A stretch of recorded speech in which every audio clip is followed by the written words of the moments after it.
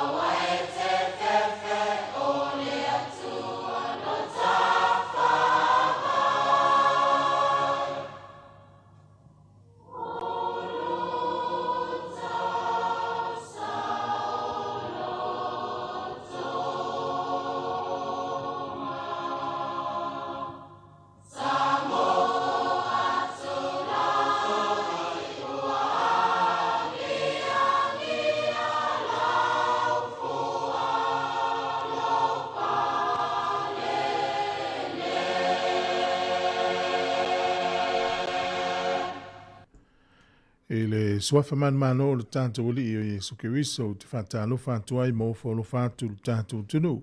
Wha mano le soifua le lei, le nei tai au whau, o tātou lia le tai au le nei, o le aso tofi, o le aso luas fulu o novema, lua fe luas fulu mo le lima, tālofa lava.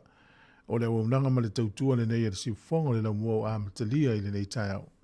A mai alvi ingo le tua mai le whakasa tanu ngā manono, whawhitai i le li e ona saunia leo le titano e amatalia ia tātou whasara launga, tāno whalawa.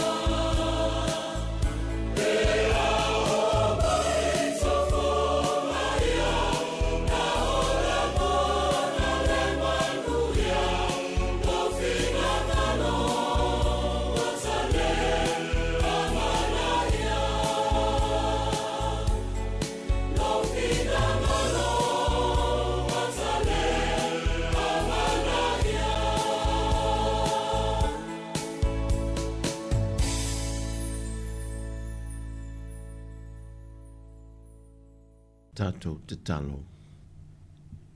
Mātou te vivi ia e ia te oe ma le loto atoi le leitai au fau. Mātou te whaipesenga ia te oe luma o tua. Mātou te ifo i do maru maru pa ia.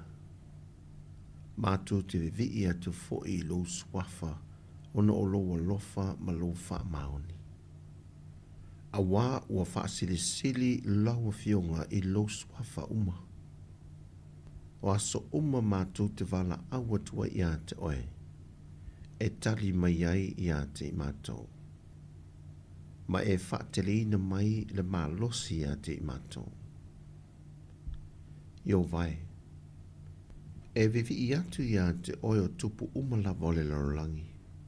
Pea la tu wha longo i le tu lei mei o lo fafonga.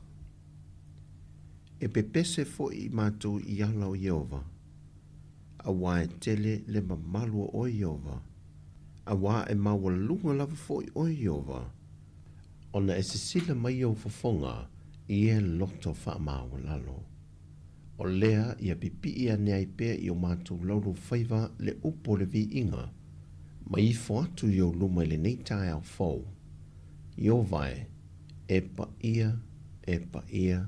Ma tu mau pea le pa ia mal mamalu, le sisiri ese, le wha manu, ma le wha ne tanga ia te oe. A wā o oe lava o le pu lea mea umalava, o le na whaia le langi, le whanua ma le sami, a toa ma puna vai. Whaaftai de malo longa o le pō na pō. Le utoe ala whai ma wa ai atu lo māta ngō fie ala le malamalama. E wha manatu mai e i o mātou loto. O loo e ola, o loo ola, o loo e ola lava. Whaaftai e o ona i ala i angelu. Sa tola wapi e si o mia o mātou moenga. Moto e au mai e fo i le mālosi whaafo wina i le tino. Ai maise, o le loto nuti mo moia ma le whaano no mātou o ifo i moenga i le pōn pō. Lea ua e toi au maia se wha malo longa. Ina ua e wha ma whana ma toi wha loto tele mai i upo leola ma upo e iai le wha moe moe. Ai mātou tere i ulu whafo mo mātou whale ngā ruenga ma sani te tofi mātou ngā rue ai. Mātou te awhea ne lava ia te oile li o leola. Le e malua i o mātou wola. Ma wala au lia lau wha maanga longa i lunga i ate i mātou. A wā mātou te tau tino atu lava. O i mātou o tangata to i lalo ma le anga māse sei o luma. Mātou te nganai upo le te talo le te lona. Le atu wae, ia e alofa mai i le tangata anga sala. Ma e wha maanga ngalo mai ate i mātou. Pui o mātou wala i le ne yaso le ali ie. Whaatonu folau le mana o lua nganga pa ia i la asanga ma ngā yo inga uma mātou te whaatino. O la mātou ngangana, o le vaai o mātou mata, o le savali o mātou vai, o mea uma la atango fie o mātou lima ma ngā lurue ai, o mātou filifilinga i o mātou mafofau. E ole atu ma le whaama wa lalo le tua, ma le whanau nau i o mātou loto, i e fesoa swani i o mātou fili whaatasi malau fio, a wai tau watu i le manuia. Te talo whaapito fo i le mālosi le mano le nganga pa ia i o mātou loto le tua, e nei mawhai o no mātou punitia a wala e ala i lo mālosi, ma le mana ma ia te oe, e whaato i lalo i ngā ruenga le fili le ne yaso. I e whaamanuia nei o mātou mātua. E la tau o lo whai le whiwa o le pōl whala maula le muri la. Tap wai. O se fesoa swani, mātou te i lo le tua o le la tau fo i te talo. O lo pui ma malutia ma mau se malosi yaso umalava. I e whao popo le soifua tolui ia i la tau. O le malosi le tino ona o le soifanga wa matua. Ma ia wha malo lo atu o lato tino aunga vale ona o le soifanga lea ua o mātou wolai. Te talo le tua ia o auna e so se fata feitaulanga. Ia e whaamanuia ia i lātou le tau wasu ina peo le vai o lipu le ola.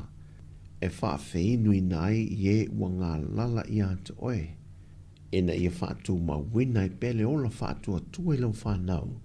E whaatali atua i pele whaamoe moenga sili o le langi ma le ola e whaavavau o le mea fōa i fua ina mai ala ia Yesu Kiriso. Le tua o le ne yaso whaamanuia i si o manga i ngā luenga mātou te ngā lue ai. Whaamanuia i te itai o mālo te itasi. O foisi o mātou te nui Sāmoa.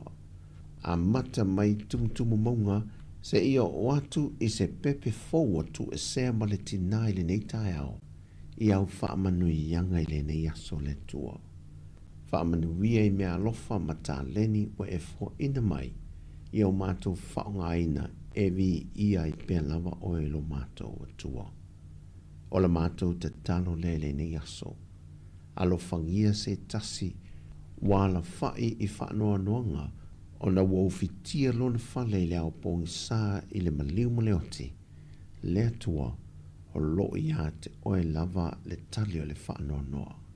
Na e veta laifo e ala i la wafiong pa ia.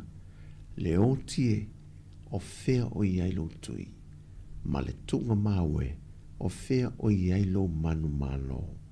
Ona o le whaamoe moenga na e whaia ma tai muai ina ua e to e tū mai le tunga mau. Ma au mai ai le whaamoe moenga siri mo le tangata i tala atu o le oti le soifanga ma le o langa le nei. E iai le manuia e whaavavau i tala atu o le nei o langa le tunga mau. Pe au mātua whiri Filipea e usitai ma whaalongo i ate oi mea uma ma muli muli e ala o lautu la fono. Le mātou te talo lea i le nei tae au. Alofangia i mātou uma lava tama o se vaenga foi ua lea fea le mātou te talo ma le upo le nei aso o e si le fia le tua e awala i se manuia i lungo o tangata. Mātou te o le atu ma le loto maua lalo le atu wae ia e foa ina mai i lau whanau. Whaaftai lo whaafafonga mai. Mātou te alo lofa pe i ate oe, lo mātou tua. Se i o lava i le whaavavau lava. Amene.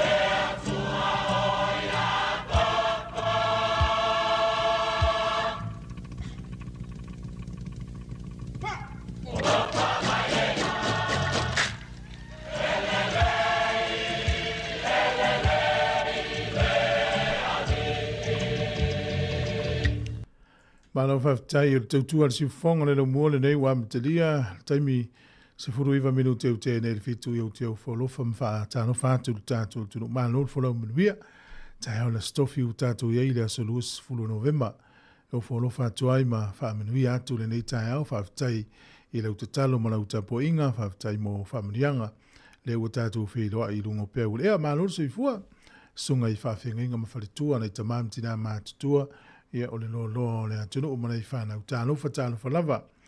Ia tātou paanga lo mōmiri tautu e atunu o mamao. Tono ni usila ato ma Wellington e so se atunu o laulangi o oto ele tātou whatalofa mano o so i fua nisi whale mai. Whale pui tātou mtua tausi whapitoa whatalofa mo e tono a inga po tono mo taulo tausi ai outou. Ia le wamtalia le tātou tautua. Nei minuti o le whafonga le tātou talo le tau whamlianga o so i fua so inga le tupe. Ia matala mena tupu laulangi le aso. Ia whafonga mai le whawhiwhianga mai le whianga o sangone. Ia o nā se atoi leo tātou talo le tau nei minutu e luma.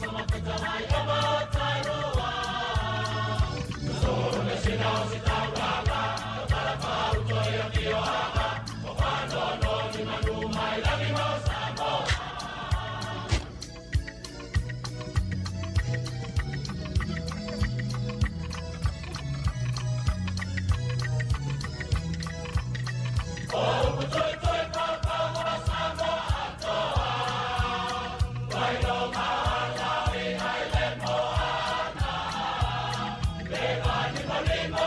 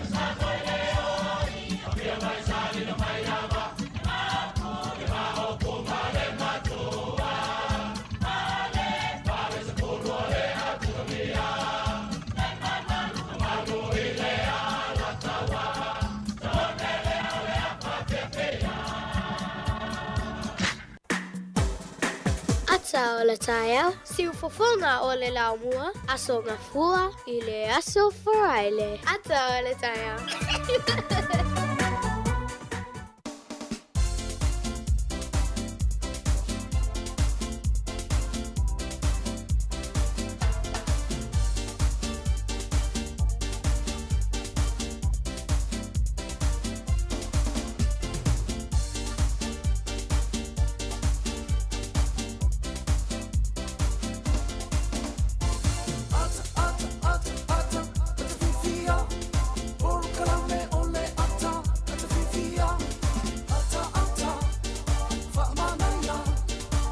Tato porkalame le ata o le tae au le nei wa mtalia na tato whanga solo lor porkalame na minute ia ai terminei ia usmel fa fonga le tato talo le tau ia walsi le fier tulanga le tau nei aso. Melo official vai tau le so ma tele na langi le tau le aso le nei o le aso tae au o atu le aso fu o le aso fo we langi le tau. Na fa lia ia ina timu nei le tae au ia le tato vai ina timu. O le tūlanga le tau I pēna mai tau ina I Wairarapa, Hawke's Bay, Taupo, Marlborough, o Whanganui, Taranaki, Manawatu, e langi le rei le tau le soe o atu le sā. Ka piti le soe fisuisu iai winga le tau e ina I taime vai e iti munga. O le malulua le eo lo whamawina a mata mai sifuru anga I lunga sifuru ma le lima. O le fua le mawhanwhana leo whamawina I tūmalo na uta ua mata me luas furu tolu anga I tūlunga le luas furu ma le fitu olo iei Wairarapa, Hawke's Bay, ia ma le nure maupra lu furu ono. Au kilani le soe langi le lei le tau e pēna whailo mai. O le motu I saute le isi awe whaana velave matua ma tango fie le tau ni aso e wa ia le mata le la. O le malulua le ea whamawina le motu I saute a mata me le sifuru anga I lunga sifuru whaa. E mawhanwhana lo I luas fururuanga I lunga luas furumale ono. O leo te rengo le tunu nei aso e matele ina langi le lei le tau I le tele o vaengo le tunu. O a PF fai te tili e luas furuvalu fo le vela lu furufale e mawhanwhana. O le angoto I fo le lai le so Wellington e luas furufitu minute te ele valu na nei le fiafi. E o soa ele la tai au le tois furufa minute le ono le tai au a tai au. Fua le malulu whamawina Wellington e manutua oi. Ia sifuru ono anga I lunga sifuru male walu e mawhanawhana I lua sifuru lua whasolo I lunga lua sifuru male ono. Talau le tai le so peno whaelo mai Wellington e pe le tai le te o le sifuru male lua I le ao au le nei. Sua le tai le te o le ono I le fiafi I le sifuru e te o le ono na ne le fiafi I ona toi pe le o le tai Wellington e sifuru ono minute te o le sifuru male lua I le vaveao. Poli lua sua le tai nei le lua sifuru ono minute te ai se fulu I le tai au nei pe le tai lua sifuru ono minute te ai fai le fiafi to sua le tai to lua sifuru lua minute I le se fulu tasi na nei le po. Tala nao le tau ma le tala le tai ia mo le silfia le tātu tenu. Ia mo le swingo le tupe mo le aulaf tupe le so mano la valeanga le leina ia inga I Sāmoa. Tasi tala New Zealand ia maua lau tupe ale malo Amerika e valu sifuru ma le 5 sene. O le malo Australia na e valu 5 sene. O le tupe Amerika e 5 sifuru ma le 5 sene. Tasi tala New Zealand maula utala fiti. Tala 2 sifuru ma le 2 sene. O le tupe a Sāmoa le utala fa sifuru valu sene le sopa. Ui foi lalo tatu utala. Tasi tala New Zealand maua le paa angatonga e tasi tesi ma le 2 tasi le paa angatonga I le so. Tasi tala New Zealand maula tupe Sāmoa e tala fas furuvalu sene I le asol nei. Ia tala fas furuvalu sene. Malo lava le alofa, malo le anga le lei. Ina ia inga o lau whamuri mai Sāmoa. Ia lewa no whamuri anga wa soifua. Tū maupere tātou emaili le nā aso whanau at samoacapitalradio.co.nz. Pēwhia mais whamuri anga o lau wa soifua. Ia whapeo neiro was whanau le so luas furu novema. Ia mahanor folau. Tele pervi inga mal whaatai le tua lana tausinga ia te oe, whaapopol nei tausanga I lo soifua. O tātu iei I le aso luas fulu o novema. O le tusi whaitau o maua I le tolu le Ioane mo mofe upo e wha. E le ai so ufia fia e sili le nei, pea o wha longo wa sava vali la ufa nau le upu moni. Ia, mana ia le whaitau le nei aso Mole tala fonga le au mai tala fia e wha longo le matua tupu eno fia. A fa fiala tātou ta mā langi. E sili lo fia. E le ai so fia e sili le nei.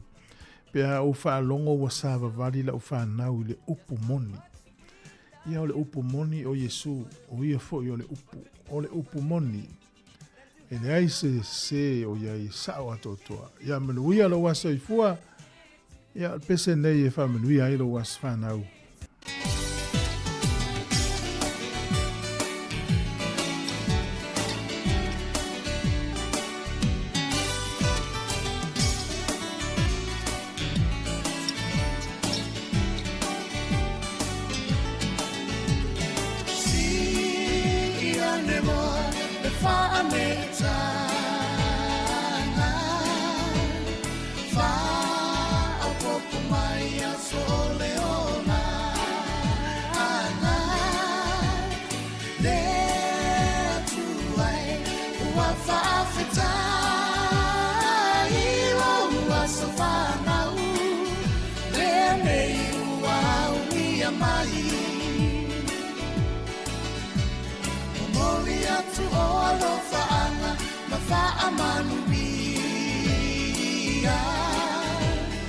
Happy birthday to you all, dear Manuia.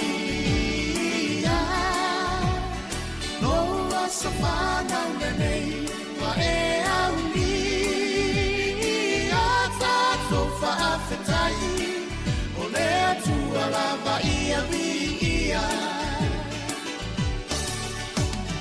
E atu ai fa afetai lo alofa winga e.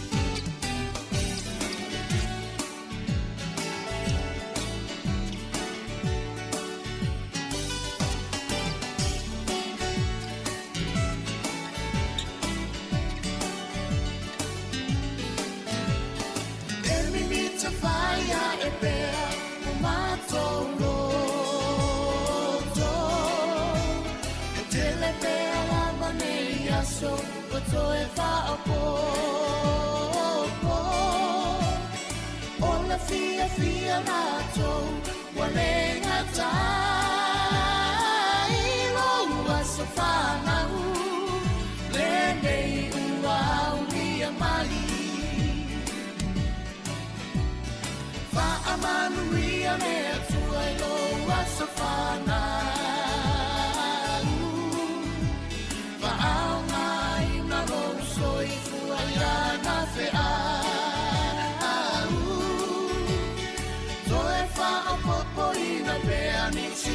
societe le alofa anga mo ole ele umayo ainga pele e tu ai fa afetai o alofa winga e se wa e fo a imai aine ia sote alofa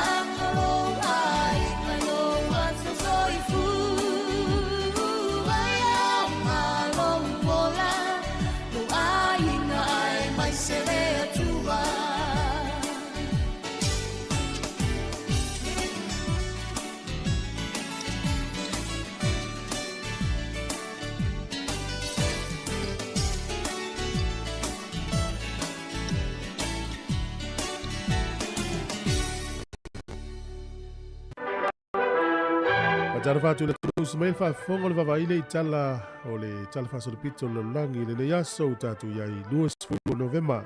O le solta usanga te se iwa fas fulu mo le fitu na fai po ipo atu ai le tupta mai tai o Peletania le sa vea ma Princesse o Elisabetta. Fai po ipo atu ya Lieutenant Philip Mountbatten. I le aso le nei mataua ai o Duke of Edinburgh. Tono le no tono na fai ilfai po iponga te usanga te se iwa fas fulu mo le fitu. O le sol tau sanga e tasi iwa lima sifuru ma le iwa no whaai loa ai. Ia le vaanga le ta o le Declaration of the Rights of the Child. I te tonu o malo o whatasi. Ia po le avanoa o le aia te tau o tamaiti. Na amana ia malo o whatasi le aso ne tau sanga e tasi iwa lima sifuru ma le iwa. Ia ia le aia te tau lau lunga lava e te tangi pe o te talinga ia so uma tamaiti. So o tamaiti e te tau nalu i le aonga. O lana lea ia te tau e pitusili no maulunga o leo te manatua le ni taimi. Ai pei o le so na au tasi i malo o whatasi e whaai loa ma wha manatu te tā ua o tamaiti laulangi tau sanga tasi iwa limas fulumale iwa. Ia mata ua ai Declaration of the Rights of the Child. O le so tau sanga e tasi iwa fitu. O le Palestine o ai kupito le taimi na o Anawa Sadat. O ia le urua ita ia rapi wa siasi alo ia i te tono Israelu. Whailoa ia tuai le pāle mia o Israelu le taimina na. Ma tautala ma whaisa na tautalanga i te tonu o le kāpeneta Israelu. Ia o le anganga o le asesinga le taitai le nei o aikupito. Ina ia whatala noa lava le file mu tono sai tu tonu. Na tupu i le so i le tausanga i te siiva fitus fulu ma le fitu. O le aso le tausanga i te siiva valus fulu lima na whaasana laua i le kompania le Microsoft, le Windows tasi tesi ma le o. Pena la tau whaatauina mai i tua. Iau, porokalame wha kompiuta i wha o ngai tangata e whangainga computers. E le sol tausanga i te siiva fast fulu valu ni usila nei, i le valu tasi valu o ngai te siiva o. E whaingatana wa ia le manulele ta o le takahe. E pila na wa ia le so le tangata le o Dr. Jeffrey Obel. I se atu maunga e ta o Mount Hazen i le lo le South Island o le motu i saute. A wha mai fiu i a scientisi ma tangata o le wa ia manulele tau suen manulele nei le maua. E whatoa wa ia i le so i le tausanga te si iwa fast food ma le valu. Toi fo ia te itua i le aso i le tausanga e tasi iwa lima o le tusi muli lea na lo mia e le tamaita i pole tangata le sua whaia J.R.R. Tolkien's o le Lord of the Rings trilogy o le so ia na whaalau loa i le lo minga muli lava The Return of the King. O le aso i le tausanga e tasi iwa fitus furu ma le lua na pasi ai le tula fono ni usila tau the Equal Pay Act. Ia o le tula fono le na teuteu ai le tula fono e tau le Government Service Equal Pay Act o le tasi iwa ono sifulu. Le lanto e whamautu tau sanga tasi iwa fitulua i le so. Ina ia tau mawhai ia whaatutusa to tongi o le itupā o tamaita i mali i pisi nisi mawaunanga esse i to tono le nei e tunu. O le sol tau sanga e te siiva fitus furu ma le tolu na tatala ai le falele mita i sini Australia ta o le Opera House na alo i ai le tatalaina i le so. O le asol nei le tau sanga e lua afes furu tasi o le taitai sa ua o le tunu u le o Libya. O mua makadafi o le so na pue ina ai e tangata te mafasi o tia ai o ia i le ai e ta o Sirte. Tātou tala ia te maua le whapoponga le taimasani i whaaftailava.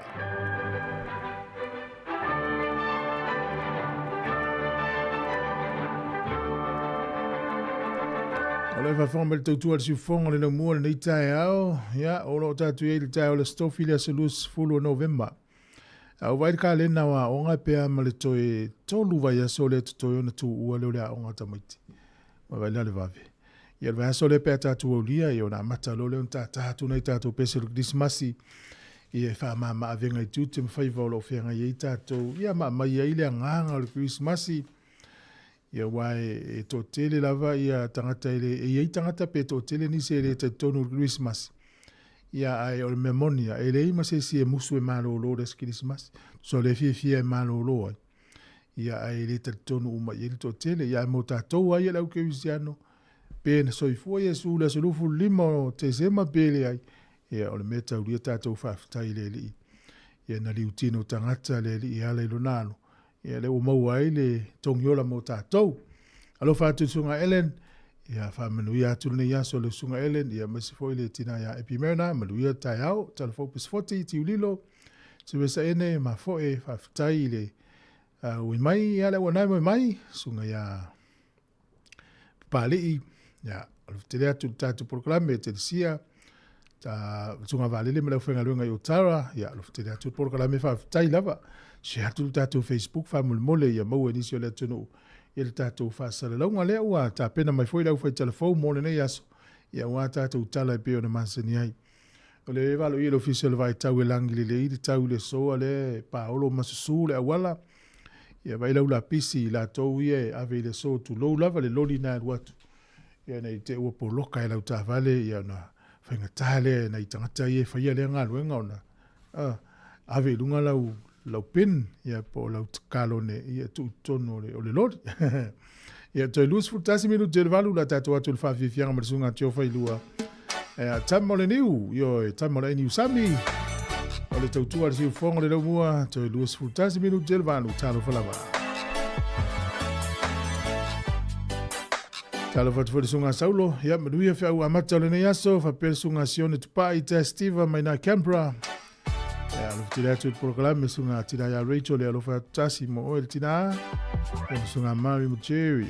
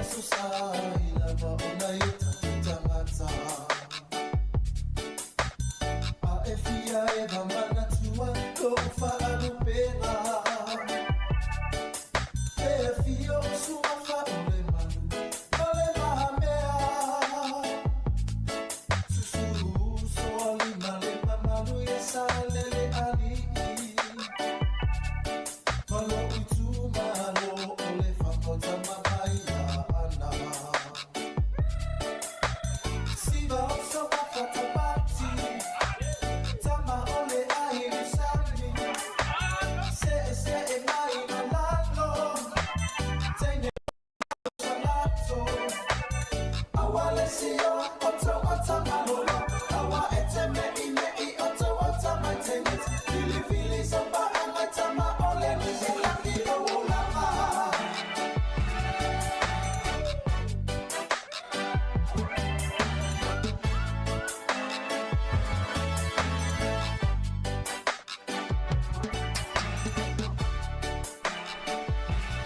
fianga su fifilo yo nei tu na tai au e fa la uloa mai le vanga le fui mu ni usila le wa fa o mai fol tanto ofisa mena tu tele na fa fonga le tunu fa la uloa nei stofi mas forile e nisi o isi taimi e fa fonga le stofi lapta inga o le forile o le a te vai e pe manu lo le fui mu mo tasi le tu la la tu nei vaenga o lo fanga sol e o le forile e o to po atu le fa mo e le pe on fa fonga mai o le ala wei fa moe e fa finga tape fa tua ia tu la tu so soni pe ai se me tupu le vans fululua nga il tasi ile a udia taiao eu smail fa fonga O whaelo mai la official tine mu ma fala velave te tupu fa sei Fire and Emergency New Zealand o le a le ngā lulue mo le tasi le itu la sui tine mu mai le se fululua nga e le tasi le a woli o le aso fureile aso luas fulma le tasi o November o na o le atulanga le ava ai le fatuai o na taliantu o sui o le ofisa ini vala awe o mai o le fautuanga mo le totele ia fai tete o na faatino ni vaenga e ono tulai mai eini mu tautuana ngā sesenga o mea taumafa ia awa le tula fua ia mana tua a fai e tulai mai se mu ia vave alu ese mai le fale ma vili le tasi asia jane le tulau o le fireandemergency.nz moni faamatalanga e tusai manei fuafuanga.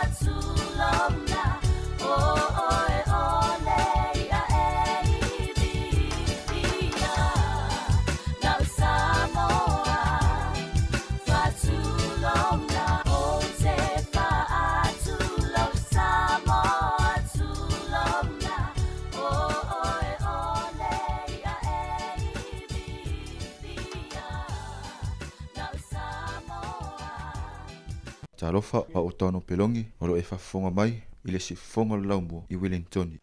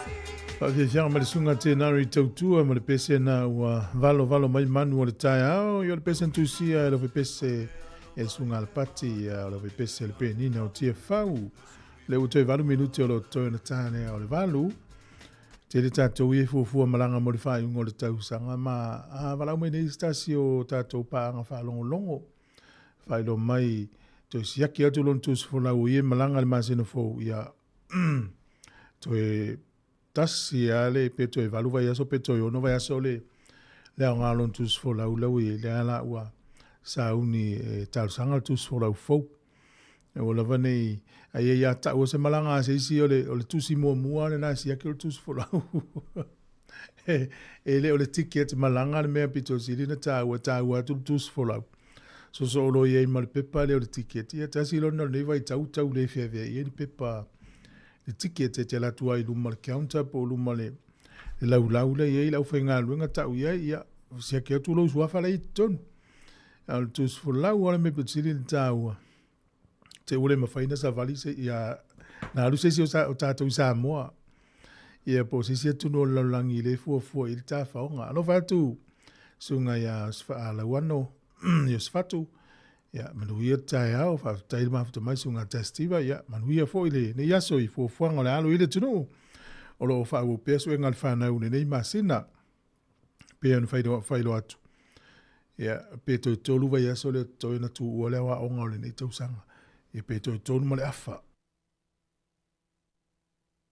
o Sāmoa ele i malolo lava o ngal fa na o alu pe fa nga solo suenga ele wa ia tu tatou le fa o le tau sanga i le nga tongi ia o le vai taimi fo nei te mai tau nai le fia nei matua ta pue mai ata o li poti ala tau whanau, ia pasi le ingilisi, pasi le numela, ia o lato wipu ma lato talita, pue mai ia ma whasala lau ata o lato tūlanga i lea korisi, primary school, la onga amata, university, ia lato whailonga, ia wata tau o i le vai taimi o le sede selenga le la tato iai, pianu tato iloa. Ia le ise lulu ngai le ifo sede selenga, ia mo le malo le no le foi la pati ma po ne tau sanga ina pati foi ma po la tau sanga ia malo au ai se tanga tau istanga te family ina ia onga ia oisi ia foi el fatu ai nga tau foi el mau manga foi el fatu anga me tau ina le temi nei le alu por kala me le va nga fatu anga se o tatu malo Sāmoa o ka se mana ia to fia ia le tele wa onga la fai pe fa fena to le ala au mo le ala au fa pe oka ia pangale ia tatou le wana no foi nei ia mo latou i Sāmoa ia vai por kalame na le alvaenga o le whatoanga mwhainga whaival tatou mano i Sāmoa ia vanoa ia atu e mata ai ma le stala i maua le nāpoto masani ia na sau lo le whaonga i lo wainga to ia kapisi o le sala elu o lau pele o le tamata o le kukama o le maukeni i se vali te leo le nato mai e le i maua le isi vaenga ia so ia ia e mana ia sili perto ina e tau tia tongo le ufi ia maisi la au ele leite le aile au matutua to e 5 minuto na tane o le valu ia manuia tele le tapo inga le nei aso na minuto e whaafonga le tātou telefou ia ona i whaafiafianga o le tai au ia masani o pese ne tu whanga o le ava ia la luatu Ao le anga kongo le kako kai au pesisi le whai le ngeu mo vaonga mātou sue i vai a pavai le lupe ma le upenga o le a whasa so Sila wala paso so Kulai se Sāmoa e la uala ngā upu E mama e le taba e yona fulu E avantu ai se pautuanga Tau fi maulau anga nuu A tau nuu ni malo Le au manga wa tau whaimio Ali i tai au o le nuu E topu le matai Sanga ia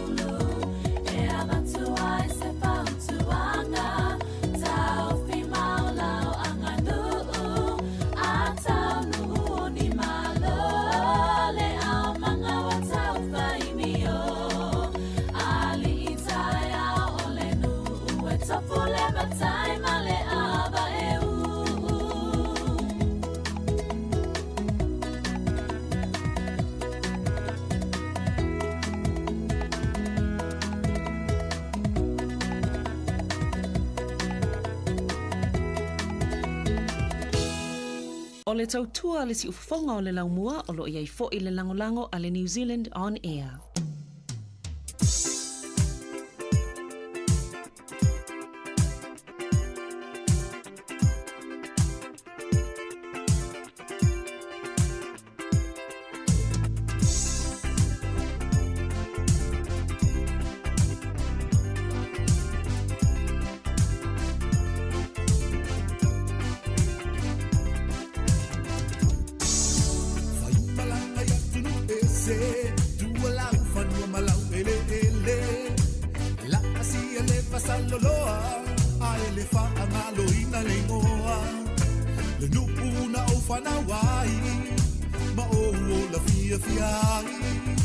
Sāmoa lo unu moni, au au mea mani wha maoni.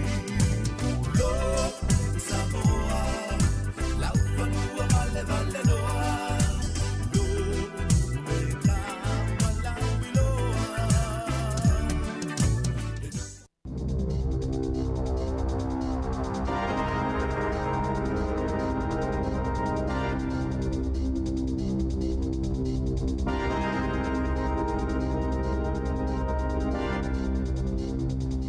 Tala flawa le whaamubonga mo tala whau mai le si o whonga le lau mua mo le nei jai au lua se fulo Novema lua whelua 5. E nā o le iwa aso utu ina atu le ka inga ora ila lato o whainga lue ngai whaieni a lato whaamatalanga. Ini sui ngai whaatatau le whautua ngai whaamalo lope whaamutaini ngā luenga se fulo. Ma o le a whaailo i tangata whainga luenga o le a malo lo mai a lato ngā luenga i le vai aso a olumana i ai le kebisi masi. O le lima i le afiafi o le aso lua na whaalaulo i le ka inga ora lea sui ngai le au whainga luenga o le a afia i a lato ngā luenga pio na whaalia le pisa a e ono se laulua se fulu ngā luenga na whaamuta le ka inga ora i le masina o me o le aso sulfito te sema e tu ina atua i se whaasisilanga o ngā luenga o le awa e masuinga fōu e a mata whaamamaluina mai le asonga fua lua se fulu ono Januari.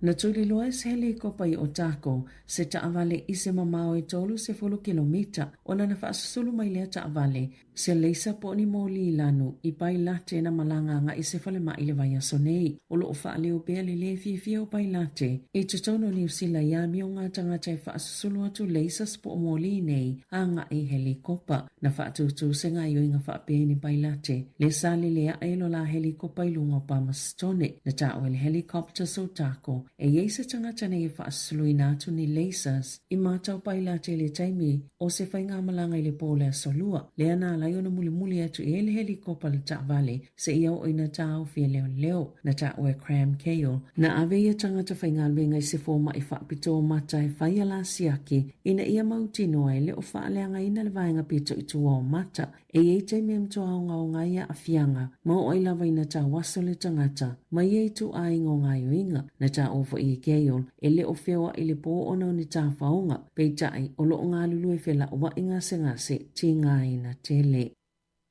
Wa fola se ina le malo ni pui inga fau whaaltola fono. Ina ia mawhaiona wawe poloka ni whainga tau whaasise e whale tupe ma au aunanga wsota inga whaape ma polokala me whaate konolo se whaonga ina e tangata ma pisini se wsota iai ma whaiai whi whaatawa inga ilunga o ala o wsota inga. Na sauno ale minista o mata upui whainga whaapisini se ma tangata whaatau Scott Simpson e to tele tangata ua ngau tupe i whainga tau whaasise ua salalau ilunga upenga ta wha ilangi pepelo. Whaapea whi autostusia ilunga o telefoni whaatase ma wsota inga ilunga o le interneti. Wa tape na ina le whainga malo so whaatasi se pui inga saunga le mo company. E whaia au nanga mo wsota inga ilunga le interneti manila asanga whaatua ina e ta lepe i whainga tau whaasise pia na sauno Simpson na ta wale minister sa lipotia le Payments New Zealand le to samalilua se lau bonus 15 miliona ta lao tupe na ngau ma ave se mai te unga tupe tangata i New Zealand ele tau sanga talwai o whaasila ina fo ele Social New Zealand Banking Association se mea whainga alwenga fo e fiso soani e tau whi ngai o inga le au tau whaasise.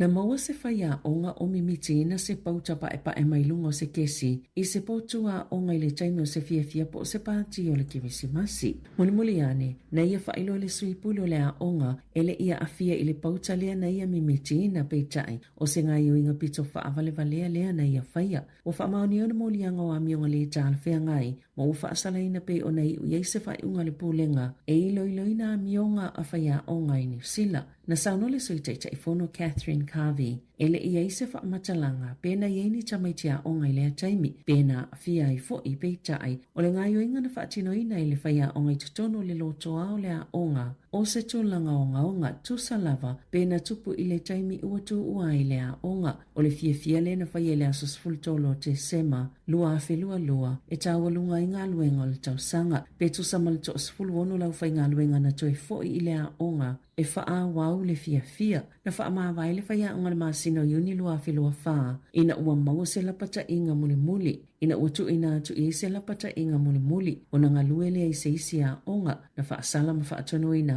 e wha ilo le wha iunga su enga se whalawhai ngā luenga o le anga lue ai, mō tau sanga e lua, na wha atono ina fo i e totongi, le a whelua se lau tāla e wha atu mua i tau na wha aluina, i le wha ngā solonga o le su enga o lana mata upu. E tatau na whai ngōwhia le avanua e mawai le kiwi seiva se tangata pe amaliu i lalo le suinga o aia inga e avea le tupe whaasao le kiwi seiva se tangata ua maliu ma se vaenga o se esetete. A whai e eisana wili po o se mawaenga tustusia e mawhai ona whaasoala na kiwi seiva i whaatono ngai tusai ma le wili. E ono iei fo i se talo sanga le paanga le ua maliu i le kiwi seiva ai a whai e le se wili e mawhai ona avea le tupe o se vaenga o lala esetete. Peitai e vai ma whaasoa e tusai ma le tō la whono mā sani pe a le ise wili po o se mawaenga tustusia se tangata ua maliu. E whaasoa le tupe i taito o lua, whanau, mātua ma isi o le ainga. Na sauno Michelle Poe po le ofisa o mawaenga e ese whainga ma awala o whaatinonga whaala potopotonga ese o lo te wina kiwi seiva tangata. O le suinga o aia inga ia na amata whaamamalu le whai unga o se tema wa si iti ai le mawalunga whaatapula aina e mawhai le whaamasinonga mawalunga na tu inatu se poloa inga e whaamaoni ai le whaonga pe valid le wilia se tangata ua maliu ma filifilia aloa i ai le tangata po kampani o loo ta ua i le wili na te whaatino ina mana onga mulimuli o le ua maliu e tu sai o lana mawaenga tustusia o si iti ai mai le se fulu lima afe i le wha se fulu afe tā la o lo no winga o e se tete i lalo i fole atu pe au whai e mawhaiona tutongi atu e au noa ma le whaanga solonga masani e tu sai ma le la fono. Na saunole minister o whaamasnonga Paul Goldsmith o le tapula alea sa iai sa whaatulanga ina a o le iwhaia le kiwi seiva e tu samalis fulfitu afe lima se lau tālu sanga na whaanga solo o natali iai le whaamasnonga mawalunga i le tausanga i totono tausanga i lima ia uatuana i atu.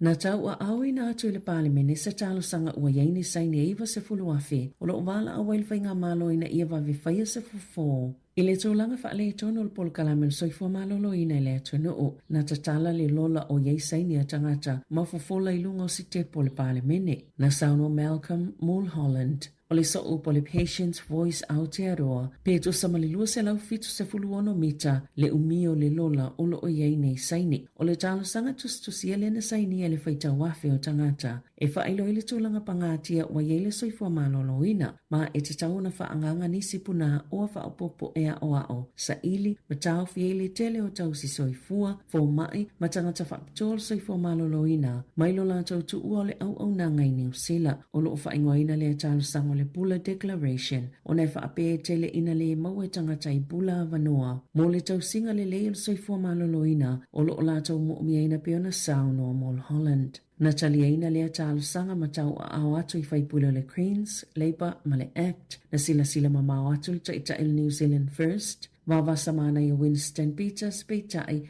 ele i awa i ele minister o le soifua malolo ina. I ta alonga Ua maana malo le au kirikiti ali i New Zealand ta amilisanga le ODI po o ta alonga ta ilima se fulu ova na ta aloi ma le awa West Indies ina utoe maana malo i le ta alonga lona lua o le kapiteni le ali o Shy Hope na avea matamata alo le ta alonga e se fulu tolu ana ta e ta ifa ai ma ta e fa e ta iono ai ai o le li o Darren Mitchell wa numere tasi laulangi le au tata i ta alonga le ta ilima se fulu ova o le taimi lona lua le awa ausia i se tangata New Zealand le ato langa o le taimi mua na ausia Glenn Turner i le tausanga tasi iwa fituiva. Wasauni New Zealand ta alo le ta alonga lona tolu ma West Indies o le ta amelusanga o le ODI i le asa to onai. Tala fawia ma le si ufonga le laumua mo le nei vaenga o le tae hao.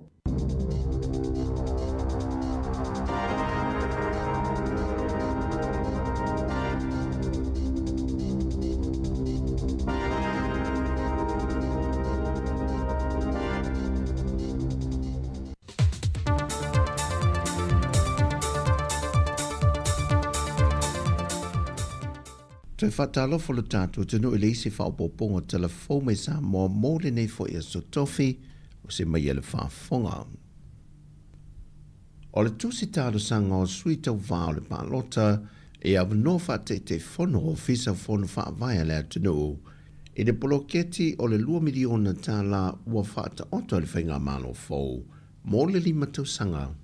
O se fuafonga na whaalia e le whina ngalo lesa a vea mapāle mi o le atunu le fionga le sao whaapito fia mea Naomi mata awha. E iei niso i tu maloi a vea mawhaatai ta inga, wa tangia ele malo si ato ta iala wa whaata oto molpolo ketile nei i lo o le tula fono. Na ia whalau tele luna fina ngalo.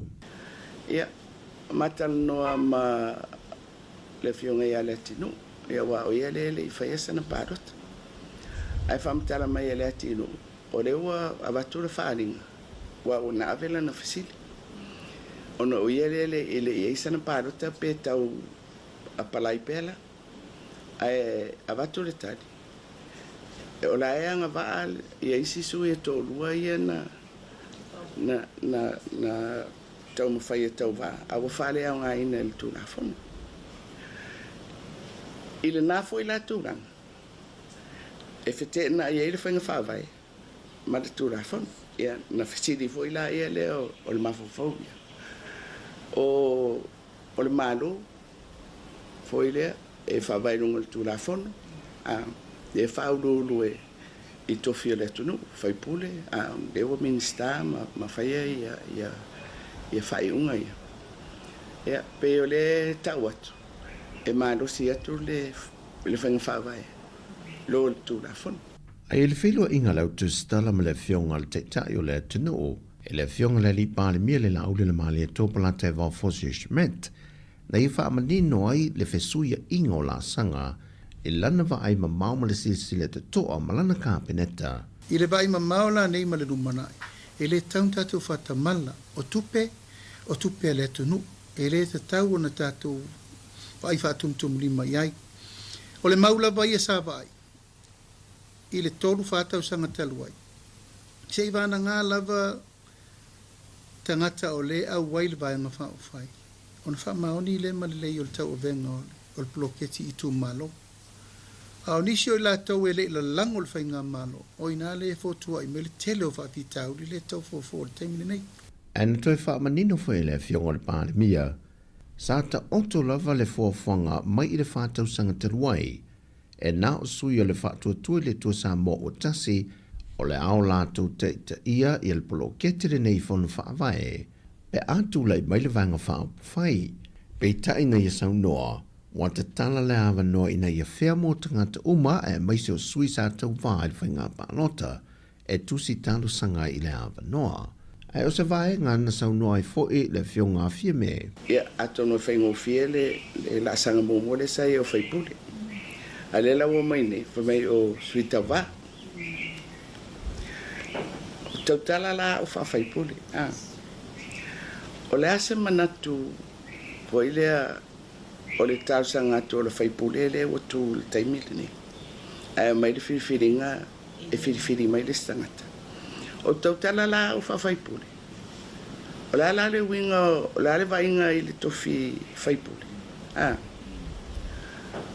o lo mafau o fai mai ia e le au na fai pole tu mama ina le tu ranga o le finangalo le tu malo le na fai pole sa ta pa fo se finangalo le te o le JPP e fa te tau le mata upo na ye tu lalo fo le te o le malo e se le sila tu to pea i swingo ia finga fa vai ona sa tau la mua fo inisi o sui fai pule o le finga malo te wai e le fa o ngā se le nyol ploketi le lava no o ilumo le tula fono o le asfaroilo le vaiaso o mawai na tāpunia lo ia ele ava no mo tu si tāna sanga mai ua tādia ele whaai unga o le lawina o le lisi mo ilanto le a filifilia e a vea ma whaurulunga o lo ofiso fono whaavai mo i tu malo e lima sifurma le tase a to ai malvaenga sa whaai loe le na fionga o le ato e whaau popo ma le au whainga luenga i ofiso fono whaavai uma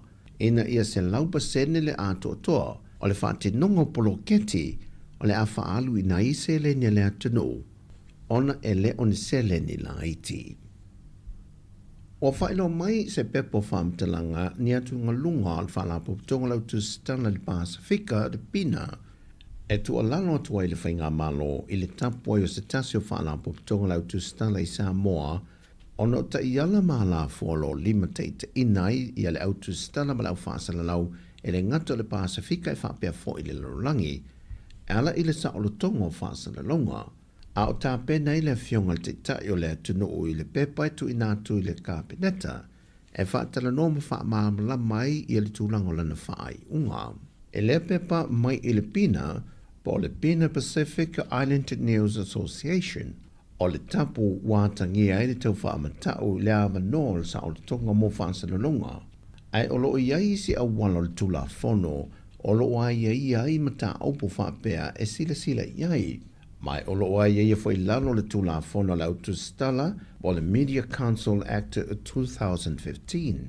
E tau lima ina e lela ula wā fono so se whaasea mai se fina ngalo wā fio le atino e o lava le malo. O na sila le iei o le laulau. Pe ua o ia whainga wha mai o loo lima taita ina i ngā ruenga le autostala ma lau whaasala lau. Pe tai le te mile nei e le o iai se laulau o le Media Council e lantou te ilu ina mata au po whapea. Mai o le aso lulu le vai aso le neina te pena i le tu se le brestene o le aso se le autustala le atunu.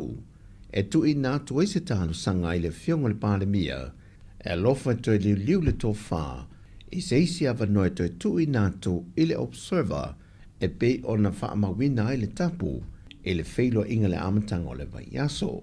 Na wha manino vai le fionga le taitai o le atunu e o mai lava i le asonga fua, e le ia i lava se tusi tu Singapore se tusi mai le newspaper la observer, e wha asao ma wha amaru luma iai, i le se no lato tu sia. O tana fo wio le nei aso, wha manuia le tua lo tanto o tino, wha soi foia.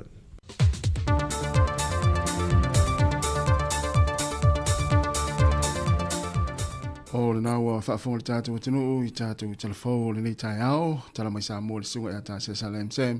Ia, ma telefo le si fonga lau mua e pe ona tāpenei seveli na kāsiano. Toi whaafonga le tula e iwa le tāu nei ma le tula sifunu ma le lua i le au le ana nei sifunu 50 minute o te nei le tula e valu. Ia, ma lo lava le usu, ma lo vole mafuta mai. No lava, tasi, wa mai le tai ao. Ia, manuia whaafutai. Ia sula wala, timu la wala. Moi lava. Suinga na o le tau le nei tai au, ia e tau o fo i le mata i tua tātou avi tā vale.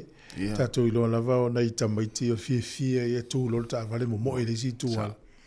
Ia na ia wha ilo le utu tū solo i e lata ia onga e o tū lolo tā vale lata le wha ilo ne vei emo mai ia tau tamaiti le kolosi. Ia wha le mūlau tā vale i le vaenga wha mulmol. Ia nā tōnua, a me se taimine ua pisi runga la wala. Ia, moni. O whanongo mai ai taimina e talano atu ai launga tongi a tamaiti whaingo ni tau sanga. Ia na e a whea i vaenga lea leo no sau te FFC ati pura leo winga lau saunanga lea na whapea mai. Ia, mo tātou le itu pā lea, ia, malo sele no. Ia to tau vai le tau sanga. Tau pese ofisili ia i pole ale po ile tu le fa ma fa sau le. Le pele. To le a pelo le tau sanga le nei ia. Ia. Le la pati fo ima le po wa tama ye fa ola ia le tau di umaro la ngatongi fa le fa nga soa ia ole sili nei ma le tulu o le primo 1 bo le 1 ia tama ye le te pati ma le po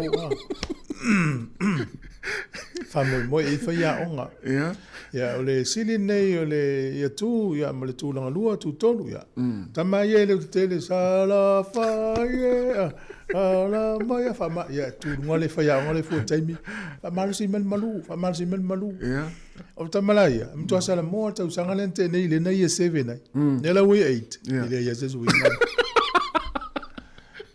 le la pe o ta mana le malsi el malu e pe vola le na fa tu ouais ai nei se fa moi fa mo me tu fa tu spasi voi e al tu spasi na le awai ona ole awai na nua ia va pela papa e motu spasi o ila to yo pasi atamana pela sama ia mola to na awai ia mena na ta ualfa manino le ila to ye tu spasi o awai ai o la to matu iso na fain su inga ula lole ia le tu spasi o awai la mo ela nua foi pia na pela no lo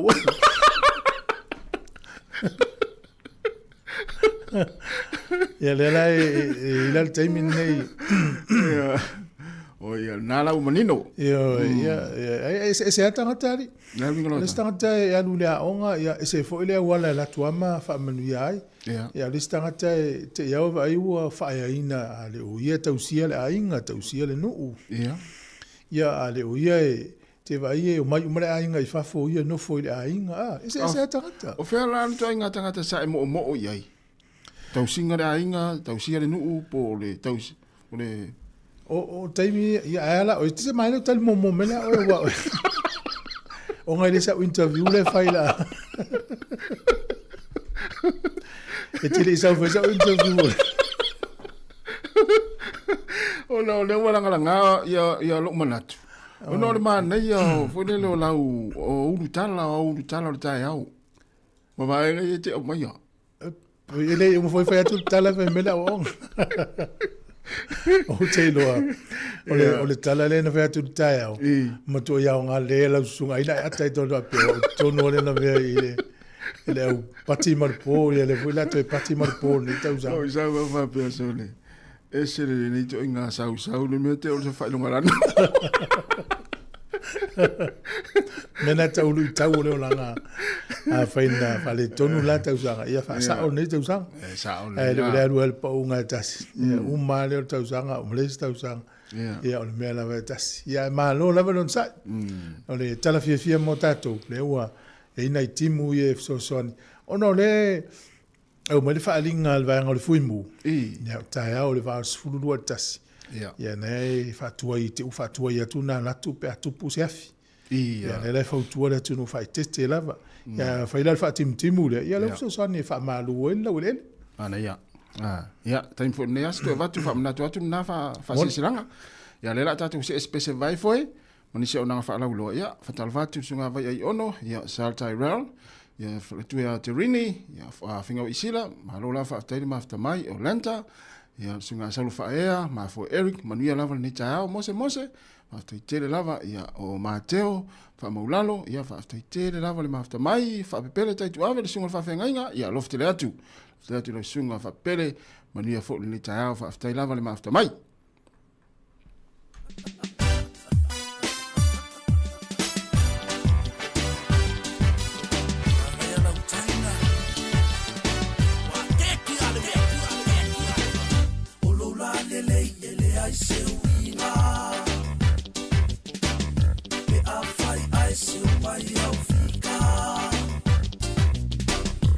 Feel you wanna fall, I see you low. So,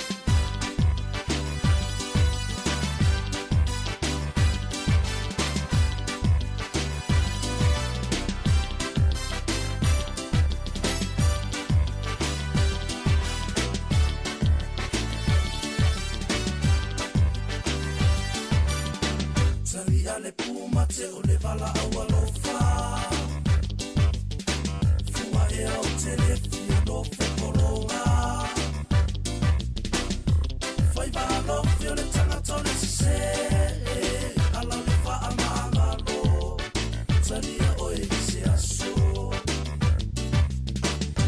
Awane ingalo na iau pula fo. Awai asane vai vai le asane masaro. Ole fili lava ole tama ole ma. Awa foki ita e panua. Sili mea ni se unga. E ui ile tele. O bala aulia. A e tasila au te fili filia. Fili oile alofa. Wale fa amaoni. E fai oe mon trofi.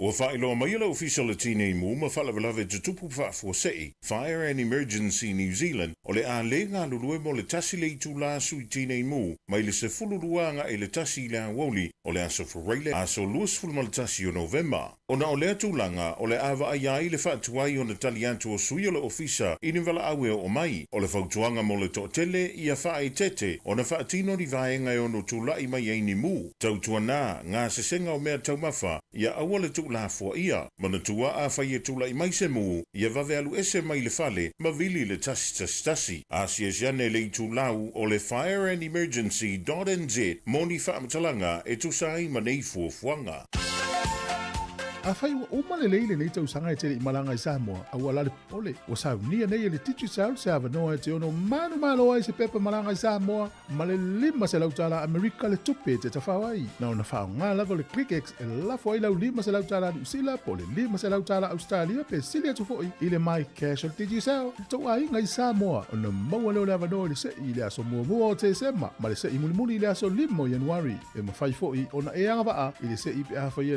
lafo se taupa tolus furutala New Zealand pe tolus furutala Australia pe silia tufo i lo ainga i Sāmoa e ia inga ole nei whaapitoa. Sekia, did you say? O se fulon minuto te nei le tulai valu e pa o mai loana i pese i o kisimasi. Ia. Nā laso. Ia o tatu o fo kisimasi. Ia moni le leia.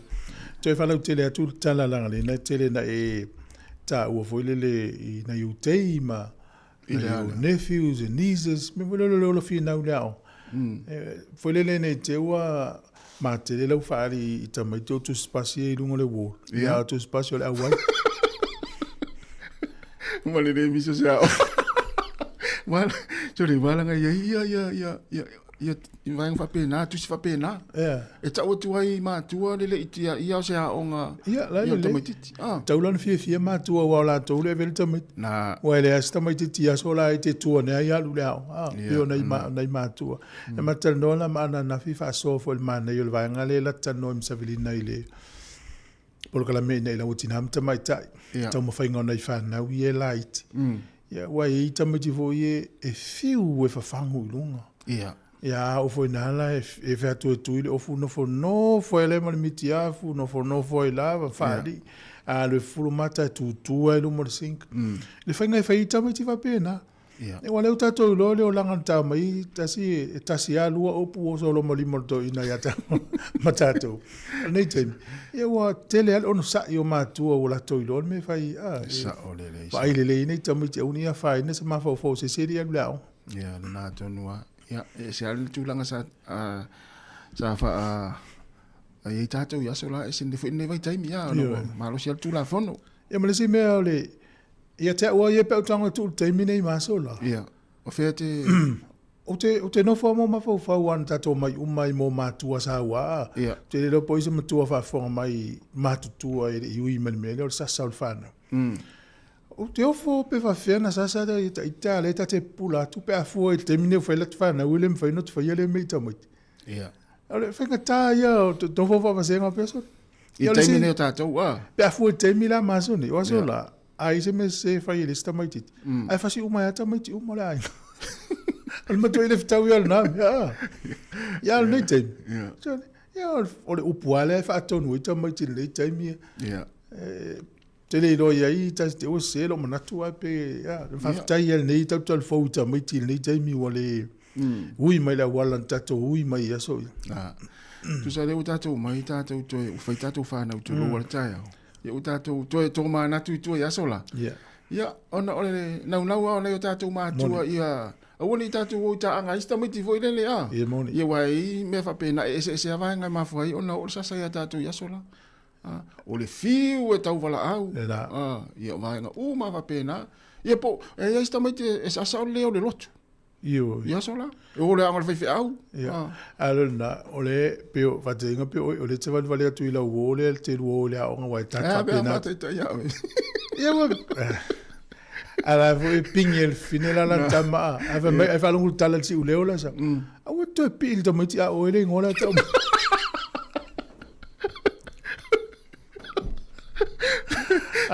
la tu le te malo to pia awa tama ale lo o to sa te la to fa le si a inga lo ngo foi la ta o to pil to miti a o foi la ta va ela le tala na tu voi. E fa alongo no tina polo tama. O la watu ai umai ata itale le angal tomatiti la. Malista mai atu o. Ia o tala vea vo yaso la. Tinga na o ta ita sa fai mafa ta ita inga tamiti ia. Ala wali liu wale upu li liu ia matu ase se isi. O la ino tu langal tomatiti. Ma na yele fa manatule na mai ni tatu tel fo e Savelina. Fata tau I middle kiwi seiva. Ia, sa sole. O tele, ia taita ia, o le tele, o le tupea, le tangata le, wai tala fai sa whanga le au kiwi seiva, le talu na amata mai. O ta I se lau mun tupu whawhia la tau tupe. Ia. E whawhinga taia na tala I, nis tangata, o le wingo le tala. Nanga ini tangata ua mali liu le tala kiwi seiva. Ia. E luatu ia le tina, po le tamae tala o le. Le whainga tā ia. Tele fo ia le fi ave lo ia fo ia me. Te au manu ia I fo lo ia kiwi seiva tangata. Ana whai po le whainga nupi wha Sāmoa. Katoi fo ia. A whainga o fia whainga le ia wal tupea ia le tangata ia. Ona na ia tupea o lai ia I lona afu ma le whainga na alu tutong. Ia, sa ole le ia. Wha whainga tā, ma tu or kiwi seiva oe po oa. Ia. A lea o te me tala il whainga tā ia ni tala. Ma na ia la wanga lea mai e. Tonga le tau lava na whaingo fia lava no mawe kiwi seiva tangata pe a maliu seisi le I whailan kiwi seiva. Sa ole le. Talu si e whaingo fia le na tūlanga. Ni tai au na lau mistasi o tātou paanga e whamalo mai whamanatu me lo tus fo lau. Ia e uta isi aki atu lo tus fo lau e umane ia Januari. Ia le ala whaini lo tus fo lau fōlanga malanga masino fo. O ta uana o le o si aki wa e se ale pisi e o nesi me pe o tiutai o na iti na le sti na te e lan ato tus fo lau a inga e whai mai tilo ye po expire al pe fai po ipo le se expiry date o ye da me ngolo ta ine te o su el tamapo a fe expire pe fai po le e te no ni te o pe fai po ipo le se aso un mailo na nga e te no se tau mafai le so ne se aso expire se tau mafa. Ia. E le se aso, o pela lea. Tau mafa Sāmoa, pe o popo, o le esi. Ia, ngai le aso e pala, i le esi. Ia, ele expire. Se vanga nau, ai pe a pala. O na ua. Ai te lola le tau mafa la tu falo loa e te fiu e se aso expire e le se aso. O le hani. Hani? Hani. Oh. E le se aso expire le hani. E te fiu e te la tua ti ta ilo I nei tai mia o le mea nana ufa longo ia tanga voila si aki pel fa tau se hani. Na le aso fai e te fiu su e aso expire I le se aso. Hani. I le se aso expire oi. Honey.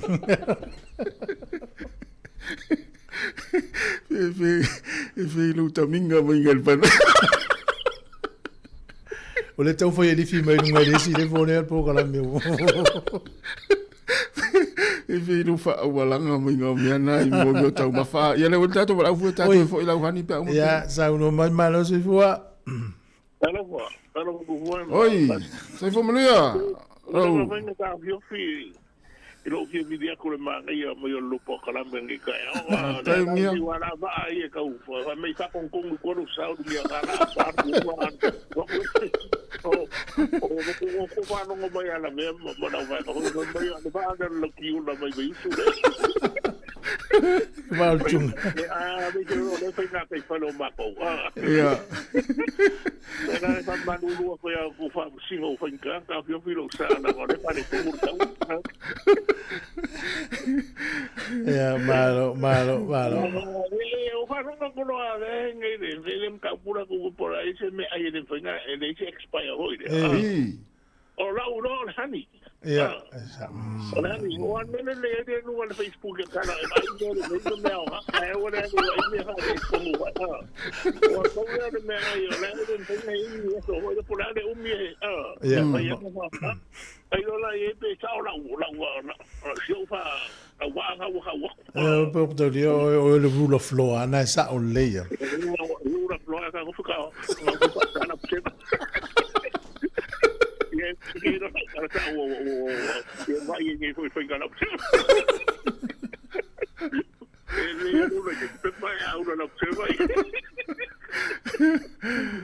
o le la la o vi de koi o de kala ni me amle ki me o va no ko fa so mo ko fu ke ni no kala per ko ya sivri pa be mo ki wi sei va le fa inka kala ku pa esa fa inka ke ne pa kala ku pa o ki na ka di se wi wa ne fa ku me ano ye fa de wi ya de mo me sa me ki wi sei va mo me ku pe ko wa e wi la fam singo e wi de lo ya ave de fam singo ave no mo ko foi de mai fa kala ki so ko wa inga lo ki wi sei va ai foi de wi ya sa wa nga ka ai foi de wi fa ngofi ya aula ke minye lo ke ma fo wa o ko do fo malo lo to de ma ngai di masul 5 million ya di masul 5 million di masul 1 million al mele ki wi sei Ya vai mai pe a tele. Não que mo pecho ma fa no ngore ali que o teu mo ka si que o mo te nga cara ku nga ku Esa.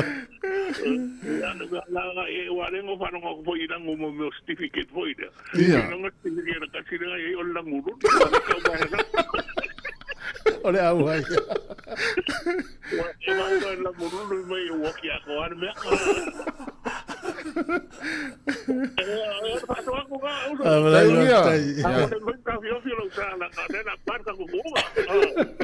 ia manene tau Ele atu tungane de sa matamale de tau pe ala tamai.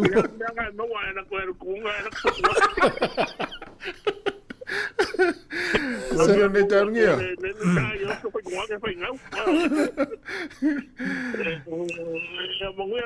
ia matai al fatu Ya, malo lava le faso mai. Tatu por kalame. Ya ona e fanga solo tu yo le misela ya tau longo pe o e malanga i Sāmoa fai lo tu i te le iano. ia Pe ona te o fati ngā fonga i la tunu le fa manatu le. Ya e le o se mele le mai o se isi a le alo ya sfia. sa E sui uma por kalame le ainga. Pe manu a se isi me umana i pui e tatou pe mostala fa no noa me o ta vale fewa i. Leo lempo i pui o e feo inga mamao. Ya, ave lau ta vale service ya ki pau ya le malanga ya ukilani po feo le ainga ta fao le fai ngol tausang. E te lango na lau fia pe ati eti ele ta vale te alu mamao ala wa umana fai masiaki. masiaki na tonu Swa o le vai o spaka ya o le maa ya o pau le ta vale. E fa mai lensi ni anga ua se lau pase ne tato. Ya o lo mal fia.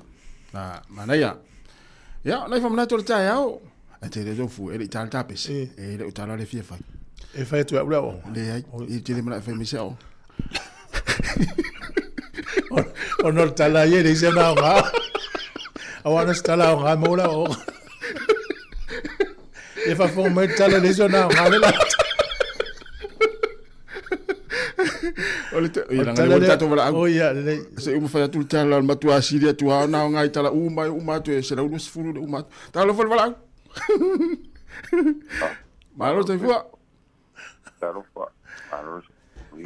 malo te fua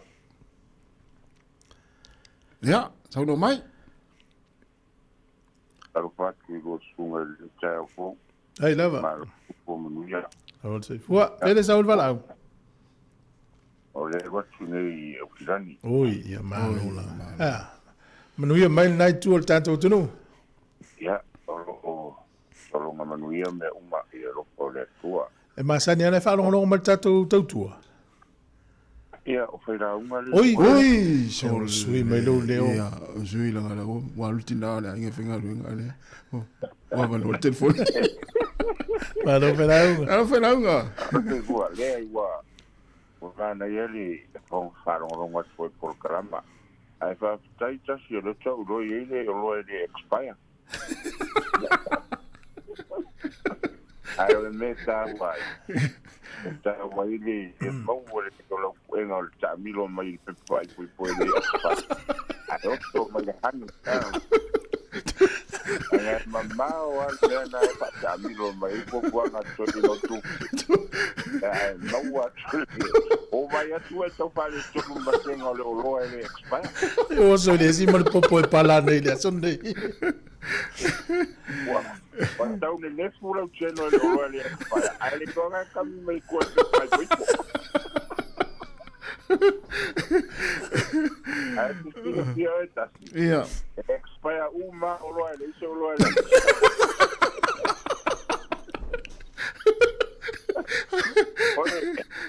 Ora mai nga ta ua de no e lo paso e le meno kiwi sigo. Ia. E fai mo fia wa mani to fo le kiwi se vede beneficio kanga kai. Pa fai e mariu. E ai ha se me la fai kai na ru tanga tana o e beneficio le kiwi se va pa tu pus fara vera. Ia. Ya la fare con. Ya la ngai expire awa. Fai o ma ro to alua pa tu pusuala. E ela ia me rolar beneficio ele kiwi save pa tu pusuala. Longo ia ele se a mo e pose me le do ia la uma fai de se ningo pe pa tanga pe me vole le. Ora pone le funeral insurance. Le beneficio ala mena lo foto ina otas ia o aka kolengi la ngor faya o ga ba ta ia foi la unga lo so ni mai le foi la wa lo mo tino era tinu so se me ai aso sta mafa e foi le expire uma e o foi hani le por hani o le me ai mo muare mo na le nga Era unha. Umironga i papore hani, i ola i lore mau. So le, wai malanga to e o kilani usa sa ta to e whelo e whaftai o nai mau alu so i fua maloloina. O te whai lotu al tae au i le lua pokalama i le tatalanga i tae au. Oi, ia mo parolo atu ma lo la tau tua o le apo pasipo le lao nei tau sanga. Ia o mau o pelo ma lo se tau tua i la tapa o te roa. Tai lava. Ma lo fo ia. Ia rua fai vale nei ia. Ia wale le ia. Tere atu. Ia. Ia. Ia toi fua. Si tama sa i le vin na. Ia. Sa vala au me so ia le wa lu malanga ia kilani. E o ta to po le ale fia no foi se me ia. Ma lo fine ia no fo la o nei la o kilani. Dua tolu va so me ta pena tu le atu pa uto ya lunga. Ja, tala tu pesa. Ja, tala ritas. Ja. Le tala le tau fa matala. O le tala. O le su enga. Fai me su enga no fai tau. O lo fai lo ai se auto o lua e te ri alunga luenga. A me sali tu pata ma. E toi fa po le si lima tau sanga e te o lai. Io. A pesa le ma na ia vo ila le ai ki ari. Toi nga vangi fode le a pe la usumere nga luenga. Ya la we la tu e songa tu se auto o lua. E fai mai la le fode le su enga. Tu sai ave ese atu ai mo le stress. Fai la o ele la fai nga luenga. A se auto o lua le no fode fale. Tu sai la we sa ala mo tu afia fia fine. Tu sai fa popo isia. Isi tau sanga e lima o lo so ifua. Le tu pauta ma. Ai tu la mele o no le te mafutai. E le te sau e tau songi mai au tai au. Tau o mai lau stress ia te au. Fia mau mele na mo merso so nga le fi fai tau ati lim. Ya le la fa tu la o nga tala. La le o nga fue. La o nga tala. Tu per stress ya o lu pa me ya. Ai sa eta te tali tonu wa. Ya. Ya talu el pokalami la tal ta. E des pokalami ngari. Ya. Ai o le winga fo le tala tasi. O tangata e to alua o le fo le o le mena le winga la tala to fo ia fo fo la mata le mainga tangata e to alua si le fia le o le tamano e ia le vai ngala misi ya e mo mil so soan so soan e mai le fine na tonu wa mai fu le malo si ai la tangata tu to tasia ia le isiona ai nga por fine e fia tu to tasia ia le mana o e fotuanga ma so soan le tamava bena fu tamava fia tu to tasia ia na tele ia mana ia pe mana mil so soan le tina e te la ngona ile wa to ona mo design ma faile le tu le ai e luota be vol mena le no specie de tu vai na fu le sa ta wona ise le i foto ina e mo o por so soan o sta tu lá ia o so o sta tu lá ja maar dan is het wel wel ja maar dan is het tu foi ma ta si fa ra fa ko le nga Tal valeu, mas eu vou. Ma lo lava kawaka. Alô, fulau. Ai. Ai o le ko ka. Ya mo temu e fa malu ele mo so vai. Ja. Wale tata mai mu mena. Kwa la ine ya mako. Oh, ia tai amana. Ja. Oh. Foi ma lo mo fa so. Tai la. Fa fela ko inga ma lo mo ko ta si pe fa pe. Il me vole fa pe a lo fa nga lo nga so ngi. Ai fa fa ko inga ma ko pe. Ja, tala len fa ni. Tali tu silina. Ora lo sili to fa ma lo sili leo. Foi pe fa pe o ko inga ma lo ko o de ko fa nga lo nga. Ja. E se me o me le o ko inga lo ko pe o. Ja, want ja, dat ja, awau te lo to ine mo lo tu le fa sa ya le fa le ya so uma.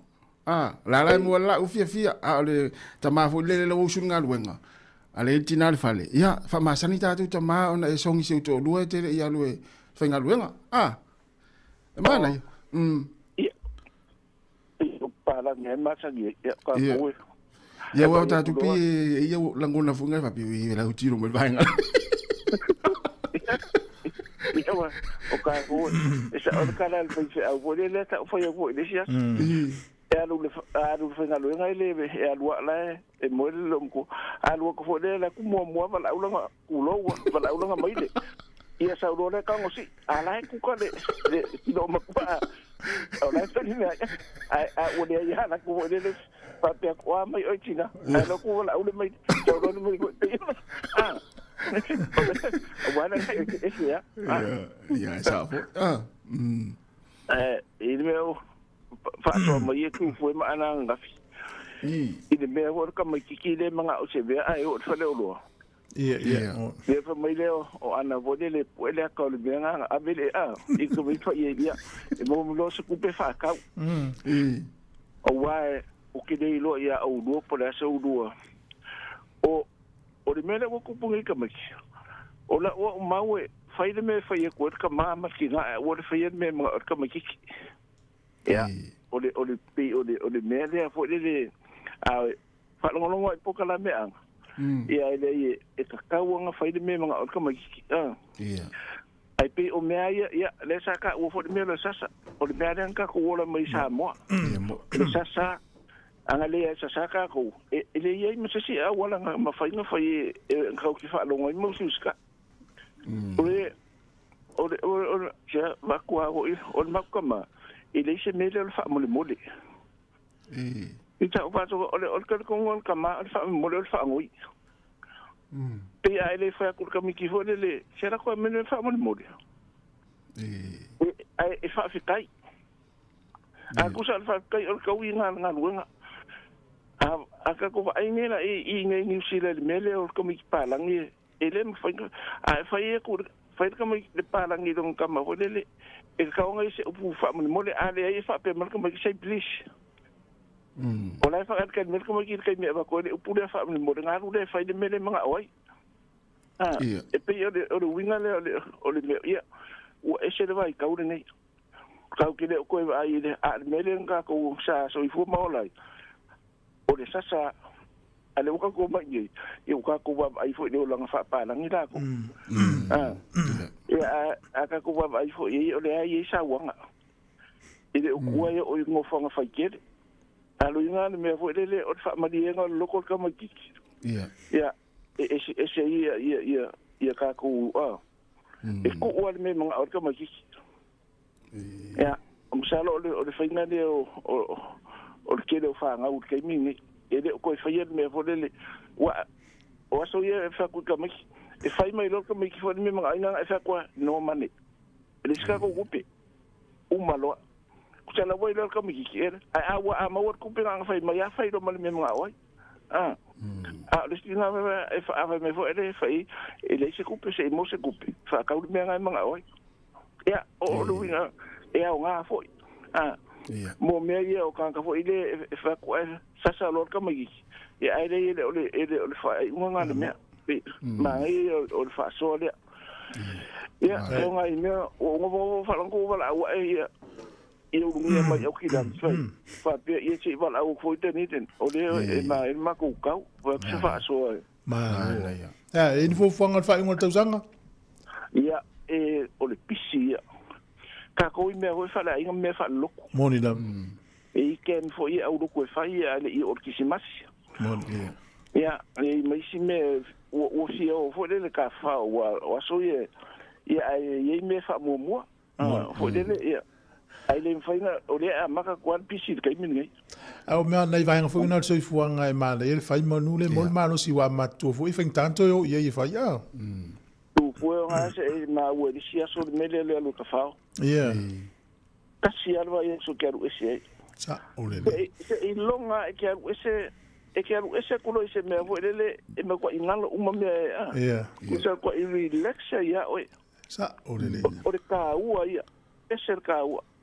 Australia Sāmoa e kasi alwa ia so nga I lo le esse senga ele ki o fo I palang yeah mon awa pa palang e faina lo nga fa ku e foi kupe e o e ka fa ka ko fa puku kupe fa I fa le bla ele nga ka giusida ai vidi mai Sāmoa mo ai wole mo I mo ka fa ale pure ka mai o ka mai ki ke mingi tu foi matas o le maule ka mai o yo ka fa o yo o le me a fa mai o me nga mama ye o la wo I lo ka mai ki le me esa ta wo le me le o ese e ma wo ile si suinga fa si nga malos al ka wo ya o do e le o do wa ko fu do pa se company e do pe a company va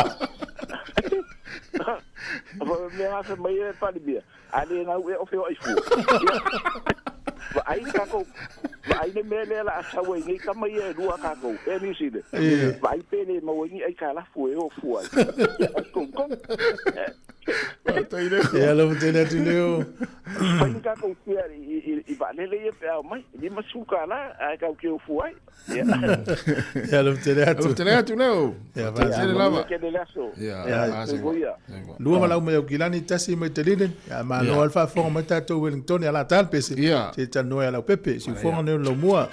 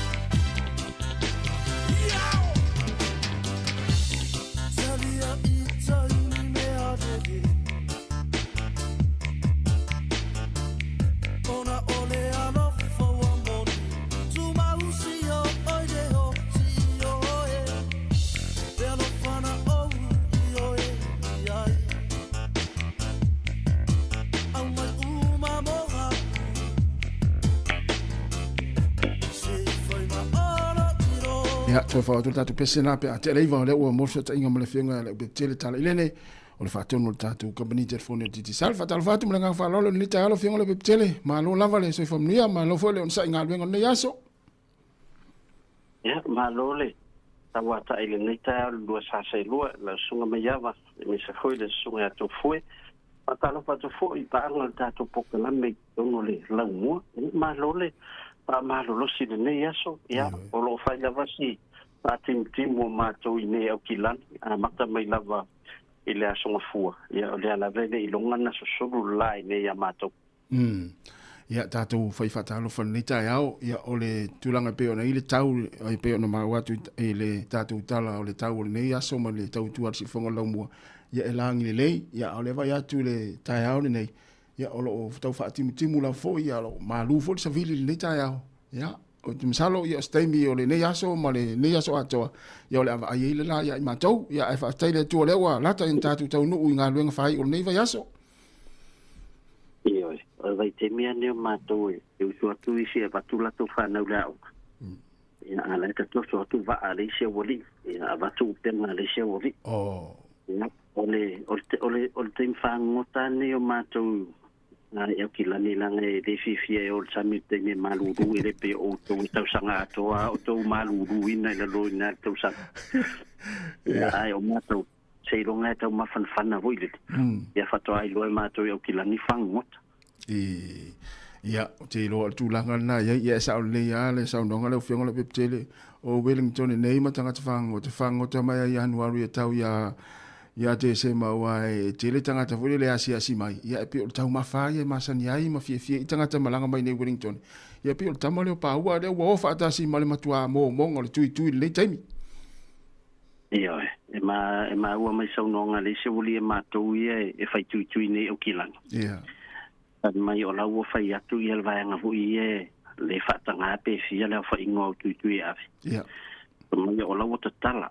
Mo au kilani o matua tatala fasolo atoa lau fa mai auni te o mai uta pe ale tumu ko ba ai tui. Ona lau fai mai. Wa matanta wa pai nai foi le sisi mangol sam. Over tui a we foi si va ngole o sami tu langa faletun. Le lau o tatala fasolo atoa o fai atu o lo la matua lau mai ioi. Awala ni tu o mai uta ele mama tu ele se ngol malai fa metalang o tai o malo to tai san io o la ma to tai o mai tu le tai la do fa le ngai si o panga sa ya sa wale matele le tulanga na mai le vaenga le ofisa fa inga fa iba ya na fa la ulo fo nei ma to pitonu Wellington tulanga na wa ta wa fa ina ya si me se ngata fa le telo tui ia o le nala a pe ia o mātou leo toi fo ia le 5 tui o tangata whai ona ave ia iuta. Ia mea la wo wa ia tu a soti. Ia wa matana whai atu o kau o whaatau ngā tui o tōtele. Ia wa malolo se fo ila malau whai tui ia alo ai fo e whai tuanga. Ia au fo i tena ngau tele tu dingo le oka na e te alu whai. Ia e te ua e male moai a e whalonga tu lo e tau umalau mana wa sau ilunga. Ia na umātou ele whai tui utali e ho i tai le e o le wha. Ia e tau ala na vai teimi fo i le matua pe e le tai. Ia na ngai le tai. Ya na ngai fai foi silo loto yo ya ai pa tai la vai inisio farongolongo me mafata tel no ngai nei au mai nei au kilani au le farongolongo le Lloyd Wellington ya mantua mai lau fa sal lau fa mon molito fa na tui ya foi me tau fai va ya au mai ya au tui mai ya fa dia ma ave le lo sia so yo ma lo fa tai ia ona tatu tai mi lau fiong le betelo fasili a fa pe au le o sa uni te Sāmoa o te mana o e lafo la utupe i la ulava sim card lea na whaatau i nei. E whawhiona le stala sim card lea la u alma i Sāmoa. E lafo anga i la utupe o te alatu tala i Sāmoa. A wat whautuanga ia le stala le sim card i lo swafa. Whaina e tano whasota i me mātou. Na le ata lo ID e tango e email i mai a mātou. Ian matango kirola ia le stala le numero na ia oi. Alla foi natural selin. E te taulana e te tangata la foi natural selin ia oi. Ono lo i tula fono New Zealand Sāmoa foi le ava ia to la fo e tangata le to tasile le tu peaia. Ia. Ia ele o ia sela to mafofonga faina na tulanga nei vai te. Ia. Ona la ta ma ko pawala to ia e la foto New Zealand receive Sāmoa. Ia mo. Ya le o ia wala fana la fo o ia o tu ia fa putu ale o se ia lu Sāmoa fato a mato atala o lai ma faina fai ai la compliance issues e tauna family ina mo pato a frule ma le te pai lava a pe o le stala le wa malanga ya faita miti le stala fo le counter click access la to ya fa ngofu ina la foto ma mawolo mana ia tele manino le vainga le wa te ro to tele tatu tanga te mana la foi la tu telefoni ya tu tala Sāmoa ya mana ia tele no manino le vainga le ala fiona tele ya sa no ia ele se selling fa sau ai le si vainga na fi a fe pa te ua le mafai ana e malanga ya e te le mana foi ave ia le family ngalo travel package sistangata o le awo mana ye tutunga ye ana fa pe fos fa pito ana fo ye fa ye kokkola ai fa mai te tawana e malanga ya e te tawana e malanga ono lo i mato no peina ya e malanga tu Sāmoa me tala ya tu tuainga o lo fa longa le na moa ono lo tu le te le tu mumu e la fo tu pe ya so le wa malo o le nganga na dalin faita tu tiki ya lu esa tu New Zealand ya watu mai tala ya tu lo ifa manyang ya nino le fo wa matam sime se te le fialo fat ni la se solo ai ngem fina ave ya fo te le mana fo ya ave fo se sil ya lu fo la to lo wa fo le te finga lu nga mama o mo to atele le singa su le sa wa le la wo fa ya a faile se ia malo ai tele faina malanga tele faina a vela tike di sestangat ai malieda na la lima sala tala America tu watu ilo lima na lela lu se soma uma mai ava fa ngala tike malo va tai ya mo ela o telefoni ma se va ngat fisa no ela fa ngolo tele ia fa mnia tu le yo ngat wenga male anga ya tu fa ngolo ya so fa mo ya o rua tasili maono tolu fa falta to numero so tai mai ai so soani atu le ngata tu al tato digital ia fa pena foi le tato ti marketing ia mal tato Pacific 40 ia manuia di ngal ngol nei vai aso ia fa tai o le wa alu tato a wo sa mo lo ia to te pena fa le lu af bi ya lu ala lava tu foi wa o le vanta pena lu ato te lu ia nana to u masal salo lava te o le o tato ia malo volta po tato o tenu lo fiong le tele ia ai manuia lava la ia tu fa ngol vai aso ia fa te tele lava ia fa tai se fo ia se me fa fonga i tato tala mai Sāmoa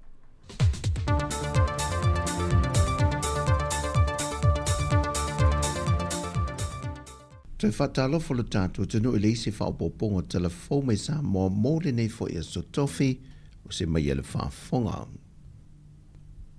O le tusi tāru sanga o sui tau vāo le pālota e avno whate te whono o fisa whono whaavaya le atunu i le poloketi o le 2 miliona tāla ua whaata oto le whainga mālo fōu mō le 5 tau sanga.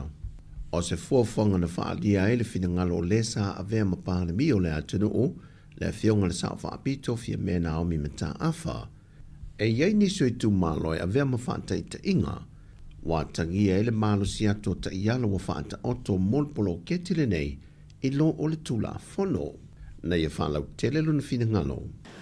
Ia, matal noa ma le fionga ia le tinu, ia wa o ia le i whaiesa na parot. Ai whamtala mai ia le tinu, o le ua avatura whaaringa, wa una avela na fasili ona o yele ele isa na parota pe tau apalai pela ai avatu le tadi o la anga va ia isi su e to lua ia na tau mo fai tau va a wo fale anga ina el tu na fon ile na foi la tu ran e fete na ia ile fanga fa vai ma tu na fon ia na fasili foi la ia le o le mafofobia o le malo foi le e fa vai no tu la fono Le whaurulu I tofi o le tunu, whai pule, le wa minista ma whaia ia whai unga ia. Ia, pe o le tau atu, marosi atu le whainga whawai, lo le tū la whanu. Ai le whilua inga lau tu stala ma le fionga le teitai o le tunu o, le fionga le li pāle mia le laule le mali e tōpala te wau fosi shmet, na I wha amanino ai le whesuia inga o la sanga, lana va ai mamau ma le silsile te toa ma lana kāpeneta. I le vai mamau la nei ma le rumanai. E le tautatu whatamala o tupe le tunu. E le te tau o na tātou vai whatumtum lima iai. O le maula vai e sa vai. I le tolu whatau sanga talu ai. Se I vana ngā lava tangata o le au wai le vai ngā whao whai. O na wha maoni le ma le lei o le tau o venga o le bloketi I tū malo. Au nisi o la tau e le la lango le whainga malo. O ina le fotua I me le tele o whakitau li le tau fo le teimine nei. Ana toi wha manino whai le fionga le pāle mia. Sa ta oto lava le fuawhanga mai I le whātau sanga te ruai. E nā o sui o le whātua tui le tua Sāmoa o tasi o le ao lātou te ia I le polo ketere nei whonu whaavae. Pe atu lai mai le vanga whai. Pe taina I sau noa. Wa te tala le awa noa ina ia whea mō tangata uma e maise o sui sa tau vai le whainga pānota e tusi talo sanga I le awa noa.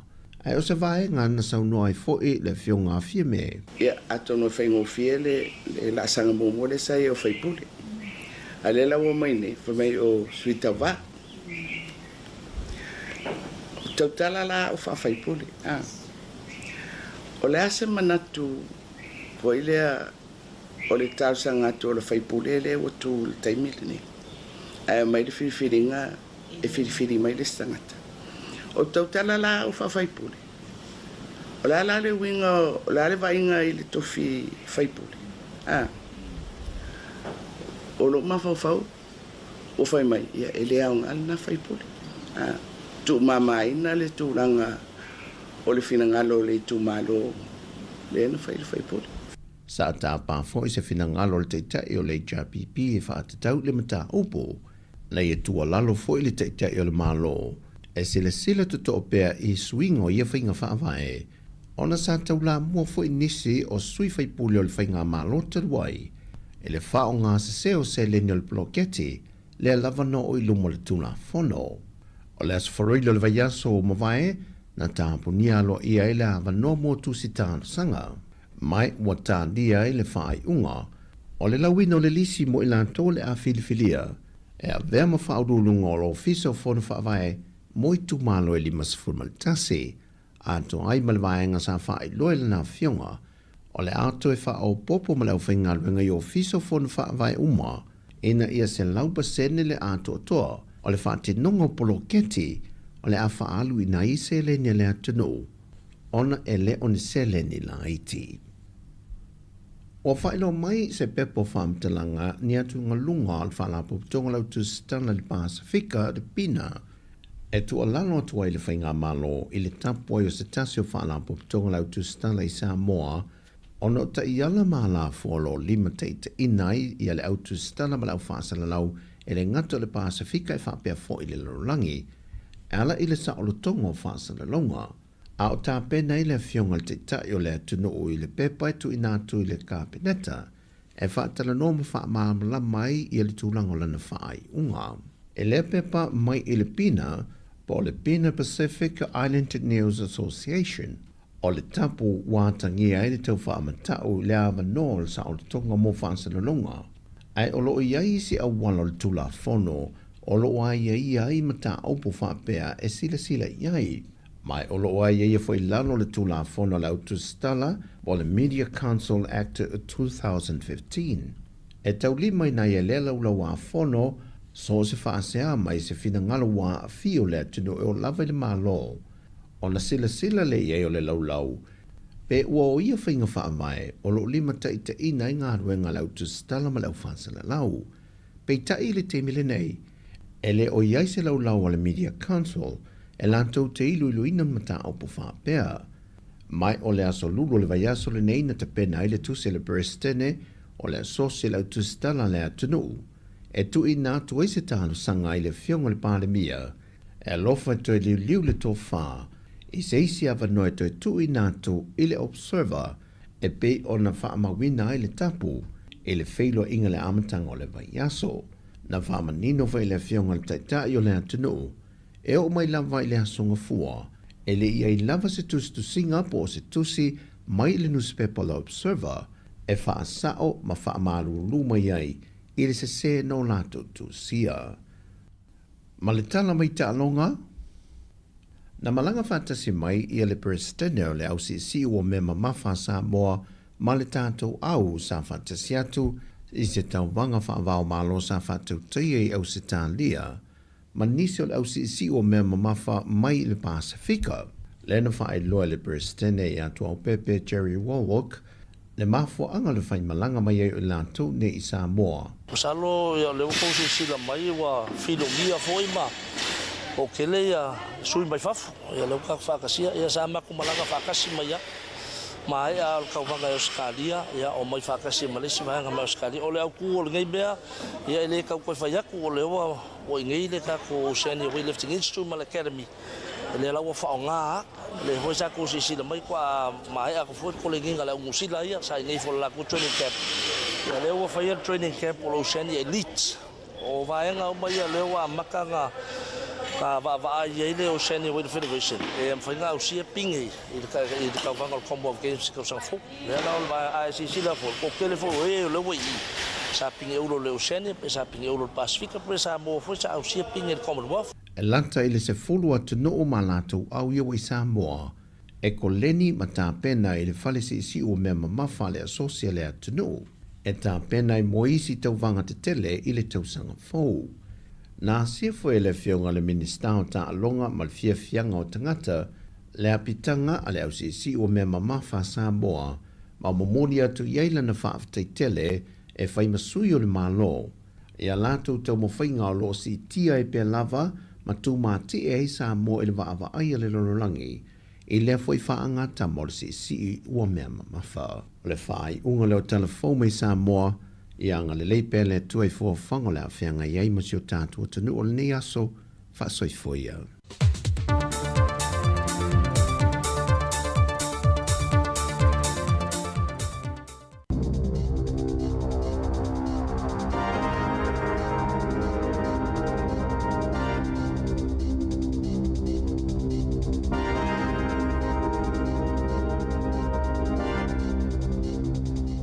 Tue whaatalo whaatolo whaapoponga o telefon mai le si ufonga le lau mua mō le nei tae ao.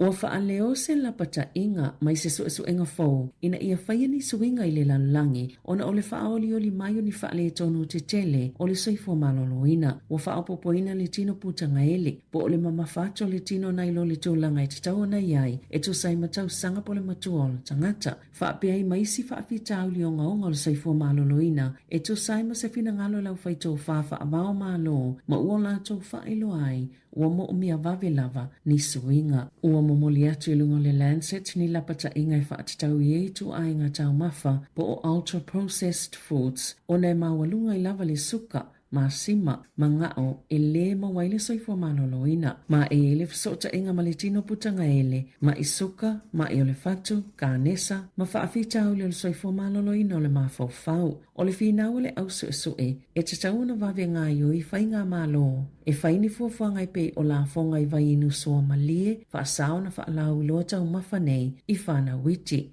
Na whaalia ni whaamaumaunga na whaalauloina i le afiafia nafi e le Health New Zealand. Le to atasi mai le to atolu tangata mātutu e New Zealand po le tolu whaate si male lua pasene e tino puputanga ele pe obese ma uasitia mai le tolu tasi te si male tolu pasene sa iai i le 5 tausanga ua tuana i atu.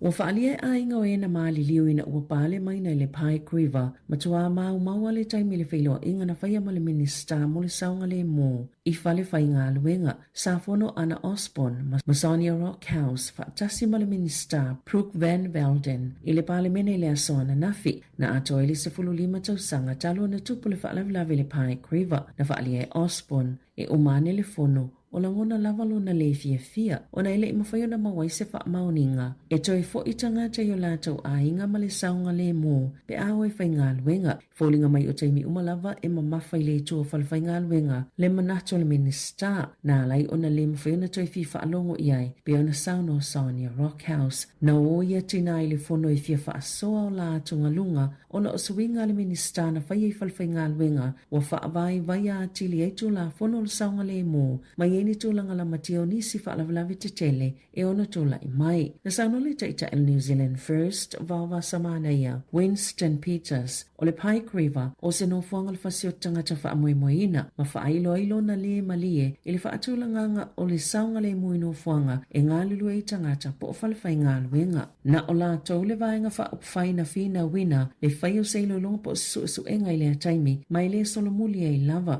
Pei ona sauno o vawa samana ia e langolango ina le Labour, Greens, ma le vaenga whai a Māori le a mata o se whainga e whai e se molianga le whasio tangata pa i valea wha la potopotonga po o se company ni mata upo e pei o le Pike River. E nā o le iwa so utu i nātu le ka inga ora i la lātou o whainga luenga i whai e ni a lātou wha amatalanga. E ni suinga e whaatatau le whautuanga i whaamalo lope whaamutaini ngā luenga se fulo. Ma o le a whaailo e tangata whai ngā luenga o le a malo lo mai a lātou ngā luenga i le vai aso a olumana i ai le kewisimasi. O le lima i le a fiafi o le aso lua na whaalaulo i le ka inga ora le a suinga i le au whai ngā luenga o le a fia i a lātou ngā luenga pi o na whaalia le pisa a e ono se laulua se fulu ngā luenga na whaamuta le ka inga ora i le masina o me o le aso sulfito te sema e tu ina atua i se whaasisilanga o ngā luenga o le awa e ama suinga fōu e ama ta whaamamaluina mai le asonga fua lua se fulu ono Januari. Na tuli loa se helikopa i o tako se taavale i se mamao i tolu se fulu kilomita o na whaasulu mai lea taavale se leisa po ni mōli i lanu i pai late na malanga i se fale mai le vai aso nei o loo whaaleo pea le le fia o pai late e tutono ni usila ia mi o ngā tangata i whaasulu atu leisa po mōli nei a ngā i helikopa na whaatutu se ngā ioi ngā whaape ni pai late le sali lea elo la helikopa i lunga o Pamastone na tau ele helikopter so tako e yeisa tangata nei e whaasulu i nātu ni lasers i mātau pai late le taimi o se whainga malanga i le pōle a solua lea nā lai ona muli atu i ele helikopa le taavale se ia o ina tau fia leo na tau e Cram Kale na aveia tangata whainga luenga i se fōma i whaapito mata e whaia la siaki ina ia mautinoa e leo whaaleanga ina le vaenga pito i tua o mata e ei taimi amtoa o ngā o ngaia a fianga ma o ailawa ina tau waso le tangata ma ei tu a inga o ngā yoinga na tau fo i Gale e leo whioa i le pō ono ni tā whaonga pei tai o loo ngā lulu e whela o wa inga se ngase ti ngā ina tele. Wa fola se ina le malo ni pui inga fau whaaltola fono ina ia mawhaiona wawe poloka ni whainga tau whaasise e whale tupe ma au aunanga wsota inga whaape ma poloka lame whaate konolo se whaonga ina e tangata ma pisini se wsota iai ma whaiei whi whaatawa inga i lunga o ala o wsota inga. Na sauno le minista ma ta upui whainga whaapisini se ma tangata whaatau Scott Simpson e to tele tangata ua ngau tupe i whainga tau whaasise ua salalau lunga upenga ta wha ilangi pepelo. Whaapea whi autostusia i lunga o telefoni whaatase ma wsota inga i lunga o le interneti. Wa tape na ina le whainga malo so whaatasi se pui inga saunga le mo company. E whaia au nanga mo wsota inga i lunga le interneti manila asanga whaatua ina e ta lepe i whainga tau whaase pia na sauno Simpson na ta wale minista sa lipotia le Payments New Zealand le tosa malilua se lau bonus 15 miliona ta lao tupe na ngau ma ave sia mai te unga tupe tangata i New Zealand i le tau sanga talwai o whaasila ina fo i le Social New Zealand Banking Association se mea whainga luenga fo e fisoani e tau whiinga i o inga le au tau whaasise. Na maua se whaia o ngā omimiti na se pautapa e mai lungo se kesi i se potua o ngai le taimi o se fia po se pāti o le kiwisimasi. Muli ane, na ia whailo le suipulo le a onga ele ia afia i le pauta lea na ia mimiti na peitai o se ngai o inga pito whaavale valea lea na ia whaia. O wha maoni ona molianga o amionga le tāle whea ngai mo whaasalaina pe o nei u iei se whai unga le pūlenga e iloiloina mionga a whaia o ngai New Zealand. Na saunole soitei i fono Catherine Carvey, ele iei se whaamatalanga, pēna iei tamaitia o ngai lea taimi, pēna fia i fo i peitai, o le ngai oinga na whaatinoina i le whaia o ngai tutono le lotoa o lea onga, o se tūlanga o ngaonga tusa lava, pēna tupu i le taimi ua tu ua i lea onga, o le fia le na whaia lea susfultolo te sema, lua awhelua lua, e tāwalunga i ngā luenga o le tausanga, pe tusa malito asfulu ono lau whai ngā luenga na toi fo i lea onga, e wha wau le fia, na wha mawai le whaia o ngana masino yuni lua awhelua wha, ina ua maua se lapata i ngā muli, ina ua tu ina tu i se lapata i ngā muli, o na ngā lue lea i se isi a onga, na wha asala ma wha atono ina, e wha ilo le wha iunga su enga se whalawhai ngā luenga o le anga lue ai, mō tau sanga e lua, na wha atono ina fo i e totongi, le awhelua se lau tālai wha atu mua i tau na wha aluina, i le wha anga solonga o le su enga o lana mata upu. E te tauna whai ngōwhi e lea vanua e mawai le kiwi seiva se tangata pe amaliu i lalo le suinga o aia inga e avea le tupe whaasao le kiwi seiva se tangata ua maliu ma se vaenga o se ese tete. A whai e sana wili po o se mawainga tustusia e mawhaiona whaasoala na kiwi seiva i whaatono ngai tusai ma le wili. E ono iei fo i se talo sanga le paanga le ua maliu i le kiwi seiva ai a whai e le se wili e mawhaiona avea le tupe o se vaenga o lala ese tete. Peitai e vai ma whaasoa e tusai ma le tula fono ma sani pe ale i se wili po o se mawainga tustusia se tangata ua maliu. E whaasoa le tupe i ta i to lua, whanau, mātua ma isi o le ainga. Na sauno Michelle Pope o le ofisa o mawainga e ese whainga ma au walau whaatinonga whaala potopotonga ese o lo te wina kiwi seiva tangata. O le suinga o aia inga ia na amata whaamamalu le whai unga o se tema wa si iti ai le mawalunga whaatapula aina e mawhai le whaamasinonga mawalunga lungo na tu inatu se poloa inga e whaamaoni ai le whaonga pe valid le wilia se tangata ua maliu ma filifilia aloa i ai le tangata po kampani o loo ta ua i le wili na te whaatinoina mana onga mulimuli o le ua maliu e tu sai o lana mawaenga tostosia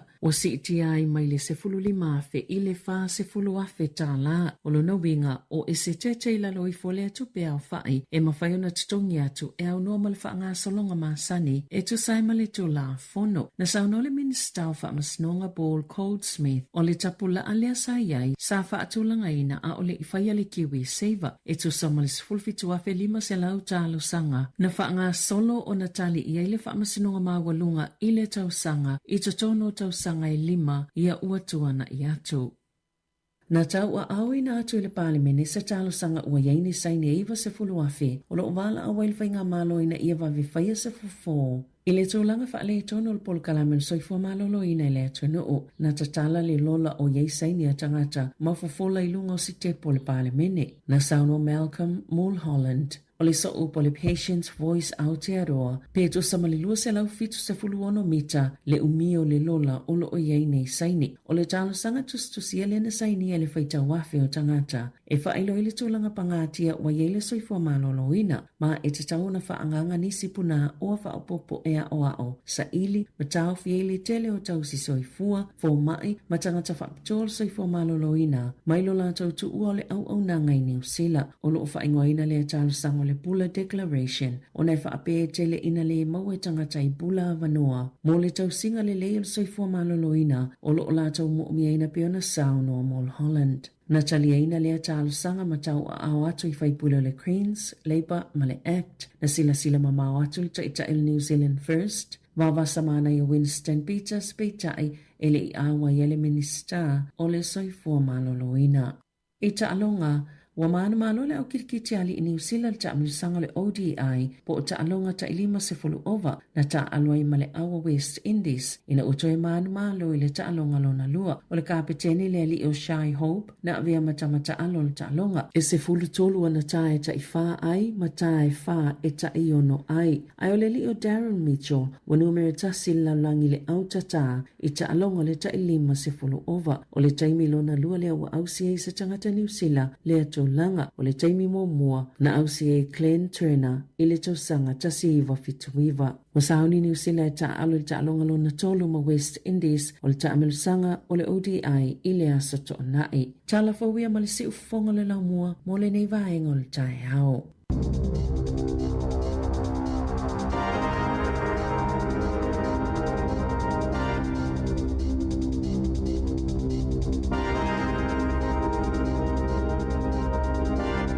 Ua lua sifuru tolu minuti o te nei le tu la eiva. Ia toi whafonga le tu la sifuru malua tātou talafou. Ia matala mai Sāmoa.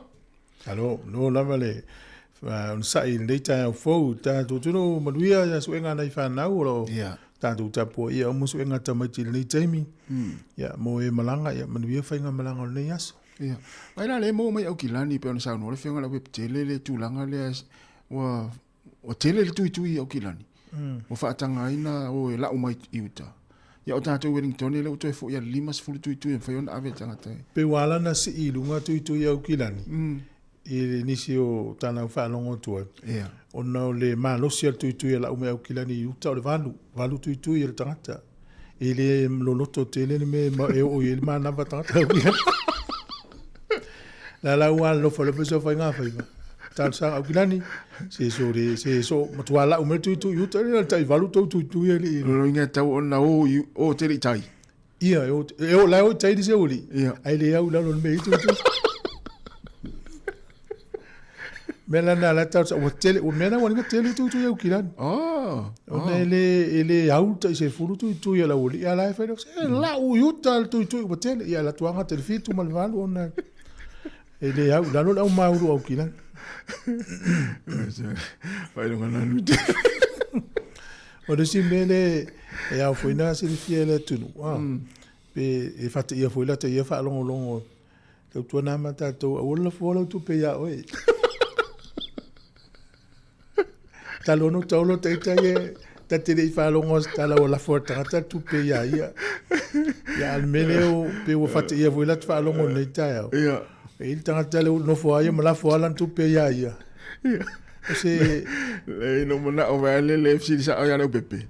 La nga il tanga tale ma se no va ai va so uma. Ya e tanga la fo tu pe, la fo tu fa pe. Po ele la fo tu pe tanga tale. Ai te va tu tanga ya o mi ala telefone. Va fena la fo tu pe ale o la telefone ale la fo tu pe. Ya pe o mena e te tauana lafu pela tu pelo ainga ya lafu ya oi e to tamilo me ato o me le tele o ngalo ofisa e to nga me le tenga tanga fo ni Sāmoa ale mana o lafu lan tu pe ilana telefoni le alma ya mana sim card na fai nei ya le ma ne fa ma nga le fionga la pep tele ya ile fai ona fai vanga na fai ona lafu ya ai le fai ona lafu ya o e talo tala ai ta lafu fo la fast food tala ai talo ma o le cash la la tu e telefone al office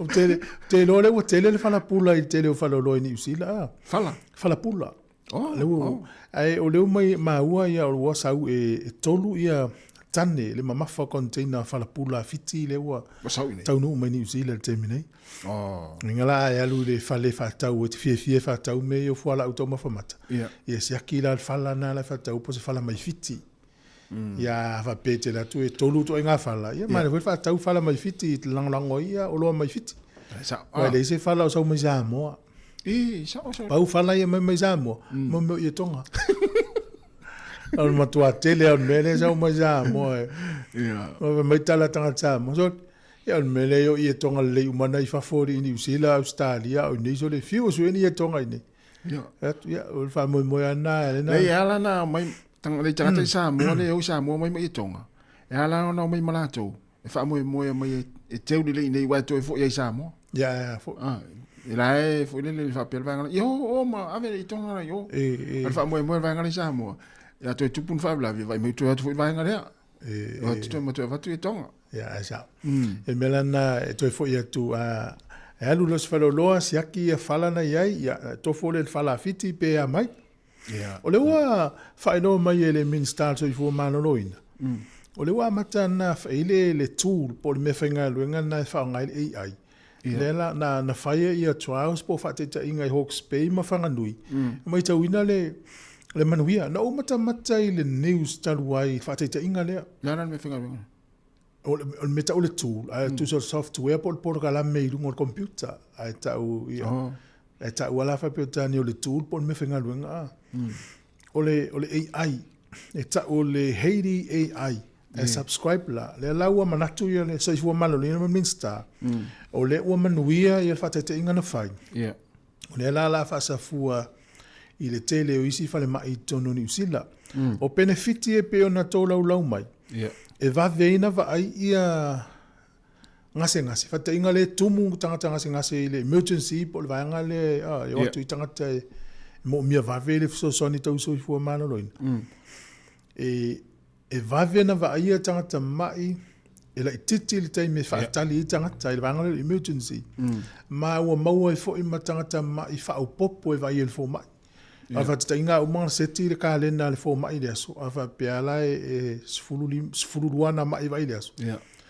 Ia ala ua maua ila mai stangata whao popo ona o le aonga e aina te vave ina le whainga ngā luenga. Wis tatu walau tos? Ia, tatu walau. Malo sa ifua. Malo sa ifua.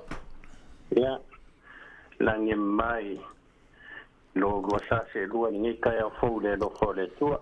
Malo sa ifua le lua. Alo valava la songa masila. Manue mai. Ia, olo manguia lava whaakai o fo ka whaalonga i lua si ufonga i o ka malo si fo. Ai ati ufonga o tinara ai. Ia, rasa ku pore ako ia e ke lua soi mai loma lua whaaso mai kai au i o ka ala fia ni kai au ma. Ia kai au. Malo. Pia vero si ufonga i vai malu e pai mai i vai amakanga o rea kai au ma rea so fong. Ia. Pia fuala au me tinga. Pau kuanga ia korda i la para inga la.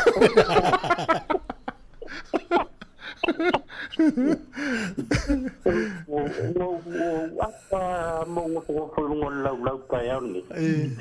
I le kala ren fam kala ai kua whaida o onga kilisimas.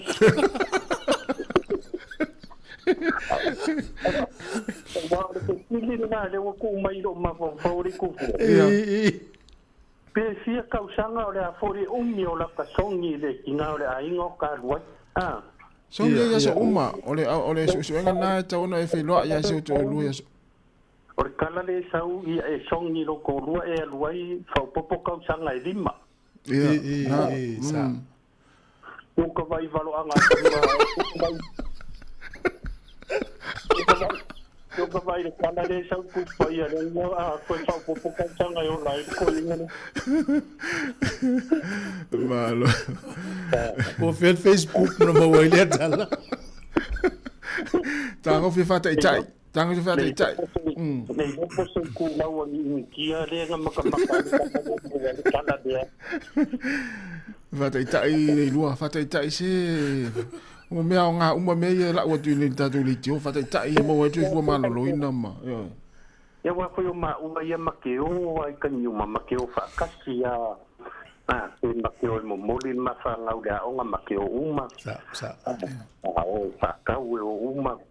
Ia a mao ko makke ki karma o ia ile ngofo resi ai alu res. Mana ia. Ia yo fo kuanga nga le nga lua u mai a fa pe ka ke alu ai ka ule tinge ka mai ki mela ka ke alu nga ia mare umi mare ka mi ka ko fo mai ai. Sa. E ang pawala me ka ma fa nga u le u mao ia ka ia po fela o le wa fu le ma ke ia. Ia mana ia. E pago le iva le po makiri o mai vidia kulora whanga upo o kei mau. Pio o whaukuanga umo menga leo ke whakua. Aka whalonga i lua si ufonga i lea kai au mele kai au.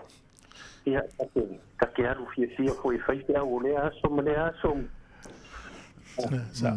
No ingala sa o le wo tau pikiere wingo lo vinangalo. A wha pia lai wha se lau no ta songi lo ta to olua tau sang. Fa te lele le lima lo ngo te wa fe tau sanga ta te la.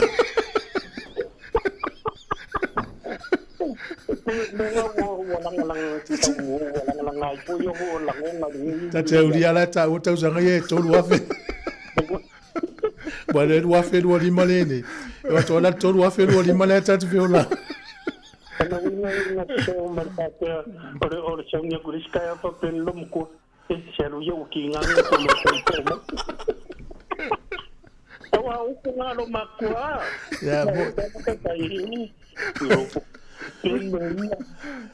ele a faina na alfa pe multinaria se el paipa mo.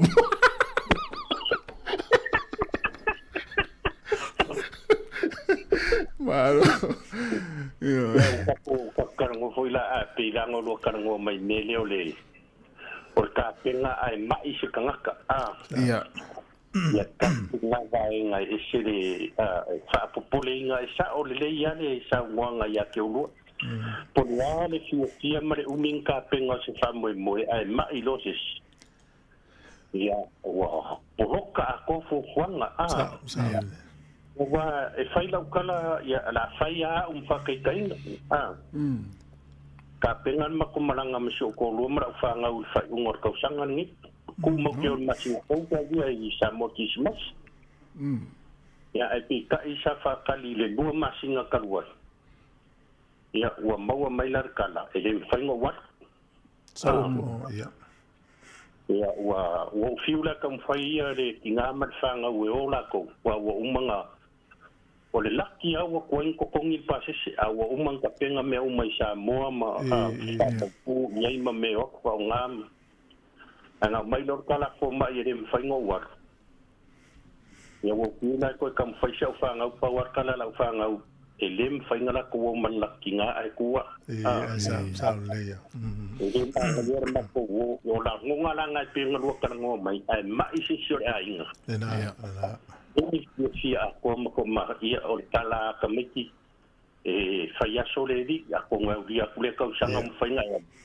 ka ko lo la ye fa ka ngu ka fo ia saulele e pidan ngai fo ko nga fo ngai ai o le tala le lo ko sa o la u fa ngolonga ko nga fi ko fo lo ka ngoma ana i me yo ku yo mi se la e fa pe e ye kinga Vidia kuepen ko karangoa o kua i ongo iwa e por fiku iwa e le a fai.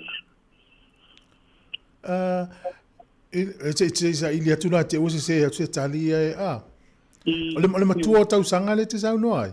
I tau sanga whangau ngai kua le ongo e le a fai ngai kuio le misela taimingi. Le la sa ili lana toi fasa lau toi lea te ua vave atu se matali e sasi e ima ua pesa Leia o kwa spesial ta mai la ko wa si der kui e dei foi xa nga e algo xa mo e pa ko ta bien breva le ma na to no wa ma vai yo kinga pos kamanga nga vidia pola kila le fa lo longo likio ya so mai maule la ku breva le o de foi nga lu o mala nga ku skola ne mo ya le fafkai foi o fafe de saule le ya o wa was kama ya faila unga solim mo le ta ya wa pe kasi ne pa nga ka kolikio sai le vin sunga ya faila unga ya ai sa o yo go e le ya se mem fai e ya de malusia Jan fatal fine ya le la walu la tino foi o kilan mo o yo le vinna lua so va tu mai me le wan wat tao ya le na tala de fai so aku sanga fiala ku sunga ya faila unga fa fo mai ali no matsila ya so fa kai foi de kau longo fa kai kau kua ya ka ko Silong ngai pe manguia foi ko kai mo ko ko ngia ale lua msile na wana wa stai foi le polo inga fo ma al mesili na le la foi o ela tupe ya oi ya o le la ole le so na foi moli va ngale fa lo sa o le la foi la inga tupe la foi ya la tupe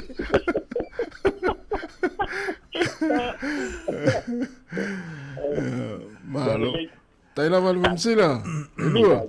Manguia ra so foi. Vas voir. Tai. Está tu bestas? Ja, mai foi está tu besta foi. Yoi, ja. Ole si fsili foi le. Ole ale fainga te fai ele ta vale le pipi ia tu ai tu ola ta vale pe malanga le ala. Ja. Estasio o paanga foi le tio fa pe el watu ai pipi ia ta vale ona tua. Sawa foi le Ona ia le momo. Au ia le momo ale mun mura tu ta vale ona tua ia o fa no noa ia le watu e i wana tu lo ile foi le vai pensino na tava. Ia lu lo ato. Ia la tu mo ia le. E mo lo la sala va futala. Oi so. E pula la e mane fo I mo tavale na fa pena. Pula la ufinga fa I tavale fa pena. Ala tanta to pese. Ya fianga ta si fonga lo mo to telefone nei pa anga ma. Ta mata si awe. Ya, fatalvatu sunga fatalaisa fa ilaunga nga se. Ya, o sunga an Solomona. Ya, ma fo Eric manuia lava nei taiao fatalofa sunga vale le mati. Ya manuia lava nei taiao fa aftai le mafta mai. Ya se Yoliana sa ilele. Fatalofa atu malo sunga malo per sauma. Aftai tele lava pali sina. Ya ma fo Eric nila tofa. Ya lo sunga ya tangoa I rani tautasi malo fa tai lava le mafta mai ftalinga silila ei Simona se montafa ya vatalvatu sila ei monia lava le taia fa tai lava fa vale le fo semi ya monia lava le taia sila lu Bolton mai au kilani ya tino ma mea fa tai te lava ya mal ftalinga le vao to lei matapula Julio ya vatalvatu le vao ya monia fo le taia fa tai lava le mafta mai to 2 minute Tali tu lai se fulu.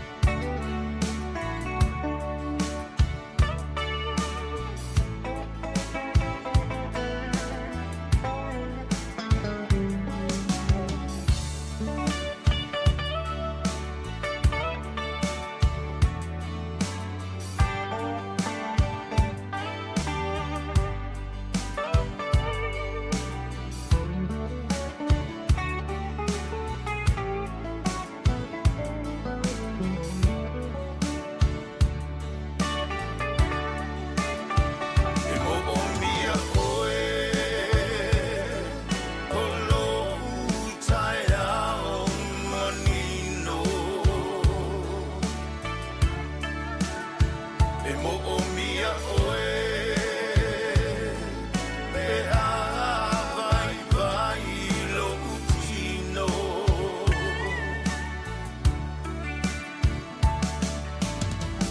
o oe o lo umano si anga a o mai o asoleanga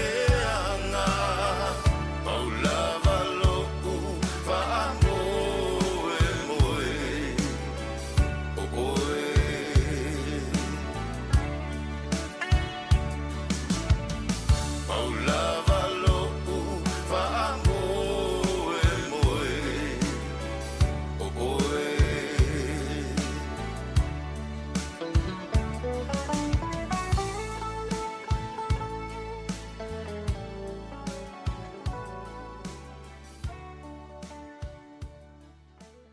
Ua whaeloa mai la official le tine mu ma whalawalawe te tupu whaafosei, Fire and Emergency New Zealand, o le a le ngā lulue mo le tasi le itu la sui tine mu, mai le se fululuanga e le tasi le awoli, o le aso fureile, aso luas fulma le tasi o November. O na o le atulanga, o le awa ai le whaatuai o na taliantu o sui o le ofisa, ini wala awe o mai, o le whautuanga mo le to'atele ia whae tete, o na whaatino ni vaenga o no tulai mai eini mu, tautua nā, ngā sesenga o mea taumafa, ia awa le tu la fo ia mana tua a fai tu la mai se mu ia va velu ese mai le fale ma vili le tasi asia jane le tu lau o le Fire and Emergency.nz moni fa matalanga e tu sai manei fu fuanga na sa olele vaenga na awone i tua ia na ole mkuka ia pole o ngā umwe ola e le sisi o iai tai au e maso uma lama tu salva o nangana fai loel fu mu tai o van sulu tas na te ufatu ai na vilia fu mu atu ina o atu no fo fuanga na e ta fiala to nga luenga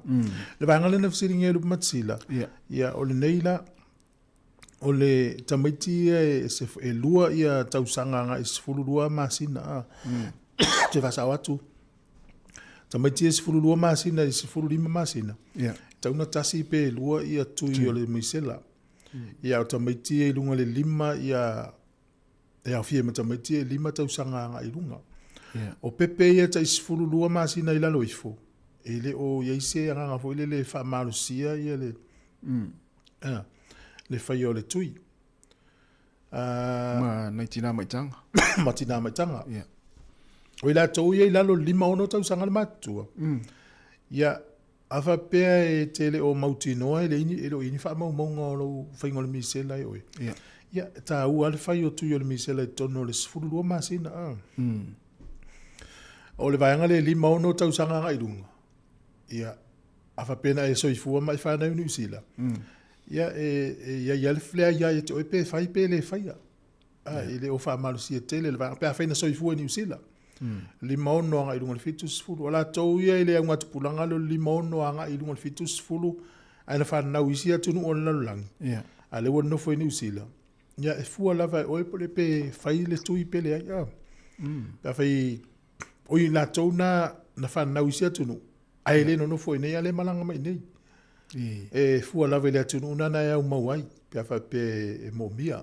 Whawhera tanga tu lele no o le wana o le Sāmoa e sau i tōru fultau sanga taroi.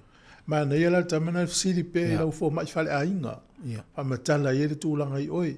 Pe a fsili al fo mai whale a inga po le nurse le na mo me le tali. Ia po numero na o ono tastasi. O valu se lau ono tastasi ono. Pe na fsili ia pe o tali atu na tu sai mal fa fsili ale le atoe toe la gulau atu al nei aso. Toe fa fo mai. Le unga tupulanga le ilalo me lima ono tausanga le matua. Ia ngol sang sivo no iva so i fua i va masino januari ai le o malnino le fa mo mo lo tu il misela ia e anga va o tu e lu e tau na fai ia o la to ia li mo no anga i lunga fitus fulu ana so i fua i Niusila ia le o ise anga fa marusia tanga tana fa yo la tu tui ia va na nga lava pe fa pe me vole le te malanga se tu no la malo se il misela ia tau lan fai tui peila o la tau sa un malanga i Sāmoa. Ia o la tau na soifua ise tunu la langi le malanga mai nei la ngatu pulanga la vana. Ia fu la vele tunu na soifua mai o la mai ai pe o mau e fa mo lo tui pe le. A o le fa manatua. Vili la telefoni na mo se fsosoni o va se la uno staciono ia po le fisili la fo mai fale ainga e tatu wala ule o ia le ono tatu taimi ia talo fa mano se fua malo la mal so fua la sunga tu fua fa pele sunga tafi ole tala le ile itui sa o walu na fi ia mana ia la ole tala le fo mai ala fo mai ata umana o faisa utui ai fai mai o tangata umana so fua mai ile ono iva anga itua ele aise me ele aise pe fai fo se tui ole taimi le ai ole sa pepe si malo si ele le misela i Sāmoa ma New Zealand ele a faina la wala la ele tala expolenga kusa ole sa pepe si ai lumia sa a fia i umai na soifua mai a o tuala i leono iva o tangata a whape fia malaka. Tasiva ono iva. Ia, ai fesili pea i lau fua mai. E whai mai la mai e la tau le tusi. Pe a whapea o le teimi nana e soifua mai ai. A o le te fia malanga i Sāmoa. Ia, malo. Ia malo whaalo alo lava. Ia, manuia lava le nei aso ia lua tunga mga aduenga. Tai lava. Soifua ia. Soifua. Tai lava mo lipot. Ia, o leo ngā tupulanga na e la tau ni soifua tausanga tasiva ono iva. Tu se lau le bua lima ono tausanga soifua. Ngai fitus fu tausanga soifua. E nā la whapena e whanau ni usila. Ia, ele ise a whaina tele, ele mo mia tele, le whaiolo tui. Ai, a whai. Fuafua malanga mo se atunu o langi le pisi el whama. Ia, taulan whai. Ia. Ia, tasi o le alau whainga i whai, ele ta avale le pipi, ia i tu o lau ta avale, ele te whiua e te tau alu ala e, ia, o te vai le sao o le mga ana lea. A whapea o le mga ale alu le momo le tavale o luma. E 5 sefulu. Ai o tailo le leipena le 3 sefulu ia kilomita le alu le tavale le luma atu. Ia, e tam whaile le tutu le titi atu ai e whailo atu ai. Iyo. Ai whapea o ele le luma, o tavale le iautua, a le saawala ualu. A le pipi e atu alau tavale, o le alau whainga whai. Ia, o te papole, te pei whai alau tavale le na e talai. Tau no tam whai e tutu le titi atu le alu. Ina ile awane i te ua taia mai tua le tavale i ona. Ia, ai au i. Ia, o le whainga la wai tele ono ta maua i taia, o ia ta te usu mai ai. Ia, ai o tangata votu ai na usu e whainga alu. Ia. Toi a aso o mai tua la tavale. O le mela te whaia. O te tua le 5 kilomita le tu la langa la wala le 5. Ia. Lua. A au loa au vai tua te le la whaina. Ia o tam whaino lo talo i sau luma. Sau luma. Pea ki le manisi tu. Io e vai lal fifi zinga o la tavale i tae au i te sau. Pe si le atu le whainga nai e le ngata e se fia. Io i langa ina i tangata e a whaina o na tau whilanga alo runga la wala. I tavale. Na so na alu e le o lan tavale. Te mana tuoli se so na sau i fwoi la wala. Ia. Sau tavale tamatala vouvo i sau e te lea le leo le taa. O leo tele mea ma tau soa mea utua. Ia au whaatawhatafa alo au talo e sau luma. Te lola. Pese lau mita mai lumau sau le tau fia leo leo. O pia ana muli mea le li leo utua. Ia se manuele maua leo leo. Ia le lau mawala na sala ali a leo tat. Pea le sinawenga te whai ai. Au ana i fosia le tavale le tua taita. Tu pea o el kilomita na mai tutua. Wal tu la fono le ani usila ta o lua se kone. 2 seconds rule. E le leina e ustai. Fata inga pe o le pomoli lea. Ale ua pasi la tavale ma le pomoli. A faila tasi se kone le pasi. Ia ua pasi oe. Ua solia la tu la fono. Ta una lua se kone le tavale. Vaila le lua se kone pe alua. A se lau lua 4 kilomita lua le tavale. E whangaina lua se kone. E onos furufitu mita lua va. Wala mamau. O la valta mi a tu taufi. A fa per le alu tavale le valus 4 kilomita. E fa se 5 mita le lua va mal tavale le luma. Pe whangaina se kone e lua. A fa se 4 kilomita le o i tavale le lua. O e le luma o le tua e te whangaina lua se kone. E lua se 4 mita le tava. E nai la vale va. Wala al telo tavale e ne. To a lua mita tasi le mita le va. Ma fu mai ono le fie tavale le tua le lo. Muri pea. O e fwela te me wha ngai se kone wha. 4 seconds rule. taimi fonga le lo wa ile tau e pua o la wala e fa ngala se kone na fa alfa te inga la fa pe valus furu kilomita le sa la wala fa nga se kone fa te lua va e o tu le ivas furu mita lua va ma ta vale luma la ma mala ta to se kone lua se kone fa e te fam tala ta vale le tu pe le o mala po la ita po la tulute ye lo pe fam tala tu pe o ise fa maluru tu la tele lo na tu la fon pe vola na el fa tuanga mo la sungo no le o mal parade e o so a mato ta vale ele va pe au di pato ila ta vale to ta so ai le mato al me foi na le o te o te ya tu ta vale mai ki mai tu lo ta vale ya le tio o te la te mi tau no mal ta ngaluenga e foi le ele o mal fa o make up ngale fa me make up la wala ma polo ka ta so le vai tanga ta fa pe na foi sa le ya lo ta vale la vale ai to ta vale ya fi fu la ngaluenga nei fa ngai kemas e fai le vale mo fori ngo ta alta to fa ngaluenga ya ele ya o mele ya ngai natural ta to fa ini fin make up el mele eso le tinga ina o salud pe fu o ne o le sta to tala o ta ne o ta to la val tala le na lo ton le la ya ai mana o ya dia lu afe to sanga o so i fu pe ya fa tele na o ta to la va fo le hanile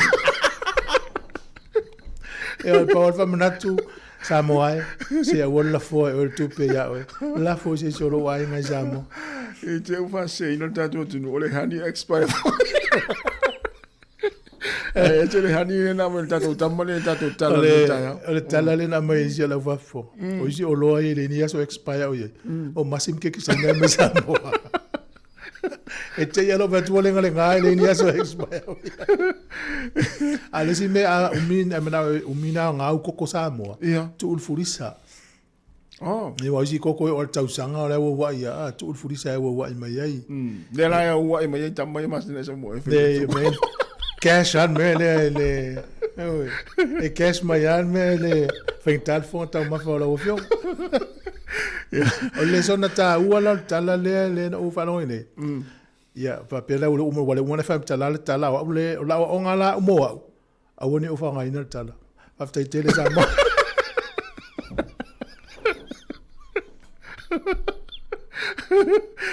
la tato mafuta pea ya se tato pese le te mai po kala mer so fo malo loina ya se o latu e fai ava ngoi tu ilis pitoriam o tato o fi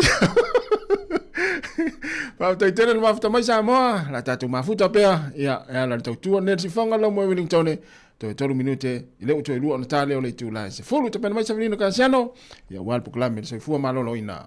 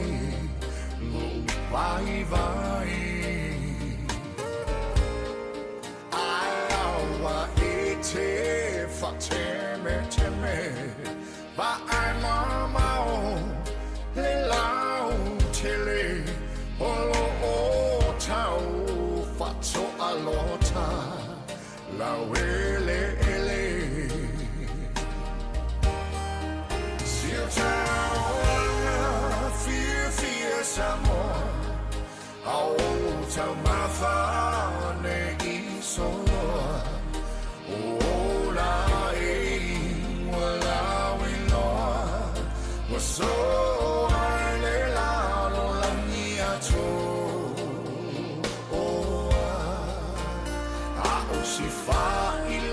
to ai le moa ma le miti le patua moa masina ia e teu le mea atoa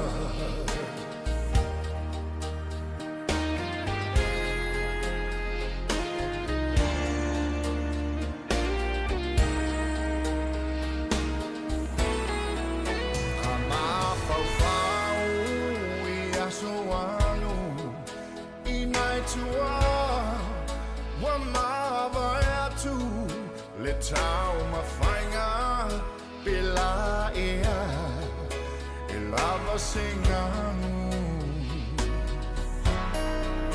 le whilinga ma le alofa ia Sāmoa ne I polonga va alofa vai o le suafa oh yeah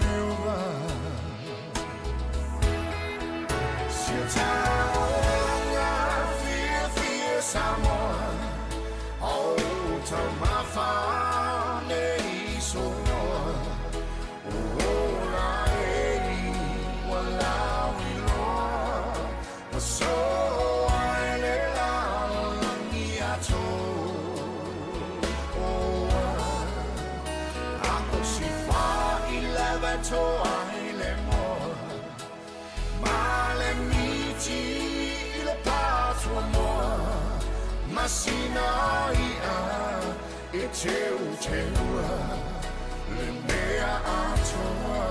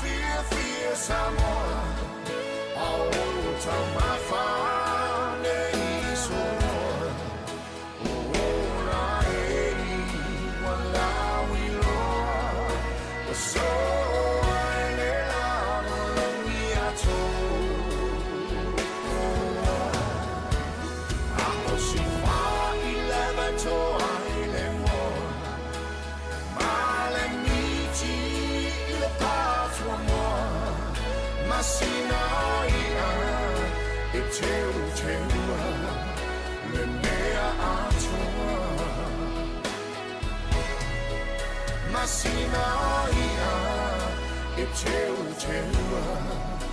le mea atoa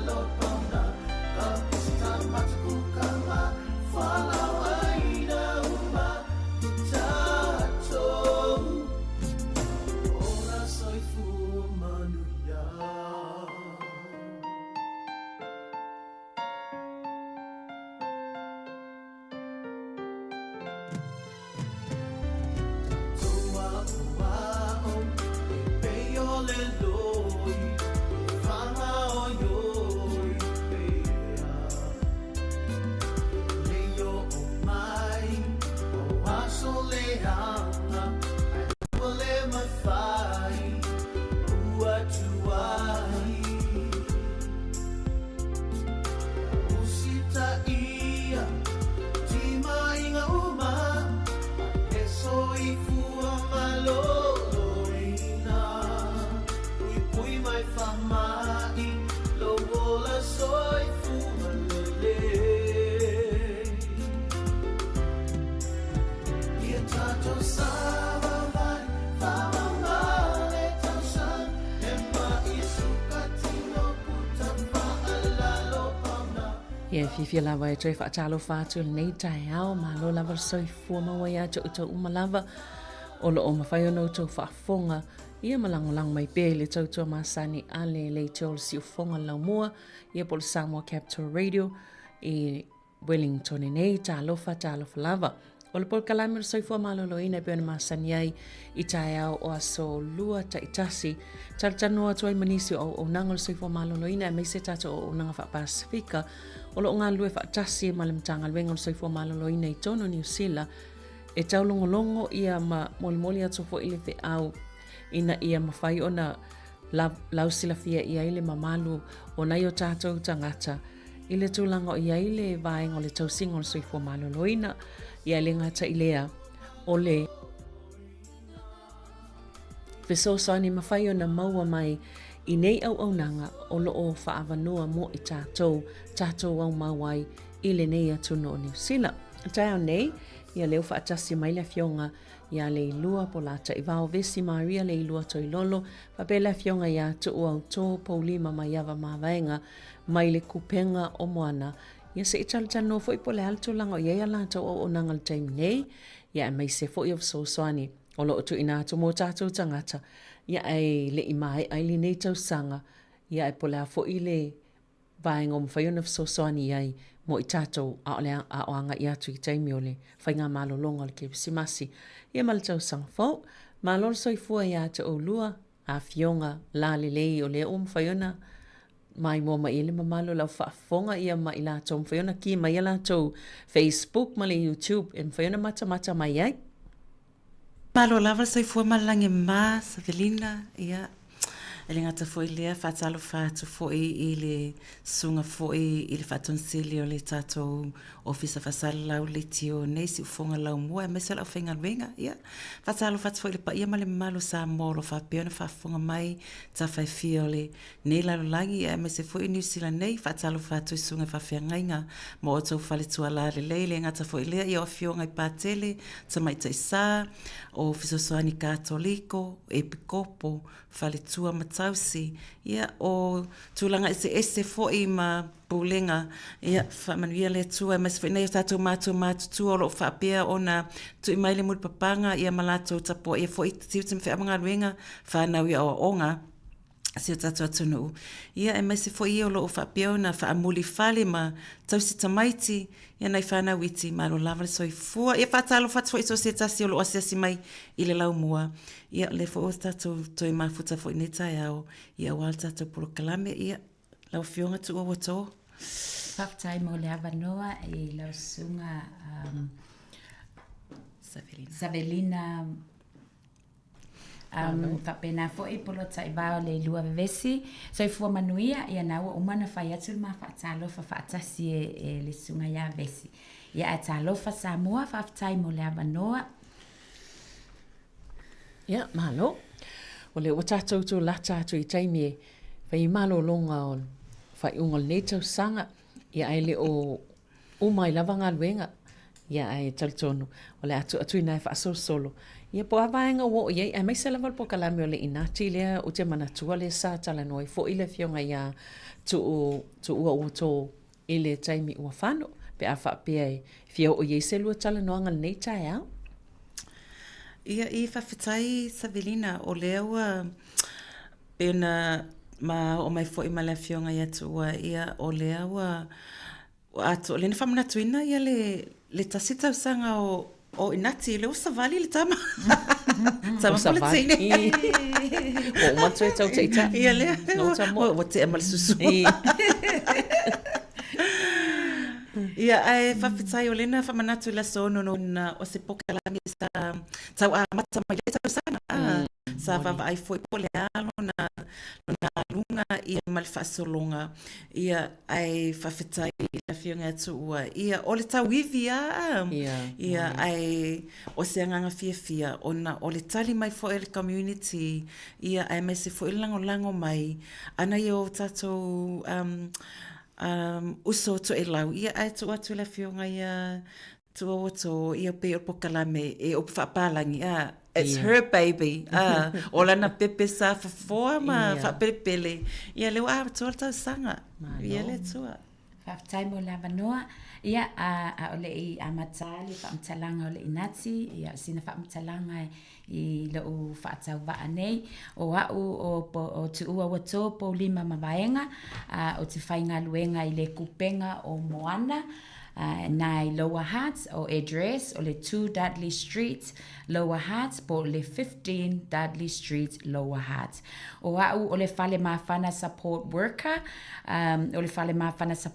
we do home visits, e whaatau ala vai amato pe focus I le maitanga tulo se upu e tō ia te au po 0 to 5 years old. O le Inati program o le co-founder of the Inati, and as they mentioned o le Inati o la upepe na fofoa mai ma faufaunga e tu sai mga luenga. I le fia tautua ma le mana o mia e whaalau tele le sosoani mō tātou tangata. Ia ma o au foi o se tentitia onga, se ita o le tentitia. O le students. Awal taunga students a Sāmoa ia. Tentitia onga. Sa o le lei. Tenia onga le teine. Ia o au foi o se students at the Open Polytech. O lea tau wha uma la o Bachelor of Teaching Early Childhood Education. O lo background for is au whaia onga. I was an administrator I le aonga toke lau. Ia en o le piitanga na I le maua e a o le ngaluenga le nei. Whapena foi.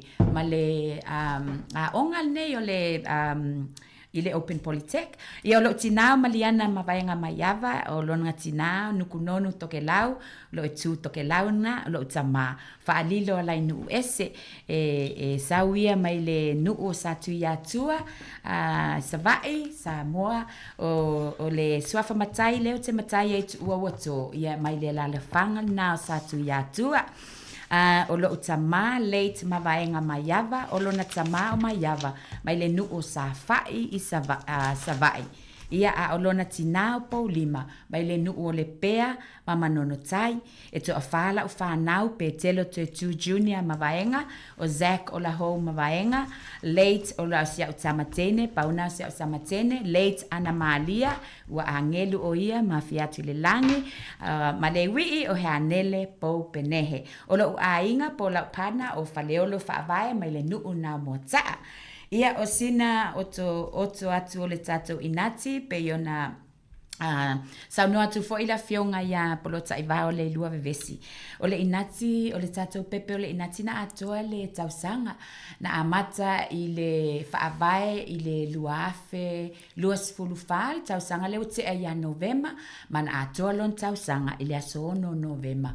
Luafe lus fulu lima, mana whai ni mawhauwhanga, ma whaatutupu ni mawhauwhanga.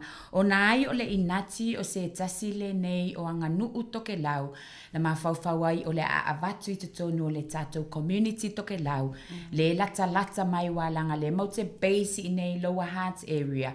O inae pesa I matonga luenga, e wha mua fo I ai, mea mawhauwhanga ngā wa waku mua I tutonu o le community atoke lau inae te umiuminga, ia mana awai atu ai foi whaaftai a whai o e whaalongolongo mai le susunga I le Peristene o le te umiuminga toke lau Heart Valley Community, masi au whaletua ia Lucia o le sunga Peristene o Dominic Pereira, ma le whaletua ia Lucia Dominic Pereira, whaaftai o lau pule lea. o tona o naisui na o toke lau masui o tato ainga toke lau nana o atu e sosoani le supportinga o le whaamanatunga o le tausanga o le tato pepe o le inati. Ia e whaafitai atu ai fo i le community atua o na i o le tau support. Ma le awa noa fo ina tu umai e le pelestene o te latu ai e tu e whaatalatala noa au ili i le fono tanga na whai le aso sale na te atu nei. E whaamatala tu e whaamatala au ili nai tangata ia i le community i le lato fono muli o le tausanga nei. I le inati whaafitai lava mo le awa noa le na awa noa manaia e tu e tu umai le awa noa ele ia maola utala fo ile toke lau community ile asol na it's not the end. It's just the beginning. O le te matu mafofau e whaalaua i tele atu. E le ngata na o toke lau. Ai whaapena fo i isi tatou a inga. Mana nai ale whaatumulia. E le o le numela. A o le awai atu. Ma le fisosoani. Wawana le lai le tai o na maua ile asolena. Na maua i tatou a inga fou. O le tele o tatou a inga fou na maua. More than 16 clients, new clients ile asona for inati itself. Ile mo le tatou pepe ne le inati po kalame le inati. 16 new clients, more than 16 new clients.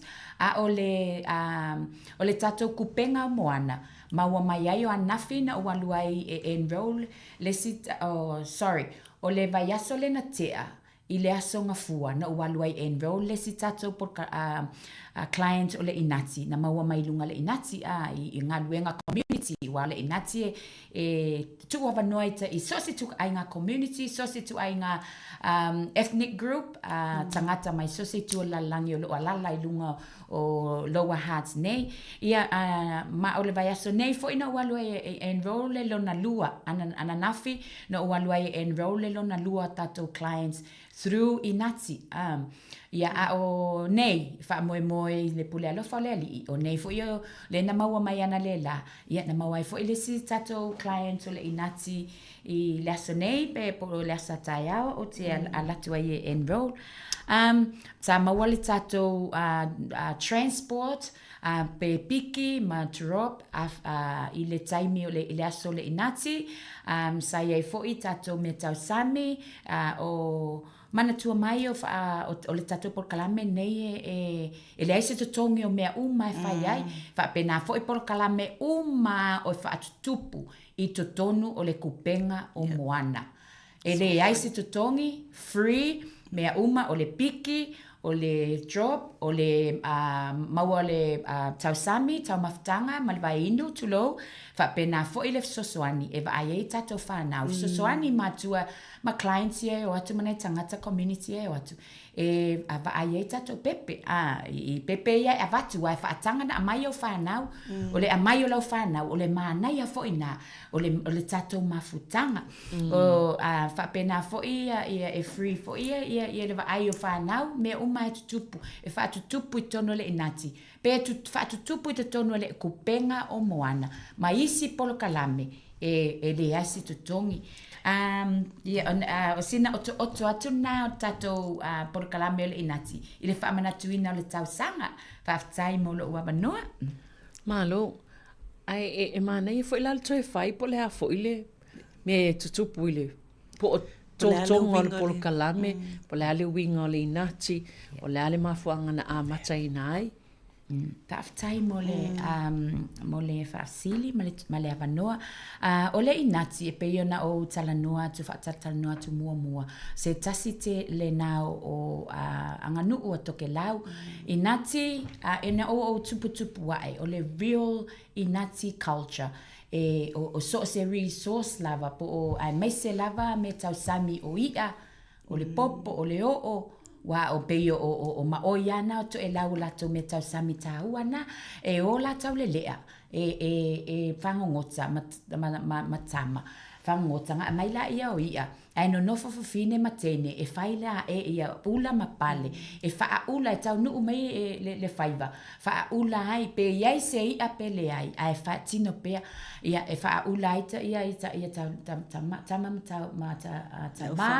au whangongota ia e wha pena fu ili tau sami vai inu e tu whail teminai o i le mele e tau nuu mai le whaiva ona mai loa lea ona tufa loa lea e whaatofusia uma tangata uma. E o awhapea wa o to e laue e sometimes e o fō mai mai whafo. Po teni fō mai, po pātele tulo ia e o tangata mai whafo. E le misi fo I tangata ngā, po o se visitor e a latu tono le nuu. E iai uma, tusala o le inati ia tofusia uma tangata uma. Aua ne iai se misi. Okay, o le link mai le inati I le polokalame na maafua I le inati. Na maafua le inati ona o la unga luenga lea o au o le early intervention o la topic job nga mua. Na amate lua felusul tolu ya o ke tupa. O la job la mai le taimina le amatale inati o le early intervention. O te alu I a inga e pe yona maina mai I le tai mua no whea tuai o le selo I le 5 tausanga. Mau te focus I mato. Mau te ola yasi a inga. Mau te fsosoani me tau educational, development, informations, tips with different stages. If sosoani le different stages, kind o aku aina me alo toys that's good for the development of the stage of the baby at that time. O matonga luenga na o la u home visit la na o vaayai. E iai le mele misi. O fesosoaninga, ele mawhai, o na o providing, pe o tu inu atu, e fesosoani ai na ia ainga na taimi. O whapela ia le asisi awala mawhai e no fesosoani. O le o sololo mawhauwhau, o le amai whaatasi o tangata, o client. Na wala for fatata ingo le wins na wala ia fa so tai se tangata mai le wins e sawe tufa tu petala no atu o ani fa manu yanga e fa atino le lato services e mafai ai ona fe so ani atu tatu tangata fatata inga o benefiti solo benefits any kind of so is to ainga benefiti e yai tangata even my client from experience e ye tangata ele o ilo fa manu yanga nei mai le entitle iai ai le o maua lato ai mai se vai temi nei wa taunga tale soifuanga ia pe fa taita inga fo I o pili o fa now e ye certain age group ese fo ia yanga ba o matua ma fa now e ma faina to tongi ele pili ele wins po le social developments ai pe alu de tina pe info tina e alu e fainga luenga pe alu e su sana course e tutongi ele afu ele wins so tu sala le mafu angana por kalame ia o le wa fa tupu nei la por kalame o le link la le por kalame na ile inatsi le culture to ela no mafu fa pe tu sa o leo mai tu fafua tu lato I fa la services ia tu sa leo mai tu fafua tu ia lato resources lato fa matalanga tu sa le lato inatina I o tato tangata e pay for ila o le provide free services o so se tu ainga free services pick up food me talsami vainu o le vaina o pepe o le inatina ma to nei o fainga luenga o le kupenga po o le kupenga I o tatou tangata. Ia, ele ngata foile na, o tangata ia wa mai present I to tono le inati le taimi na pe a faile inati.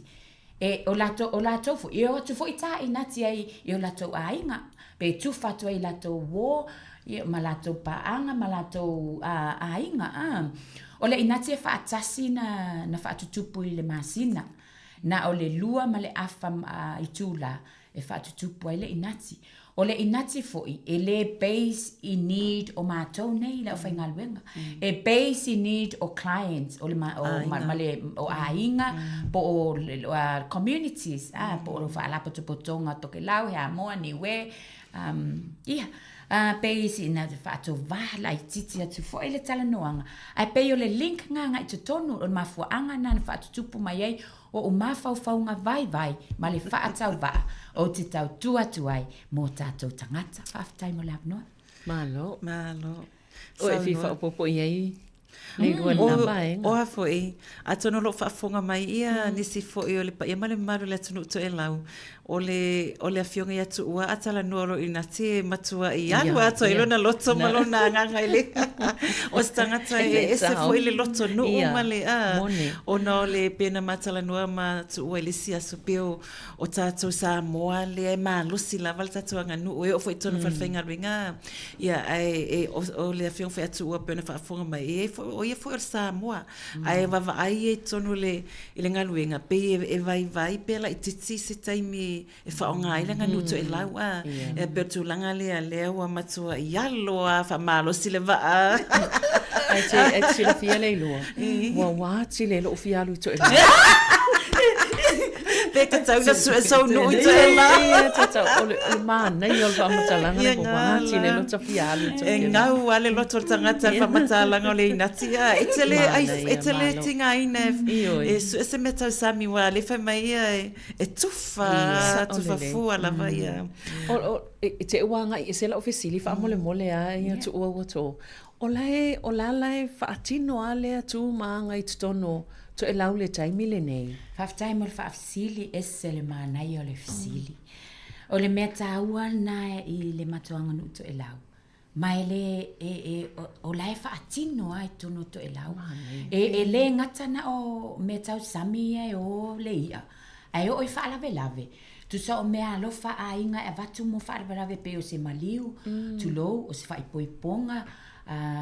So se tu ainga whaalave e maua mai ei for example e mauti e awhape so whaalave e o mai ainga a le mau se tupe o le mea ua maua le ainga popo you know e a mai ai le ainga e o mea lana a le uman whaona e whaalave e I te tonu ainga e ave la tau le nuu na tufa loa le es inati le tele mai manatua e link for ile inati le al pokalame it's free e le se totongi o mena tu fafua uma e o fo ila I le fale oloa wa tasi le fale oloa te le nu ia la wa ia tama I kom business fo ina little businesses fa but e tasi le nu sa wo life for e tasi le fale oloa te le nu ma a sila tu fo ia le au whainga ruenga po o le nuu wa ia tu lo wale upo toe te au wa ia goods for inga po resources last day yo so in advance pe la expire in advance e ave fo ia tu fale nuu e tu fale nuu e wha nga ia wa mana tu tato ia I lo u talitonunga e link lana I lo talitonunga nei the blessings I get, it's not for me to keep. It's for us to share. Ole mai fu anga fo ina la uta ina ti fo ina le fainga e to sila mai lo pale le fai. Ole pale na fai la vai polima. E o fo ila I flowers I le pale e fai la wa onga ilunga free. Because it links to the inati and that's the where it's a very unique. Very unique. Ele ngata lai to tono to elau. Ai fa pena ma to communities I nei. Nei e fafo mai o to e lau pe o Sāmoa o New Zealand Australia Amerika ia pe o talia tu fa talia tu wa tilia ia na fia lau a te no ale le tau tu ale por kola me se fia tala noa la I toke lau ale pe fai mai la fionga tu e ave fa ave lave pe te saua mau o ele kongia o ele o tato mai Ole popo. O ila le mau atonu e ale anganga le ole to inga ole fe fasoa I o tangata ai se e va ai lesi awangi manga tu fo tangata me o ia o le lei e sa fai tu fa ta pena sta malanga le lua o te fe ke wa le ko sa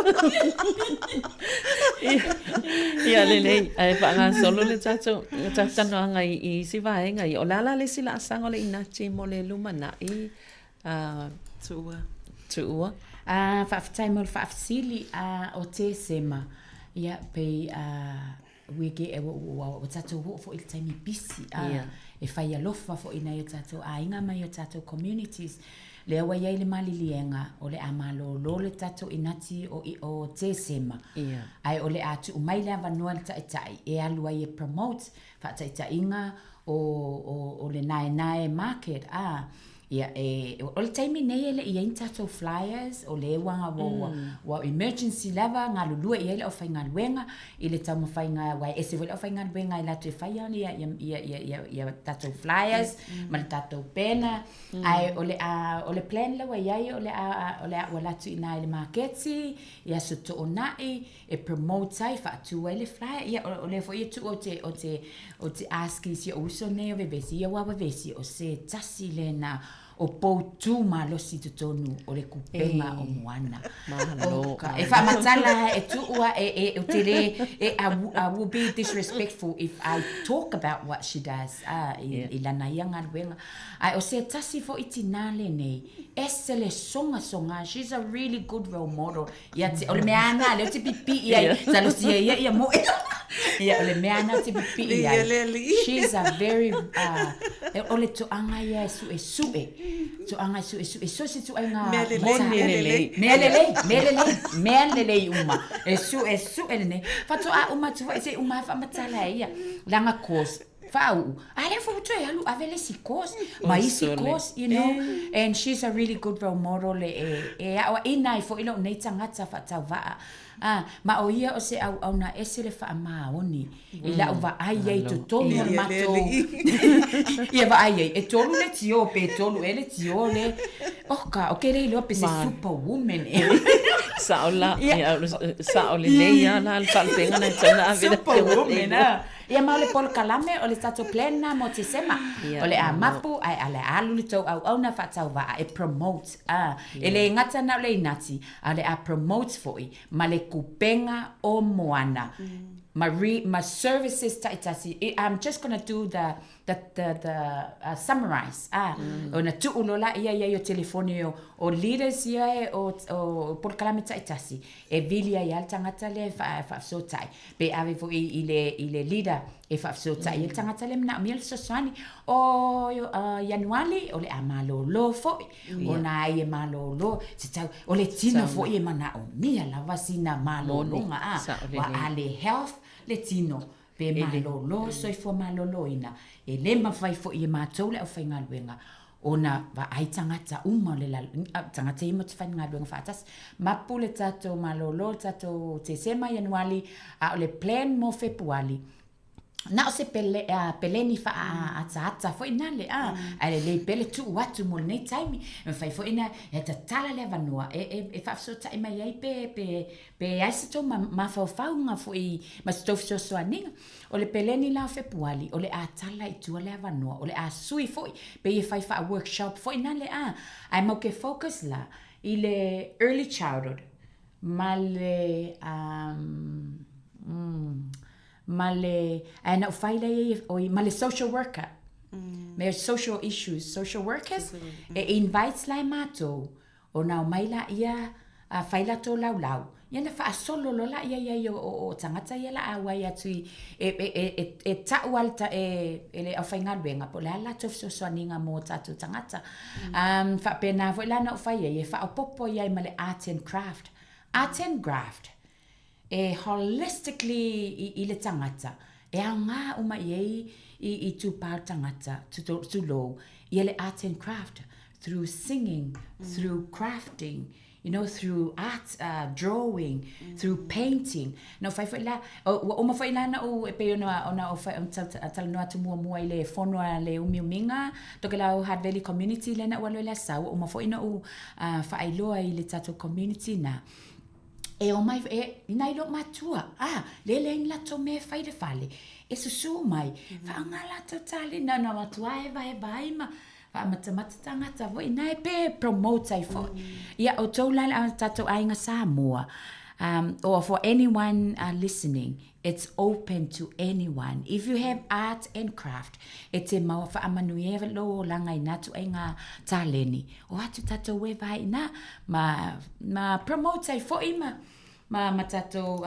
tufatu ai fo i tatou taleni paftai mo fafsili ave ona le sosoani atu le whapea nisi ai pena o to e lau e talia po kalame ai le ai tusa o le inati tusa o le term po le upu to e lau ai o le ngaruenga e whalawa i tele mo so se tasi mo so se tasi lava ia pe ona sila fia le nifu i tau sanga sa pe ona ta ua la whiunga atu ua sa aminisi mai le MST ia po le wins e mai tala noi po kalame ia e ta ua maonga mo ainga ia nisi fu le housing ia sa ia fu inisi na susu mai le officer o fale ia matala noa na sosoani fo e elitina na uman ma po kalame a vili atu ia na luatu ale inati ia lawa maua fo le lato fale manisi o mea tau tupe watas fo ia tūlanga tato te whapea ele lava le tupe maua le ainga e a whaine ele mawhaina tutongi pili le mawhaina whaatau mea ai tasia po kalame mawhai o na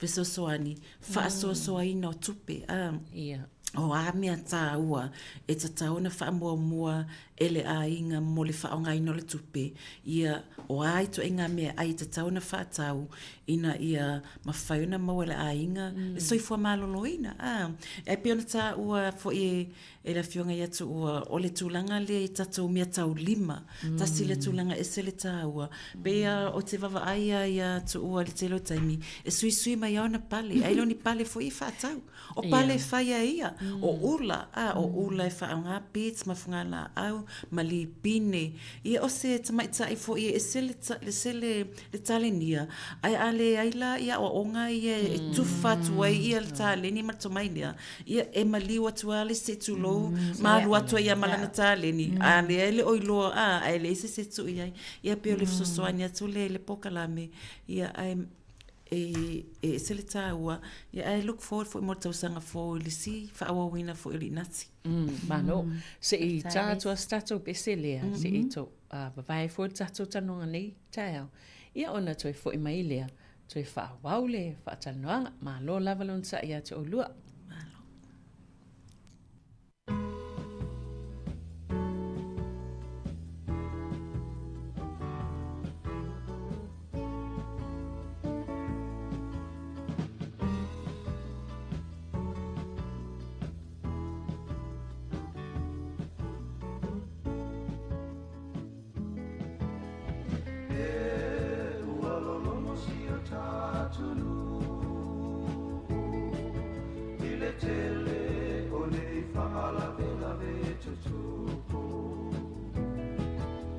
Sili polea e ale whaponga po e sa mamali po ta vale a fiwalai le ofisa leo tano whailo matana na se pamae le olango ina ele te leo tangata le te leo whala vela tupula vale fatamala o e so ia la porta vale le sawa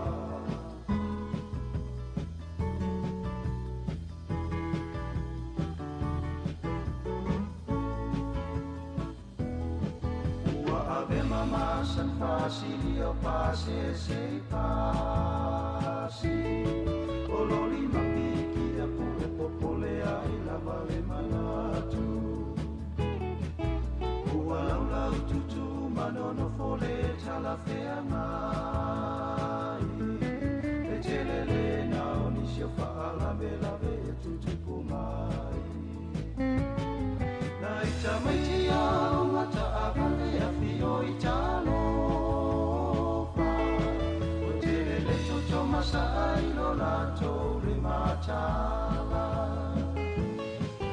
Tulanga la baia aveta valea matania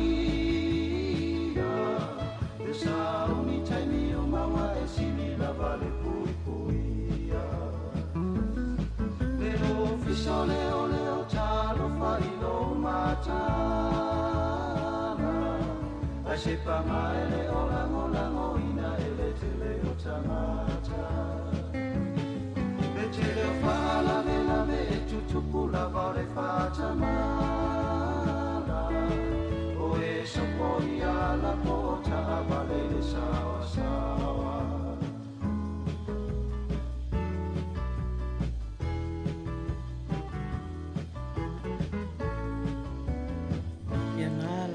Ia tau whaafonga mai, whaawa watu le talnoanga, pol kalai mo se fo maloloina ni fo iwa engol tai au. Lo o mātou talnoa tuai, ma fionga ia le ilua, pola te iwao vesi toi lolo, le ilua toi lolo. Ia ma le fionga ia tu ua tō pou lima, ili nei fo iwa engol tai au. E o te iloa e tele ai si vaenga o lo o fia whaalau tele fo i le inati. Ai tono ini si vaenga o misi. So e fo i mai ai. Ai mana i fo le tata noa ni se fontanga na sa tau awai atu Yesu i o le tau whaalau patonga. Whawhitai, Savelina, o le vaesole na tea na malanga toi fo i nisi o mātou o le sui al kupenga moana i nisi fo i whanutanga sa whaia lea i tauranga Marotorua. Mai o se tūlanga fo i lea e se fo i boa pe on sila fia pe o lea whatoa 5 tausanga talua na o me i mai le education anga i le health ia e fo i le tele o vaenga o ngā ruenga. Ia pe o lo o uia tiu te tonu o le kupenga moana o le olo o whaatautai le mata pokalame o le anu fale whaatupuola Pasifika o le pokalame mo tina maitanga ia mo lato a inga whaile le fo imana i lato pepe fo ia ma i lato avia mamatua mo stai mua mua. Ai o se tasi o pokalame na mato awa i atuai i le whanutanga lea i Tauranga, o le whaalapapotonga i taua o le DRUA, Pacific Leadership Whono, o le whanutanga lea mo i lato uma o lo o avia mataitai Pasifika, o le aungol nei whanutanga mo taitai Pasifika, o i lato ia o lo o ngā lului, mole male community i tūlanga ia peona ma mai foi maseta se uso o mili tapusoa o le tūlanga le o le addiction o mole addiction o tūlanga ia wa tele ina alu iai ma faufau ma manato tangata ma afia i fo ilo lato soifua maloloina faale ma faufau tino foi ma leanganga faatasi a afia i ma mafutanga i tono a inga ma le community e mafua mai lea e le ngata fuala au fasaina o ava o ona o tapaa ia ai le ngata lea mo ta alonga fai tupe o le afianga o le afia yo ainga ua mauai le tūlanga lea o le matitiva se itu lou lama le mawhai ai ona a ai le lei ona ua se le alu le tupe po se fo le taimi wa a whapel tangata le addict mea tau fuala au fasaina po ta alonga po atu langa le addict le tangata e mawhai ona a fielo na mawhau le moe le lei le ai le lei o le situ langa iai wa le alu e whainga luenga tu so le afianga na e mawhai ona a fia le tangata i le tūlanga le mo meo addiction e tama i mea la iti lava ai e sele whaingata, e le ngata lai tangata matutua, aia a fia toi foi maalo mawhana witi. Tu sa o le tūlanga na, o le whanutanga la na, le na whai e le aso lua le aso le na te ele na matua toi i Tauranga. Tu sa o le whanutanga na invite ia i la tau Pasifika, Leadership Pasifika. E o mai e tala noa, ma whaasoa foi ia manatu ma faufaunga ia e tusai foi manga renga mai o i foi la pewa tatala tuailo ta ita vaai matailo ai o le tūlanga le addiction ma tūlanga tau fuala au fasaina e le o se tūlanga lai titi o se tūlanga te le ona lai pewa maasani foi tatou i nisi taimi inia ole o se tūlanga ia afia ia mionga o a mionga tangata ia ma afia i fo ia vāwheroa e tutono a inga ia ma afia toi foi mawhanau pe ole sila whanutanga ole whanutanga la nai i Tauranga ia asolua na asolulu romala stofi mato mai i lalo i Rotorua, ia sa whairo le conferenisi tele po le whanutanga tele e tau o le cutting edge, ia o le whanutanga lale na e ova ma le valu se lau tangata whainga luenga mai New Zealand a toa lava, community whaalaput potonga ese al malo, ia ma whaalaputonga taito atasi, tangata umanao mai, o loo ngā lulue, ia il tūlanga la lea pe ona uta o tusau lea so lua o na tangata Pasifika, ai o lea so lulum la stofi, o tangata umalava o loo ngā lulue, i tu tonu o le tūlanga lea, le mental health, addiction, gambling harm, o a ia i tu ai ngā issue ese o loo whea ngai matangata i tu tono New Zealand, leo loo ngā lulue i tangata nei, to swani ai mana i o inana o lo ai ele o se whaafitau le ititi whaafitau li lea mo meo taronga whai tupe mo meo le o whala au whasaina na mai fo inisi o sui mai Pasifika na su mai fo e fo seta o sui mai Sāmoa o le sunga ia tino lo ngā lue le Salvation Army ia o lana tala na whaasua i le asolua i le leadership Pasifika o le tūlanga atonu ele maindinga i le whionga i atino lo toe whapea atu. O le tūlanga le iai le whala au whasaina i te tono Sāmoa o lea wai le level po le tūlanga le sa iai tonga mawhiti i taimu mawai. Awa o tonga mawhiti le na matua maua lunga i lava ia le whala au whasaina, leo lo ta mawhaina i tape, leo o i Sāmoa, atonu ta te wawa ai lava i tala fo i lunga Facebook ma tala lai whai tangata whapeo le aisa o le ai aisa ma le ai mea monia lai tupu. I o mai fo i lai nei ia e te lele a fianga ona o le a fia o mawhawhau tangata e o tua i le ngaoi, e o ele ngata le pepelo i mea tautupe, o tua i le ngaoi, o toi foi se tulo i le tūlanga le violence ma le whasitangata. I o toi le whasitangata se tulo o le awhianga o ainga le ei se tupe e wa le tutongia i a whale, i a ele tise, le whaatawina mea ai. I a ai pe waru se tupe.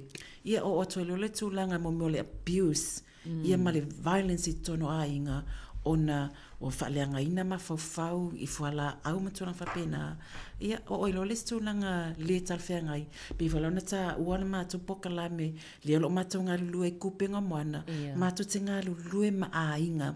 Ina ia whisoswani ma a vatu ia ni me totia, mani awala, e whasaswani ina ia toi whaaleleia a inga, whaaleleia ia tausinga o whanau, ia whasaswani fo i mātua i awala e whaasoa ili tupe, ina ia whapea ona manuia ia a inga. Malo, pisi tele la o tau vesi.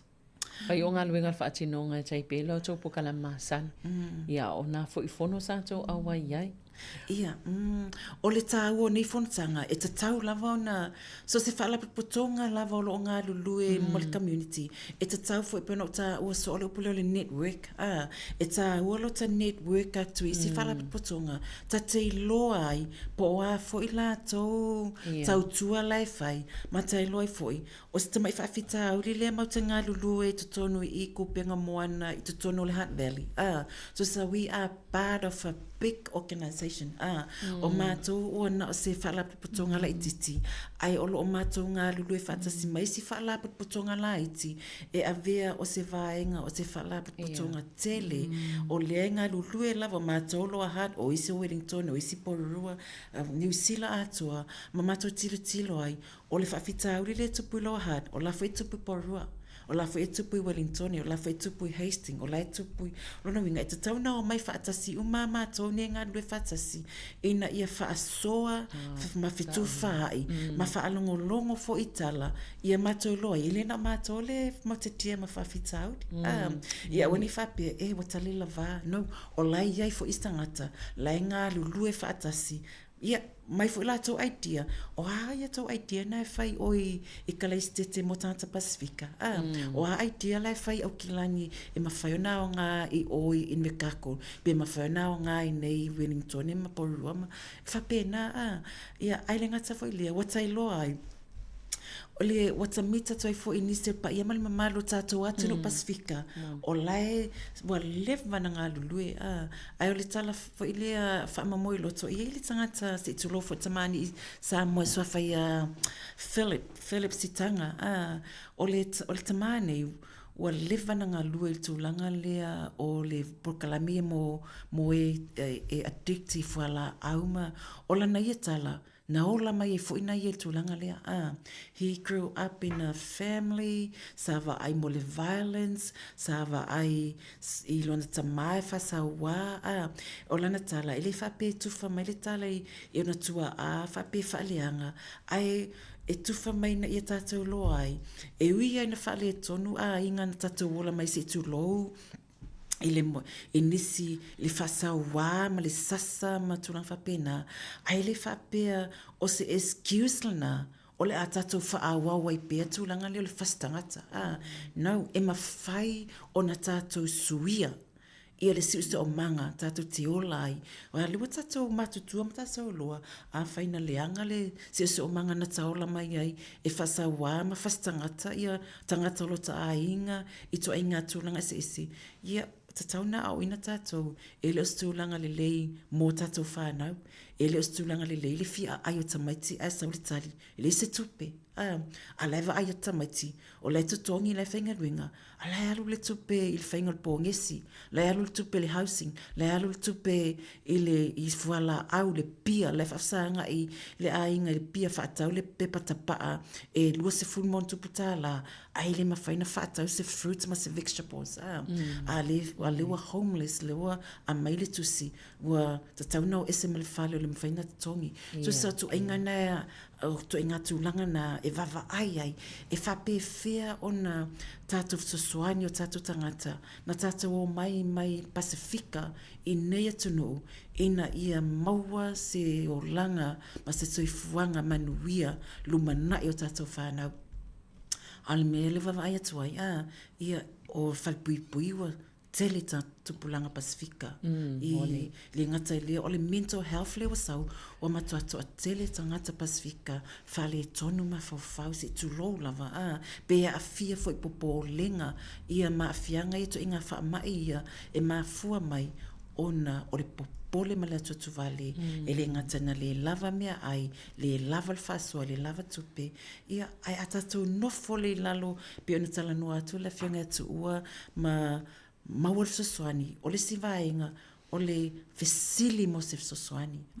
Awane i maua tūlanga leo le maa whapea wa whale tonu le ainga, ta maa, e ngai lalo ngi ke wailo e nisi.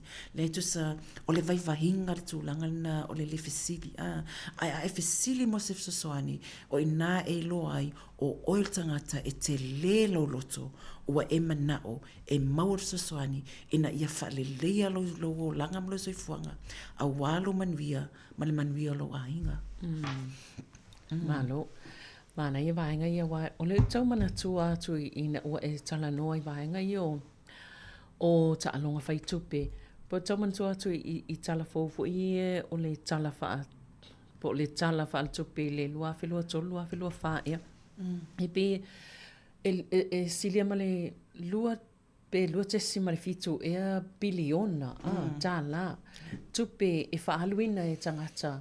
Na whaaluina e tangata na biliota. Mo mea ta along whai tupe i tono lea tunu. Ia pe e lesta mai tupe o le matua te lela. Ia mantua lea e au fia i tonu ma tātou tangata Pasifika i tono. Ia vai ngā tupe.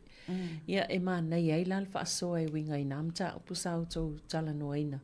Tono se e toi tau longo ma toi whaafonga i ai ale mamalo. Tangata mai seo a inga o lo tau whaasoa soa. Ia ale e selva inga o lo avel whaamua mua. Malo, mana ia vai ngolo tanua i ai. Wai e mawhai whana te e tangata whape. O le whai mato so inga tupelanga o le kalesia po o mea whale a inga ma mea turang whapena. Ai ngalo ai la o lai e mawhatia ia tamaiti. Laula o le aile a inga. Le wa whai a le fundraising ia whape ia. O le fundraising o le pōngesi ia po le pinko, po le housing ia po whale ainga me whapena. Ai te tauna wawa ai. Ona a te tilo lai le loto le na umata nei 5 miliona. O whesa waina tupe. O tupe tangata lai alu iai. Ai atatowa ai loa lai li poti le saufa mai o tangata Pasifika. E maua lalo le e toa tele le ini whare nofo ai. O toa tele o ta maiti le a ai o tātou e tau. Whamai o lau whai o ta maiti starve. O le upwalo starvation. O ta maiti mole manawa. o tamaiti Pasifika. Ai o tawhapela ia lea we. Ai o ilo tamawhawhau, o le starvation na tawa ai fo ina lo tamaiti pa po ngā iwi, se tulo na po ngā iwi a vai malima, te le ulu puta manawa. Ai o lewa iloa nei ina wa o whaere course lea nutrition. Tu sa e mo o lea aita tamaiti wa la popo a se tulo te le tino. Whapele o tātou, ele o stav, ele o fia ai o le mea lewa iai, wa mamai. Ona o le mau e tātou whanau o mea ai tala whea ngai mo le soifua maloloina. O le alu le mai suka le wai ai. Tua tele tele tatangata maliliu. Le suka tipi se tulo le ventala noa. Tipi vai sau le li poti tele o tangata Pasifika. Tipi vai tamtamai vai. E amata tamtamai vai. Uma e fasu solo waru ama le vai atoa. Ile ngata lea i le mai fatu. O mai ese yo mawai tātou mafua mai. Ona tatou mea tau mawha, e le talwhea ngai. Ia a lea a whai atu mai, e taungata. Ai a saua, ia le fundraising ia, alu ato al tupi. So ina le tui tamu whai focus tangata maawao, le priority, wha prioritize le me tonu wha mua me tonu wha mua. Ai awal wha mua le mea, e le tatau na wha mua. Moni lele, mana ia fautua. Ana i fulfa so nei tai au. Ia ono le vava ia tu tatou taimi. Ia ai o te loi fo inisio lo fa sisilanga o lo fia. Fa i loi ni vaenga o toe moni por kalami ale. Kupenga moana. Mo nei taimi. Ia, whawhtai lava. Ia, emo moli atu fo ia le whawhtai mo nea wanoa. O le root, o le pokalame mota maa. Ia, o whapeona whatautai ia le sunga ia Dan Tanielu. Ia, o asto na i o malava po le valuanga i se fulu. Whaile lato breakfast i o le numera lua Dudley Street Lower Hard. Ia, suma e tamata mtalavou. Ia, whai ato pokalame talanoa o toma. Whaito wha malustino. O le upenga, leo lo wha solo pia le upenga. Ili tamaita ia Mili Tapusua, Asolulu, Sfulu, Afasulua, numera lua Dudley Street, ia o Milima Tapusua, ma Makarita Yeremia, ia male anu fale fatu po le Pasifika, le matu po kalami motina maitanga, fai le mpepe fou, o le simato session le a mata i le masina fou, i le aso ono ma le aso sfulu tolu. O te ese mai asto onai, a fole ivanga i le fa, ia a feite maitanga, ia ngata lea e ia matu pokalame ponta ua le fionga atu ua le fale maafana be ona ta ua atu ua tele ainga ia ua enroll mai ia e vava ai fo i matu po o amana onga o ainga te tasi ia ona wha asua fo ila ia le iai ia awa ia le tausanga fo ia awhi mana mia se fso swani bavi wha asua tai mai i le matu kupenga moana le matu website ia e wha pena na mawatua le fso swani tua Sai mo le avanoa, o le numela o le telefone mo le inati. O le o lua tolu tasi, lima tasi, fitu lua tolu. Ia whapena fo i le website a mātou ma le Facebook. Kupenga o Moana pe amana o mia sefso soani. Pe fia i loa fo i po o aisi whamanuianga e le tutongia. Mai le kupenga o Moana. Ia e mole atu fo ila o whaftai tele na ia ua ainga o kuka ainga ma kuo tawa hionga na patele ma na hai heau ma koto hole tua te uluhina toke lau te uluhina he amoa ma tato kuka ainga pahe hui kauma kaka he taila he lele toka longolongo ka hai kolava koe he kupu e paheala pe he longo maali e koto hoka longolongo koto ke alo loha o ka mangalo mai tenei kau kauna vai ka he taila he lele moto kua wanoa. Ia o tatu po kalame na whaftai le lava Sāmoa le whafonga mai tatu tui whelo ai foi i le masino lumanai tau wha soifua Sāmoa.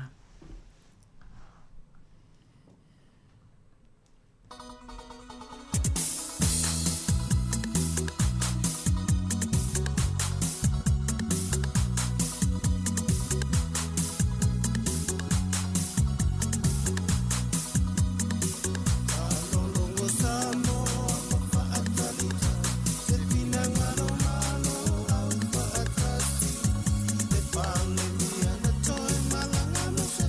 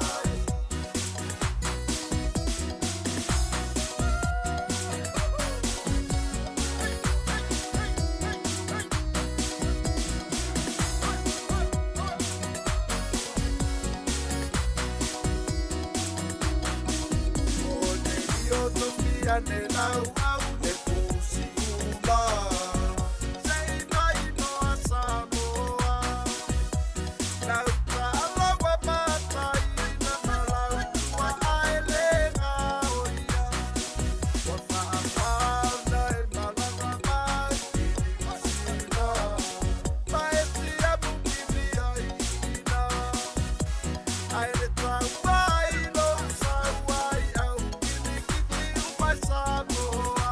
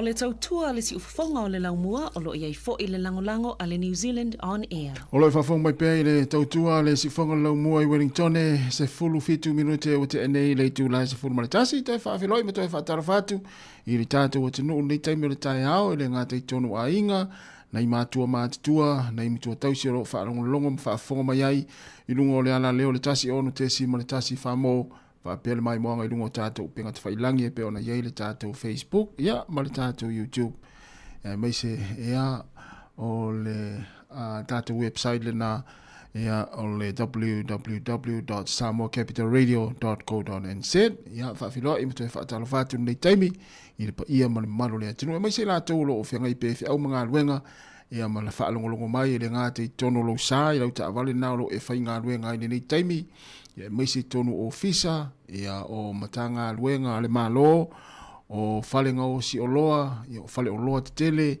ia o whaatoanga ia maso o se toa ngā luenga lava lo e mafuta mai ai le nei taimi ia o whaau pēu ngā luenga ia whaawhiloa i mwhaatalo whaatu ia o whaatoanga fo i o lo o whaalongolongo mafuta mai nisi o le tātou o te no mai se la tō malanga mai ngā luenga whaawai taimi whaatalo whaatu nei taimi o le tai ao o ia o so se vai pano lo langi o lo e mafuta mai ai lungo tātou penga te whailangi whaawhiloa i mwhaatalo whaatu ia malo lava le mafuta mai ia nan whaamla tu pēr manei ro tango e whaasoa le tātou Facebook ia ma subscribe le YouTube le nā le si whonga lau mua tātou mafuta ai ia na Paul Kalame whaanga solo e maise o whaafia fianga o musika so isfiloi le telo taimi o lo tātou mafuta ai ia manei lava ro tango e whaasoa le tātou Facebook ia tātou mafuta ai ia Paul Kalame ia so umalava o le tautua se fulu iwa minute te enei le tu lai se fulu maritasi ia la whaasolo whaafia fianga o pese ia tālia i fo i lea ua te pena mai fo i Savelina Kasiano ia ua le whaaponga mulimuli o tātou telefou i le tu lai se fulu marilua whatalvatu ia Joyce ma lo lava Joyce mai na i Seattle i Amerika Joyce Asu ia e mai se fo ia le sunga ia Oli a Kapeli, whaaftai tere lava le maafta mai, lau tala takuma, ia nu fau au waa, ia, whaaftai tere lava, ia, malo lava, Kevin Swoka, malo lava ngā lue whaaftai le maafta mai, ia, parisina, ia, la tata wolo i whaafia fianga, so i whiwhiloi, ia, whaatalo fo i lau kuka, ia, i la tōlo tāpena ina tau mawhtanga o lea uli, ia, wālava nei o tātou matua tausi, ia, matua, whaamnatu pēr pe ini, la tō appointment o le nei aso, ia, ai maise, ia o latou fuala au nana whaamnato atu pēr ia te ona ia o loo vaia nei o tātou mātua e le ngate i tono ainga ia misi fwoi lau whai ngā luenga i latou lo ngā lua i tono whare o tangata mātua ia maota ngase luas fulu minuta te enei le tūlai se fulu maritasi o whaafia fianga musika pespesenga sui whiwhiloi tautua le sifonga lau mua i Wellington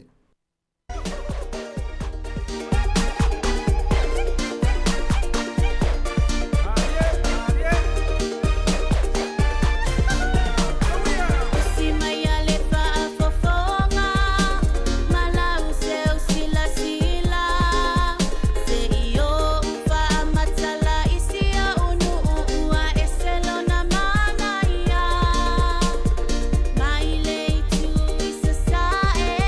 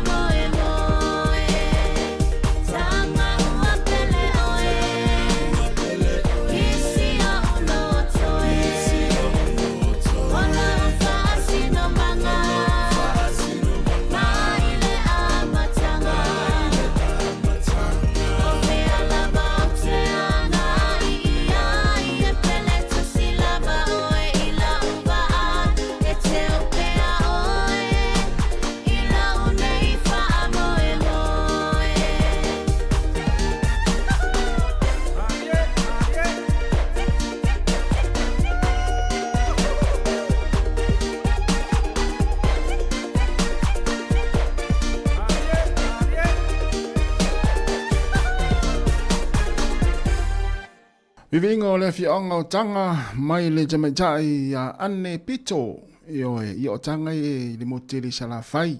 I po inisi o lo tau fisiri po fia i le nu. Le fionga o tanga i le moteri sala fai. Le tuma lo palauli sifo. Ia po palauli numero tasi. Ia ai o le fionga fo ile le latu mata anga fo ile le tauta ua i Sāmoa le tele no atu tangata fao ma ainga. Ia o tātou atinu ia tinu i whafo mau tā whao ai mai mata ai le lātou pupu fo i lea. Ia po le plau hou le na i tanga.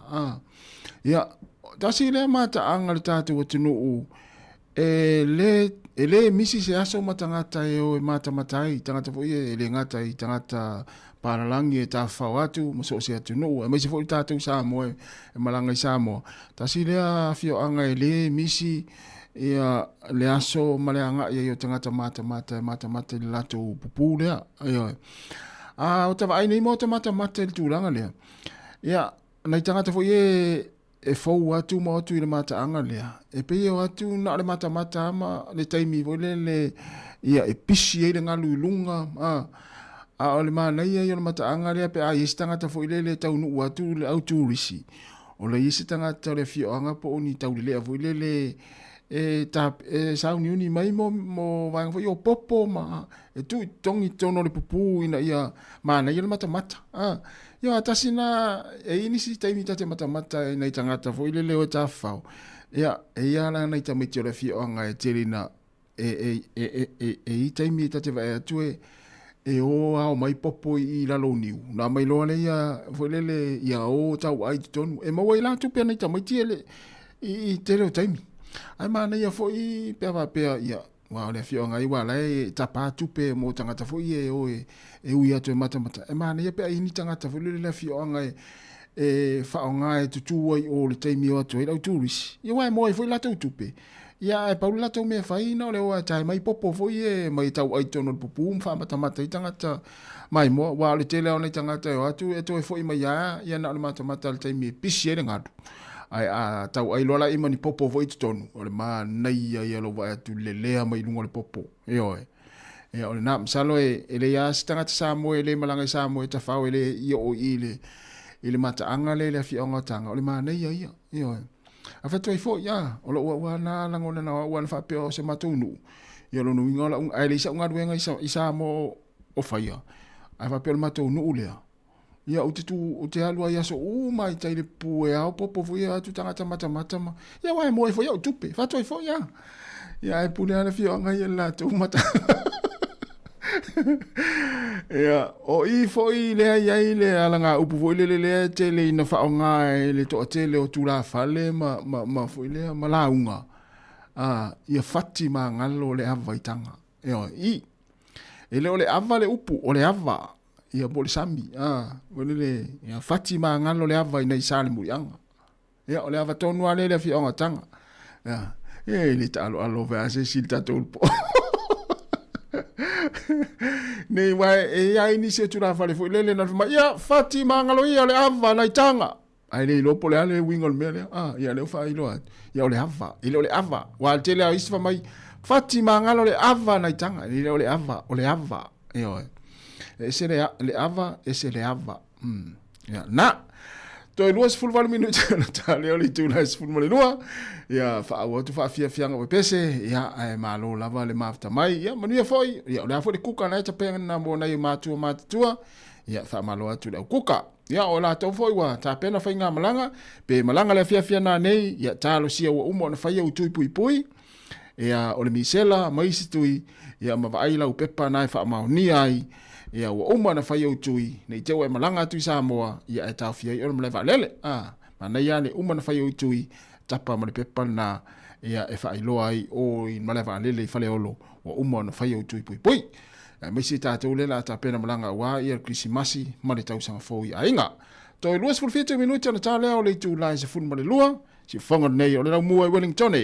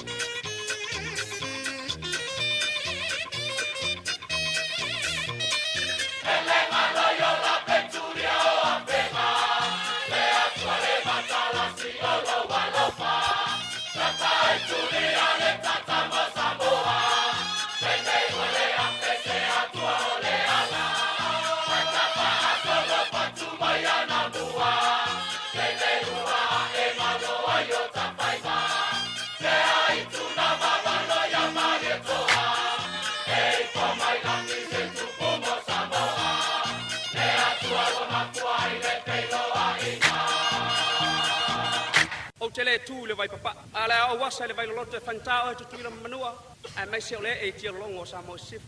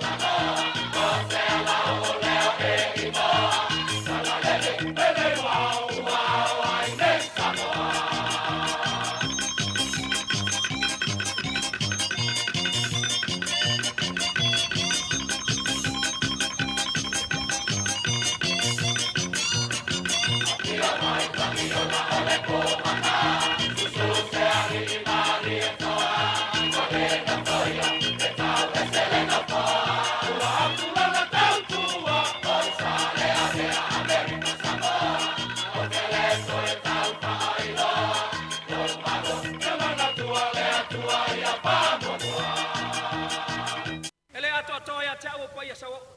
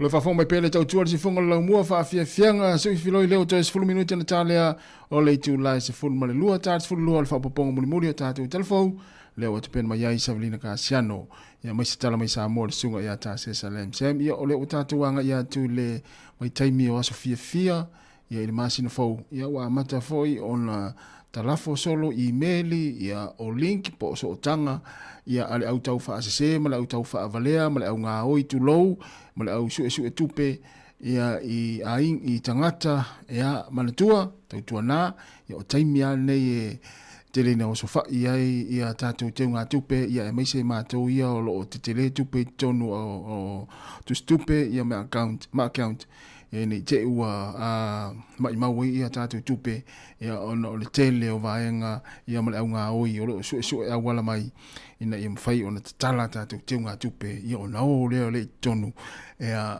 e ngā oi a tātou tupe e lea whai nara vaenga lea ia e si uiso lea ma te ngā lua atu ia lea leo o ngā lua me le spito lea o tātou fisifasa lau ia pēna o ni tāla lua 15 sene o lo i tonu o i tu inga account lana ia e leise me pole ai me fui na e se uiso e tāti ara na kādi fui le tonu le tātou ofisa e le ano isis ia waile isis e fia via waile stupe tonu ia e mo tātou ia o lo o tele tupe tonu account ia tau tuana ua amata foi ono sa fai mai tātou e ala la foina mai o mo emaili tau whaasese ia po oni link ia po oni sootanga ia aua ni tātou te talaina emaili na pea whapea e sea e mo se emaili whapea mo le teimi mua wa eva ai ia i se link wa lafo mai a te oe ia enia wo ia po ai lava ia po ni emaili fo i e te re masani ai aua le talaina ia e fesili lau whanau tātou ia nei mātua ia loo mafuta mai ia nei taimi e le māmlama i vaenga o loo iai fo nei taimi ia whaonga ina o penga te whailangi ia fesili nei whanau e mālama lama lei lātou ia i tūlanga whapena ia ai a whapea e leisa utupe lau account ia po o lau te ngā tupe ia e leisa me te pole ai ia mo i mātou ia o loo vatu eile le whamanatu ia tautua nā tātou te ngā tupe i te ua o leo tātou anga ia tui whainga whaatau fo i o Christmasi ma tau sang fo ia te uma i maua lau tupe ia po lau fo i tupe e wai o lo tele pea tātou tupe i tono tātou te ngā tupe ua te valu minuta na tālia o le i tūlaha e se fulmane lua ia ta pena ne lona tau mawhitanga i lunga le lau tā lo whae le au kuka ia wha māloa le au kuka le nei au o le nei tāi au ia mo tā peranga fo i le ngāta i nei whanau ia onga le ana le la ia o le iputi fo ia le toi ina malo matua nasa e whaia ia le watu ma le tamawhitanga o le uli oka tā lo whae ia malo lava le wha malosi malo fo le wha maoni le tausinga o nei mātua mātua ia o manuia na toi 5 minute tā le tūlai se fulma le lua le teine o Romona mai le Mount Fau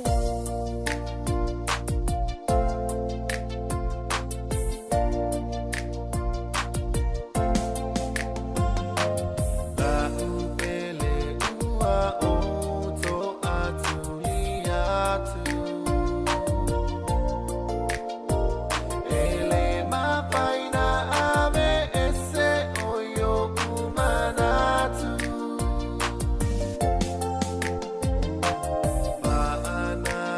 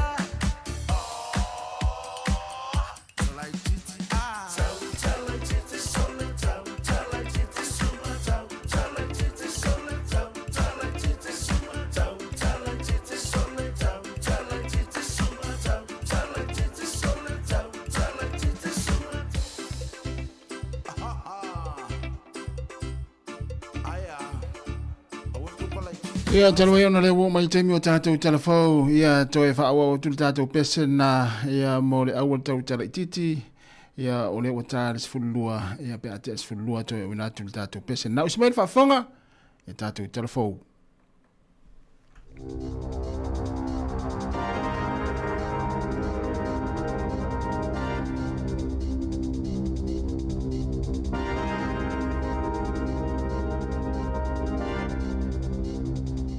Tei whaatala whaatol whaapoponga o talafou ma le si ufonga le lau mua mo le nei vaenga o le au auli.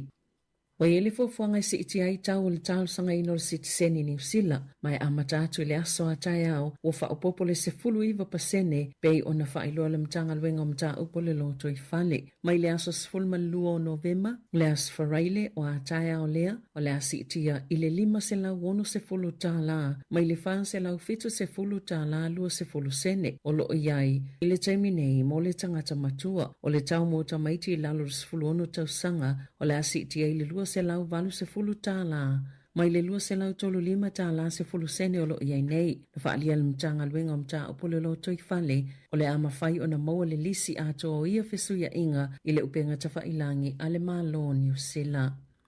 Ua pa uma o lalo le tala New Zealand talu mai le lata i le sfultolu tau sanga o tuanai pe a fua i le tupe Australia wha pena i le Pauni Beretania ma le UN Saina. Na ta ua se whaito whaim ta tau tupe le ANC e le tasi se mafua anga ua whai na i le maketi o tupe i le lalolangi. E o nga fianga i tupe New Zealand ma Australia ono o whainga tā o whea ngai ma tupe i lunga of sota inga wha te konolosi po o Pete Goins o nisi fo i mafua anga ona o le malusi le tala Amerika ma le pa ua pa sene to lui. Wa whaalia fo i lau whaito whaalo tamao ainga o se tasi mafua anga ona o le solo i tu o le iena Japani talo na tula i mai le pāle mio Takaichi. A o whaatala noa i le whaio se polkalami tau tupe whaanga i o yele tamao ainga ona o le whaafita uli o awhiai o le vai o le tala New Zealand e le leilea mo tupe maua lau whai o loa awina atu i whafo peitai e taungatai o loa whaatau mai atu noo i whafo.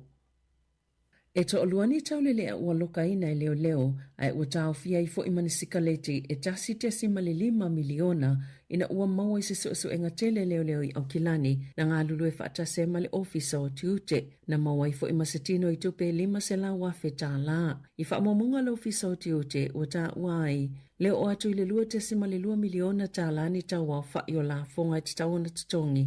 Ia o loa, e tolu ono tau sanga le matua o stangata saina e ngalue o se tau si tusi. Whaapema stangata Malaysia e whaatolu tau sanga, o lo iei New Zealand le teminei se visa whai ngā luenga, leo waloka ina leo leo. Na tū la ia tau li le e to lua alwha msinonga wha tō malo o manukau le asoana nafi, e tali mōlianga le umiai o ia sikaleti. I se awala wha asoluto la fono, o se te mana wha ilo ai tala fōu le One News, le silia ma le 3 miliona o sikaleti na maua i tua o ia New Zealand, i le lua awhilua 5, wha opopo iai ma sikaleti ia na maua i le vai aso nei.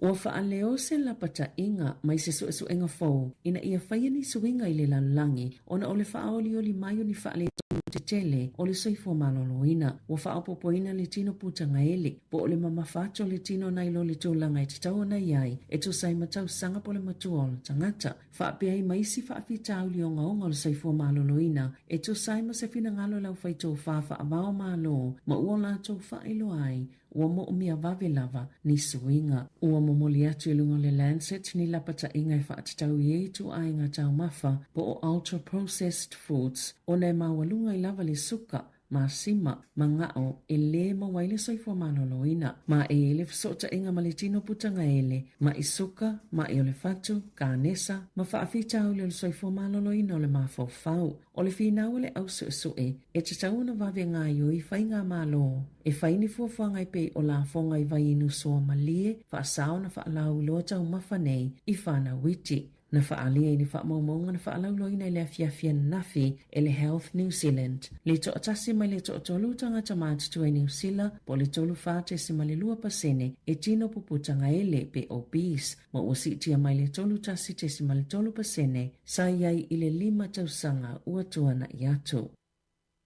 Ua whaalia ainga o ena maali liu ina ua pale maina le Pike River, matua mau le taimi le whailoa inga na whaia ma le minista mo le saunga le mō. I whale whai ngā luenga, Sāfono Anna Osborne, Masonia Rock House, whaatasi ma le minista Brooke Van Velden, i le pale mene le asoa na nafi, na ato ele se fulu lima tausanga talo na tupu le whaalavilavi le Pike River, na whaalia e Osborne, e umane le fono, o la ngona lavalo na le fia, o na ele imawhaio na mawai se wha mauninga, e toi fo i tangata i o lātou a inga ma le saunga le mō, pe awa i whai ngā luenga, fōlinga mai o taimi umalava e mamawhai le tua whalwhai ngā luenga, le manato le minista, nā lai o na le mawhaio na toi fi wha alongo i ai, pe o na sauna o Sonia Rock House, na o ia tina i le fono i fia wha asoa o lātou ngalunga, o na o suinga le minista na whai i whalwhai ngā luenga, wa wha avai vai a atili e tu la fono le saunga le mō, mai ni tūlanga la matio ni si whaalavilavi te tele e ona tūla i mai. Na sauno le taita el New Zealand First, Vava Samana ia, Winston Peters, o le Pike River, o se no fuanga le fasio tangata wha amoemoeina, ma wha ailo na le malie, e le wha atūlanganga o le saunga le mui no fuanga, e ngā lulu e tangata po o whalawhai ngā luenga. Na o la tau le vaenga wha upwhai na whina wina, le whai o seilo longa po su e ngai le ataimi, mai le solomuli e lava,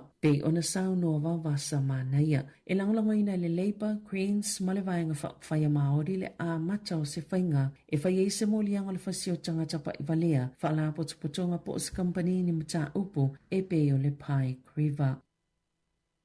Wa folo se ina le malo ni pui nga fau wha altola fono, ina ia mawhaiona wawe poloka ni whainga tau wha asise, e whale tupe ma au aunanga wsota inga, wha pe ma poloka lame wha te konolo se wha o ngā ina e tangata, ma pisi ni se wsota iai ma whai ei wha tawa inga i lunga o ala o wsota inga. Na sauno le minista ma ta upui whainga wha pisi ni se ma tangata wha tau, Scott Simpson, e to o tele tangata ua ngau tupe i whainga tau wha se, ua salalau lunga upe ngata wha ilangi pepelo, wha pea fe autos tusia i lunga o telefoni, wha ta se ma wsota inga i lunga o internet, o tape na ina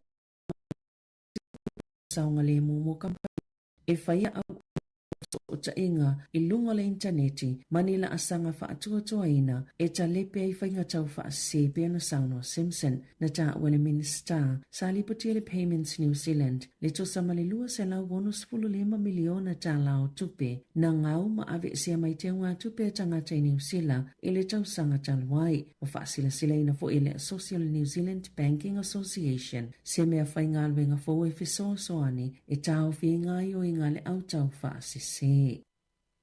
Na tau a au ina atu le palemene sa talo sanga ua yaini saini e iwa se fulu afe, o lo wala a wailwhai ngā malo ina ia wawe whaia se fufo. I le tōlanga wha le tono le polo kalamel soifua malolo ina le atu noo, na tatala le lola o yei saini a tangata, ma fufola i lunga o si tepo le palemene. Na sauno Malcolm Mulholland, o le so upo le Patient's Voice Aotearoa, pe to samalilua se lau fitu se fuluono mita, le umio le lola o lo o yei nei saini, o le talo sanga tustusia le na saini e le whaita wafe o tangata, e whailo ile tūlanga pangatia wa yei le soifua malolo ina, ma e te tau na whaanganga nisi puna o whaopopo ea o ao, sa ili, ma tau fiele tele o tau si soifua, fo mai, ma tangata whaapitol soifua malolo ina, mailo la tau tu ua le au ngai New Zealand, o lo o whaingoa ina le talo sanga le Bula Declaration, o nei whaape tele ina le maue tangata i Bula Vanoa, mo le tau singa le leo soifua malolo ina, o lo o la tau muumia ina peona Sauno o Mulholland. Na talia ina lea talo sanga matau a au atu i whaipula le Greens, Labour ma le Act, na sila mamau atu le taita il New Zealand First, Vava Samana i Winston Peters peitai ele i awa i ele minista o le soifua malolo ina. E ta alonga, wa maana malo le au kirikiti ali i New Zealand ta amilisanga le ODI po o ta alonga ta ilima se fulu ova na ta aloi ma le awa West Indies ina utoe maana malo i le ta alonga lona lua o le kapiteni le ali o Shy Hope na avea matamata alo le ta alonga e se fulu tolu ana ta e ta ifa ai ma ta e fa e ta iono ai ai o le li o Darren Mitchell wa numere ta sila langi le au tata i ta alonga le ta ilima se fulu ova o le taimi lona lua le awa ausia i se tangata New Zealand le ato langa o le taimi mua na ausi e Glenn Turner i le tausanga tasi iwa fituiwa. O sauni New Zealand ta alo le ta alonga lona tolu ma West Indies o le ta amelusanga o le ODI i le asa to nai. Tala fauia ma le si ufonga le lau mua mo le nei vaenga o le awauli.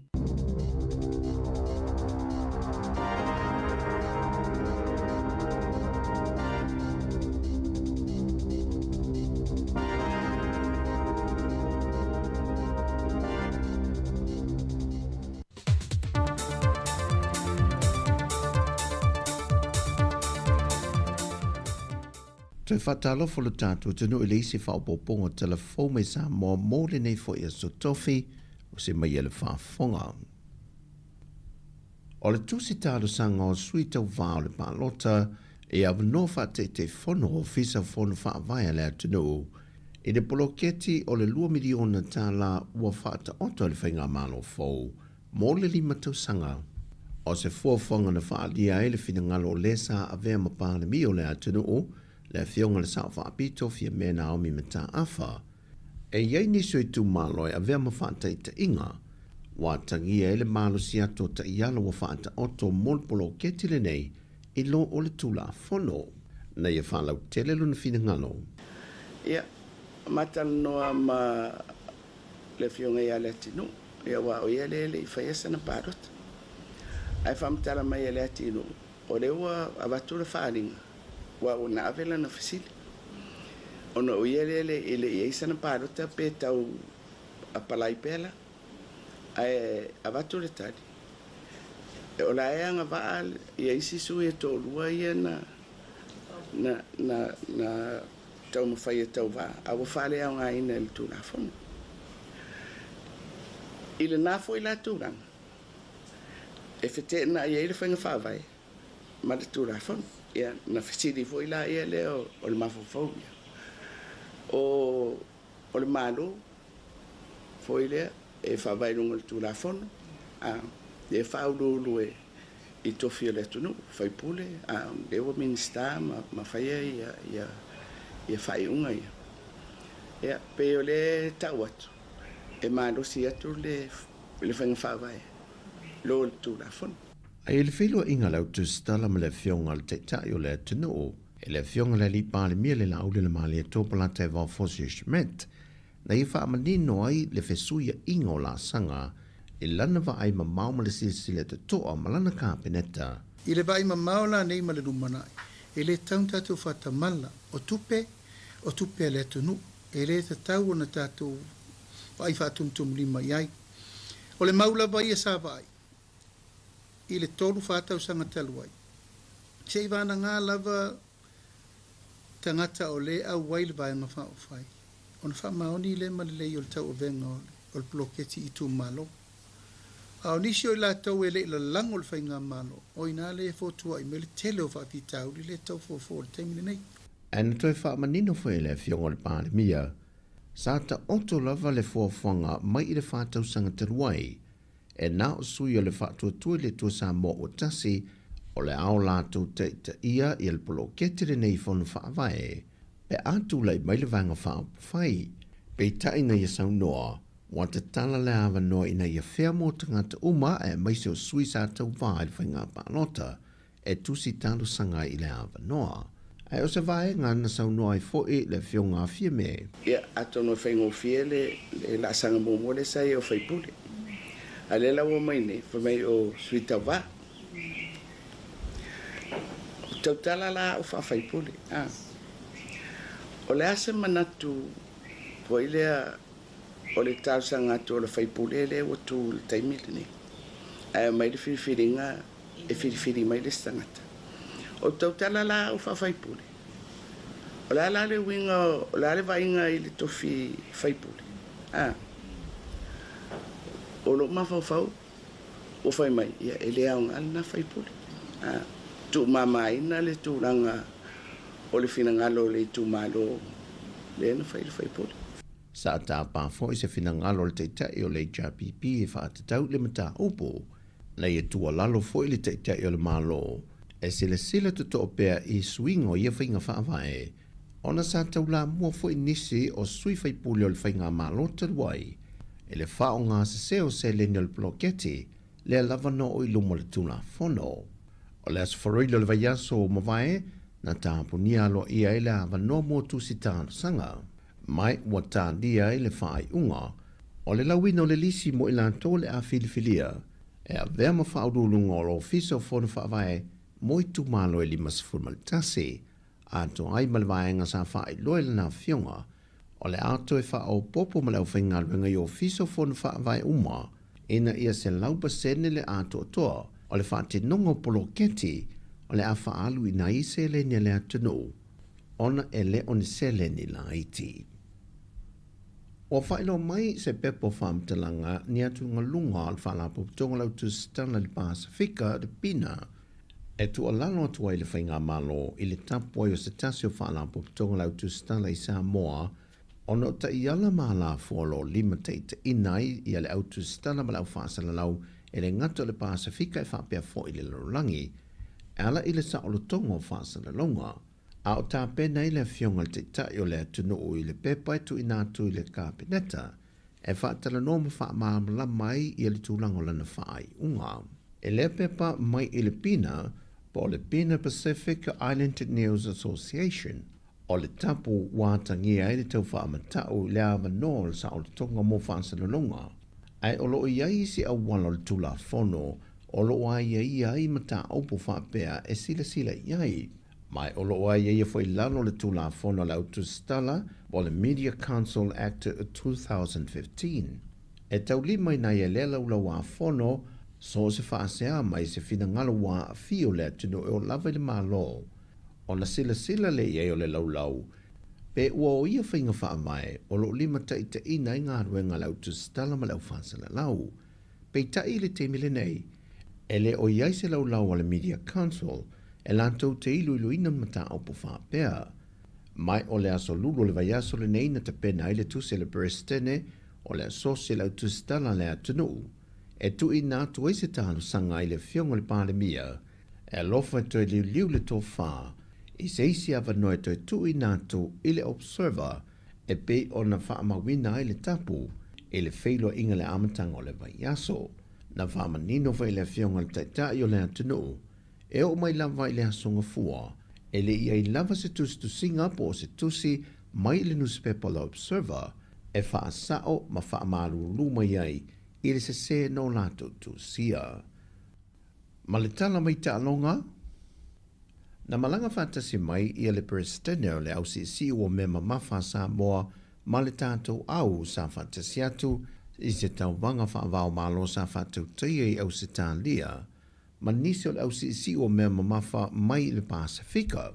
Lena wha ai loa le Prestene i atu au pepe Jerry Warwick, le mafua anga le whai malanga mai ai o lantou ne i Sāmoa. Salo ia leo kousi sila mai wa filo mia foi ma o kele ia sui mai fafu ia leo ka whakasia ia sa maku malanga whakasi mai ia mai al kaupanga e Australia ia o mai whakasi malisi mai nga mai Australia o le au ku o le ngai mea ia ele kau koe whaiaku o leo o ngai le ka ko Oceania Weightlifting Institute Mal Academy le la wa whaonga le hoi sa kousi sila mai kwa mai a ko ko le nginga le ngusila ia sa ngai fo la ko training camp ia leo wa training camp o Oceania Elite o vaenga o mai leo wa makanga ka va ia le Oceania Weightlifting Federation e mfainga o sia pingi i ka vanga o Commonwealth Games ka sa fo le na o va ICC la fo o kele fo e le wi sa pingi o le Oceania pe sa pingi o le Pacific pe sa mo fo sa o sia pingi le Commonwealth e lanta ile se fulu atu no o malato au ia i Sāmoa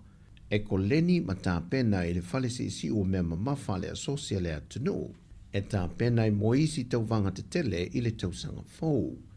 Nā sia fo e le fionga le minista o tā alonga ma le fia fianga o tangata le apitanga a le au si o mea mamafa Sāmoa ma momoni atu iaila na whaaftai tele e whaimasui o le malo e a lātou tau mo whainga o lo si tia e pia lava ma tū māti e Sāmoa e le waava aia le lolorangi i lea foi whaangata mo le si ua mea mamafa. Le whaai unga leo telefon mai Sāmoa i anga le leipe le tuai fua whango le awhianga iei masi o tātua tanu o le ni aso whaasoi foia.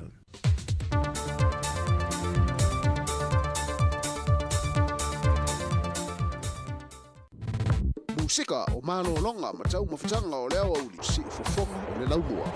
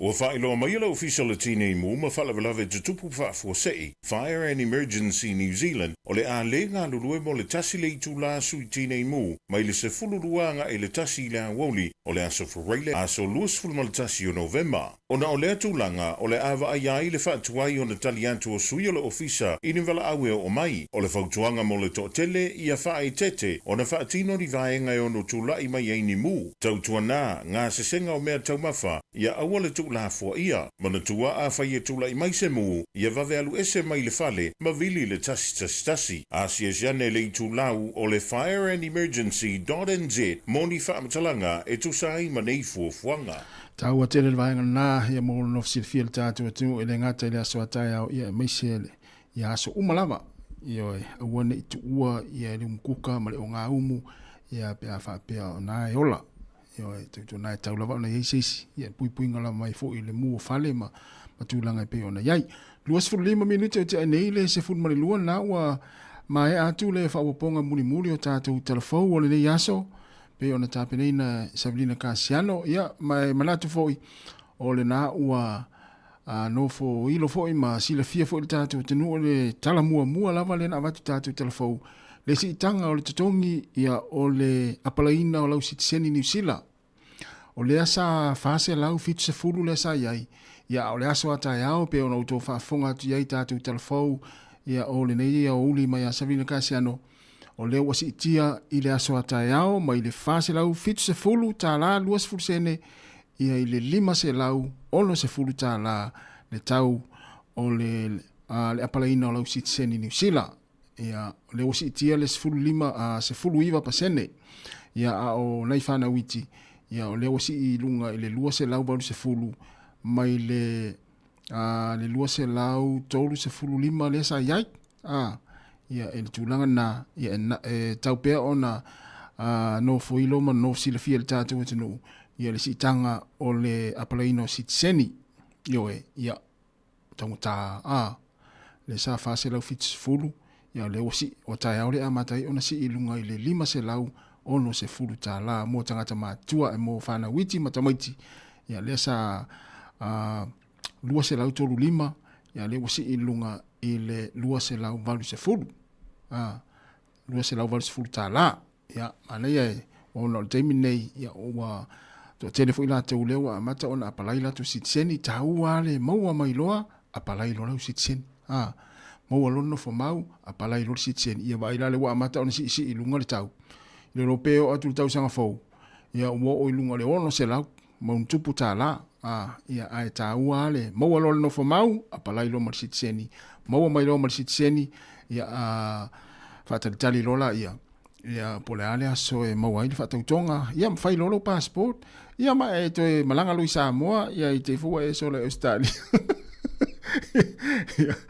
ia ai o tulanga na ia mol no fsil tatu patenu o tai au si tia i tau o tongi o le apalaina o lau sitiseni New Zealand luas fulvali minute te nele tu la se fulma lua fa fianga musika nei taimi o le auli o alo fo il tatu patenu o tau maftanga yo taringa sua ma malo longa nei taimi ia i tonu ainga mai se fo i la tau lea ua malo longa nei taimi awa ia nai malo longa mo le tasi le tu la ia wana i fa malo stino i taringa sua ona toi amatai fo i leo ngā luenga i le tu la tasi ia e mo i la tau lo fa upea ngā luenga ia mafuta mai i tātou musika su i filoi ia la moli atu ma tātai natu ia wala fo i whenga i o toi fi au mga luenga ia alo i tau maftanga malo longa mtaringa sua le nei taimi le aso ia le la fa fi atu le si fonga la mo Wellington ma pespesenga musika su filoi patalo fatu ya fa tai amosa tai tele lava ia le mafta mai pali sina mania lava le nei oli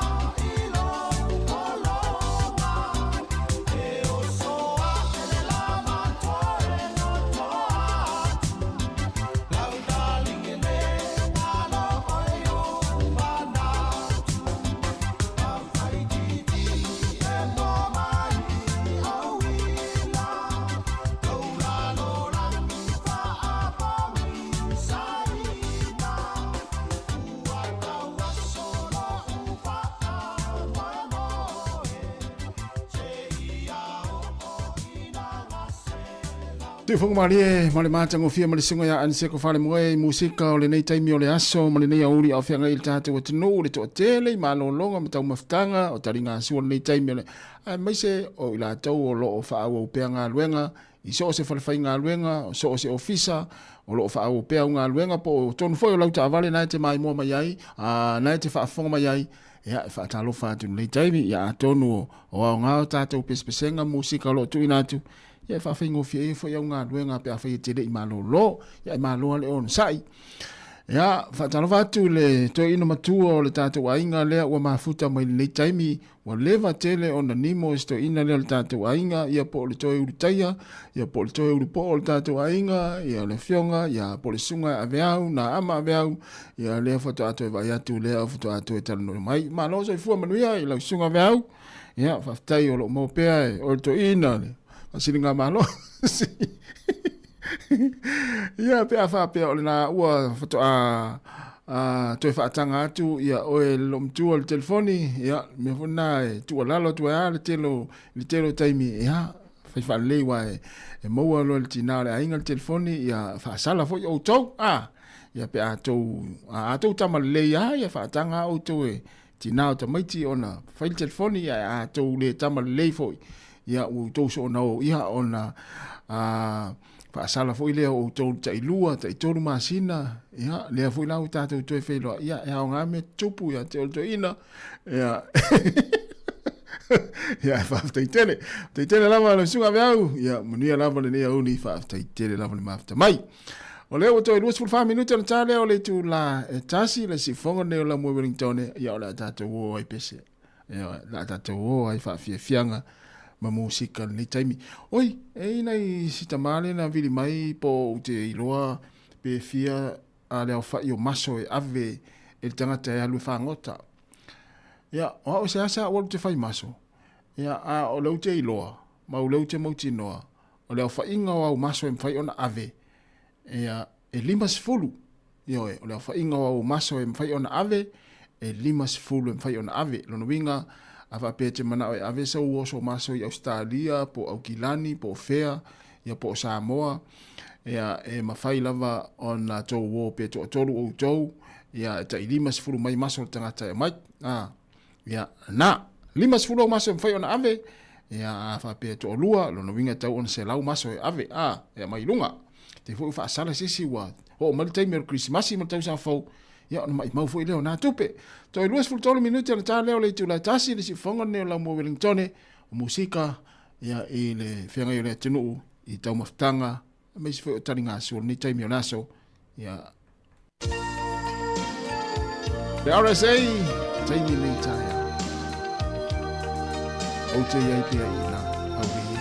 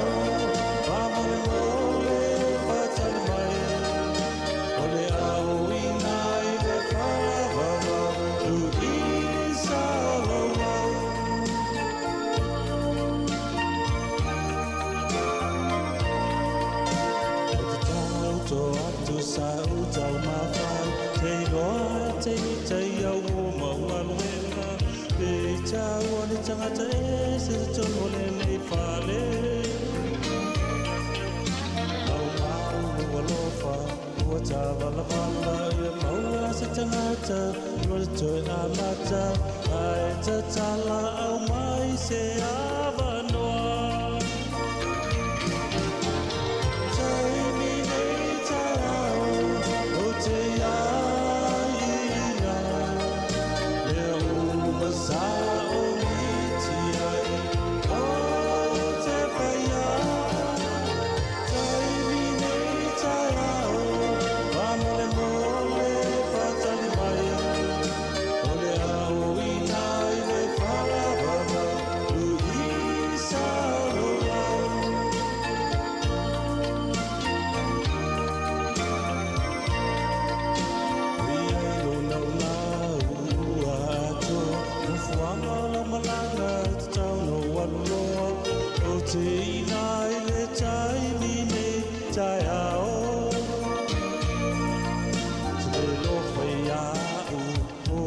tangata e pia o se ata I lunga o le fata e ai se lave ai mai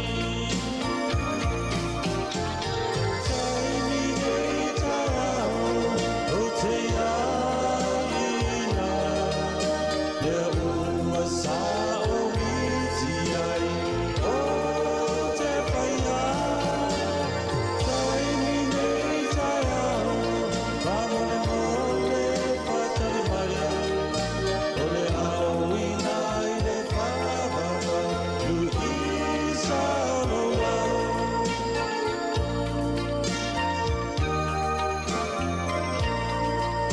O te tau to atu sa u tau mawhai te loa te au o maua luenga te tau ane tangata e se tangole nei whale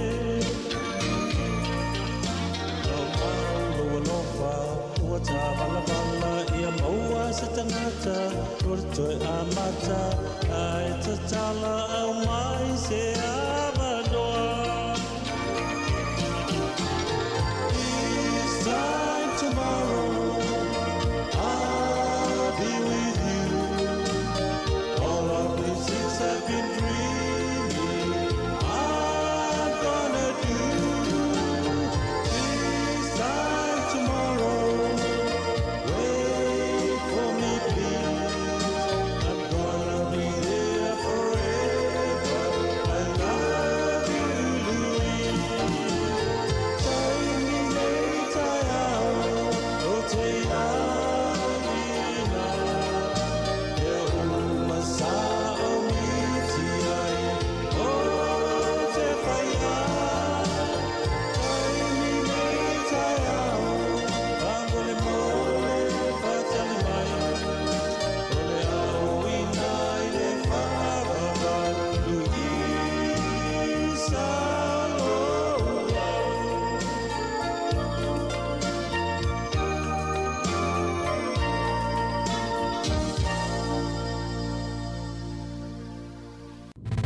Musika o malolonga ma tau mawhitanga o leo au li si fofonga o le laumua.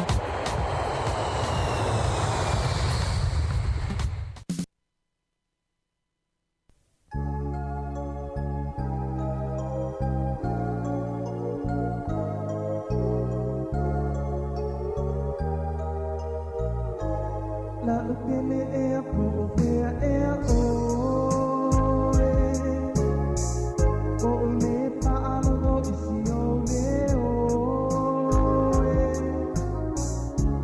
Manu o le vasi I tāsangi mai Te tu o le rangi se I sāni mai E mana tua oe o ma pau pau na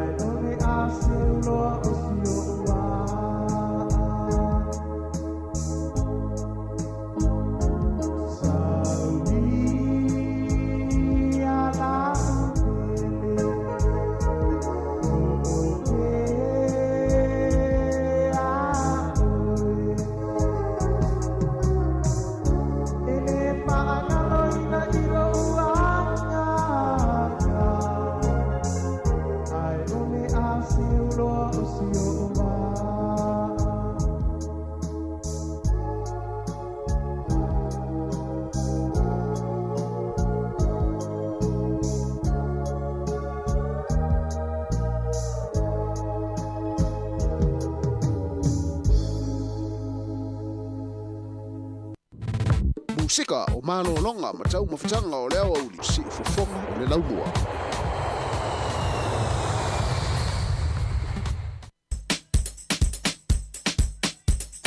Ai me tele tua e lo ilunga e faisina fa malostino ia pe fa pe e tele isavali wa misi lau koleni le yaso ia po misi foi lau isavali le o pese al fa malostino le au ia fa pe na tele tau sami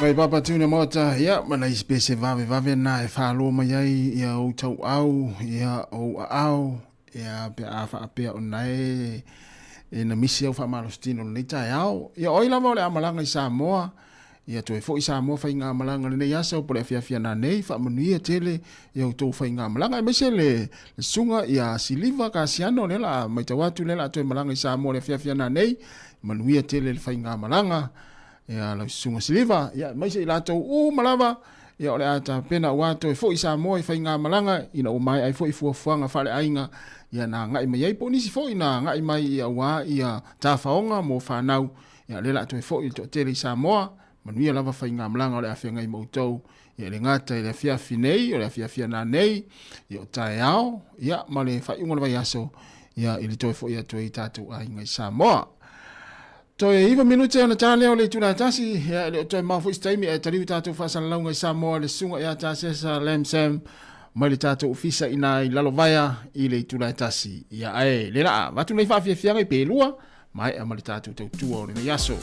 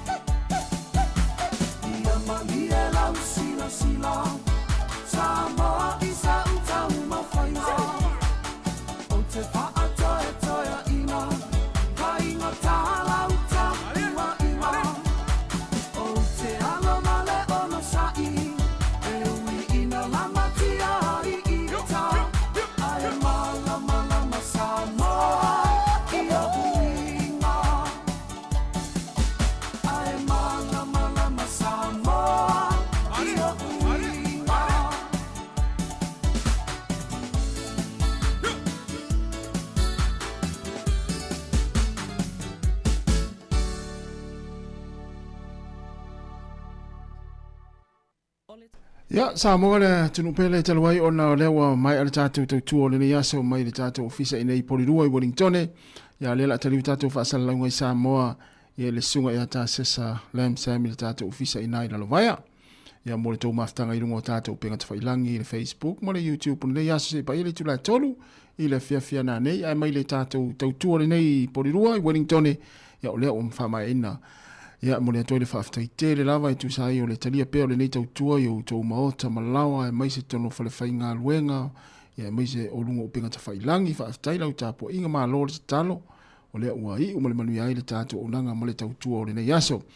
Mātou te whaamalulua tu foi ia le mātou vase tolu tu fue fiso sa vilina kasiano ia sa mātou ngā lulua e tunu le aso a whai ua sala foi se mātou ngana ia malu ave fale o tau fina ngalo Sāmoa fa mangalo so mātou fale tonu ia manuia lava le tau maftanga ma le sunga ata sesa i lungo tātou pinga ta whailangi ia ai mātou whatou whawha so i fua tu molo nei taimi wha manuia tele le atua ia mei se fua fuanga o tutoe o nei aso wheroi tai hao tai masani le tu lai fitu ma le si fonga lau moe Wellingtone mātou te whatou whawha so i fua wha manuia tele lava le atua le tātou tenu.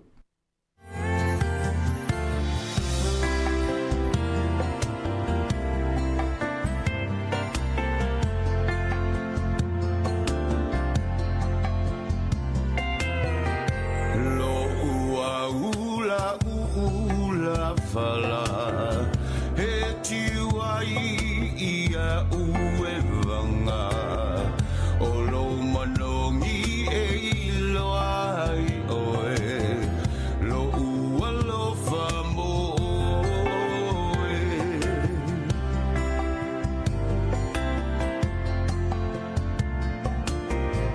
lo la lele i manongi sa sala